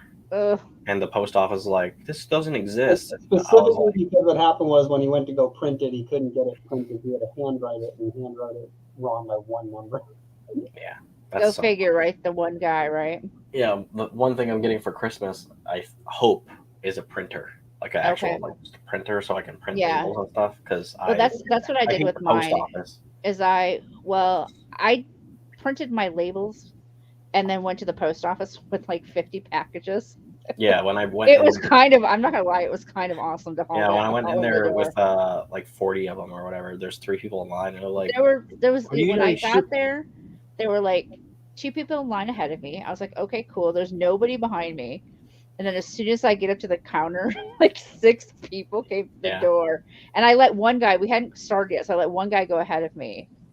And then at that point, there was nobody. And it's like as soon as we started rolling through them, and I said to them, "I'm like, I'm so sorry, but we're already started. We can't stop like halfway through here." And there was only like one person there. There was one person working the counter that day. So now somebody, by the time we got about 2/3 done, somebody else had come up front. But it's a small town post office, and I felt so bad. And then they spewed out the receipt, and I was like, "Oh dear God, I've killed the rainforest all by myself with one receipt." Yeah, there's 3 people that were working in the post office when I was in there with my girlfriend, and then like people just started piling behind us after. I was like, Then one lady we were using, her label printer wasn't printing the label. Like, that was just it. It kept ours kept gumming up. Yeah, printing out the shipping, the barcode for the shipping, it kept gumming up, and so he actually he fixed it. He goes, "This is going to have an accident," because it just kept doing it, and he's like, "This machine is going to have an accident, and we're going to get a new one." It's I'm not part of your federal destroying of federal property. Yeah, that was basically what was happening to our lady, and then some other lady came that was in the middle of the desk. She actually took over, and then she's like, "I can do this faster." I'm like, "Cool." So then and I was like, "Okay, awesome." Yeah. Okay. Well, I have to go. I just dropped my hand warmer, and I don't know where it went. Now I gotta do this again tomorrow. Yay! Fun storm in the castle. If you need me to pop on for anything, let me know. I'm around all day tomorrow. Probably just typing more psych notes or working on Russell Nolte's new book or something. It's the holiday weekend and I shouldn't be working, but I'm going to anyway, kind of thing. Okay. Yeah. It's just me here. My oldest who stays here with me is at his dad's for the holiday weekend, and he's going with his step grandmother to a college football game tomorrow. Yay for 37 degrees. Yeah, I wouldn't do it. But and the other kid is off with his girlfriend, so I'm here by myself this weekend, which means I tend to work. So Okay. Good night. Have a good one. Bye-bye. see you guys later.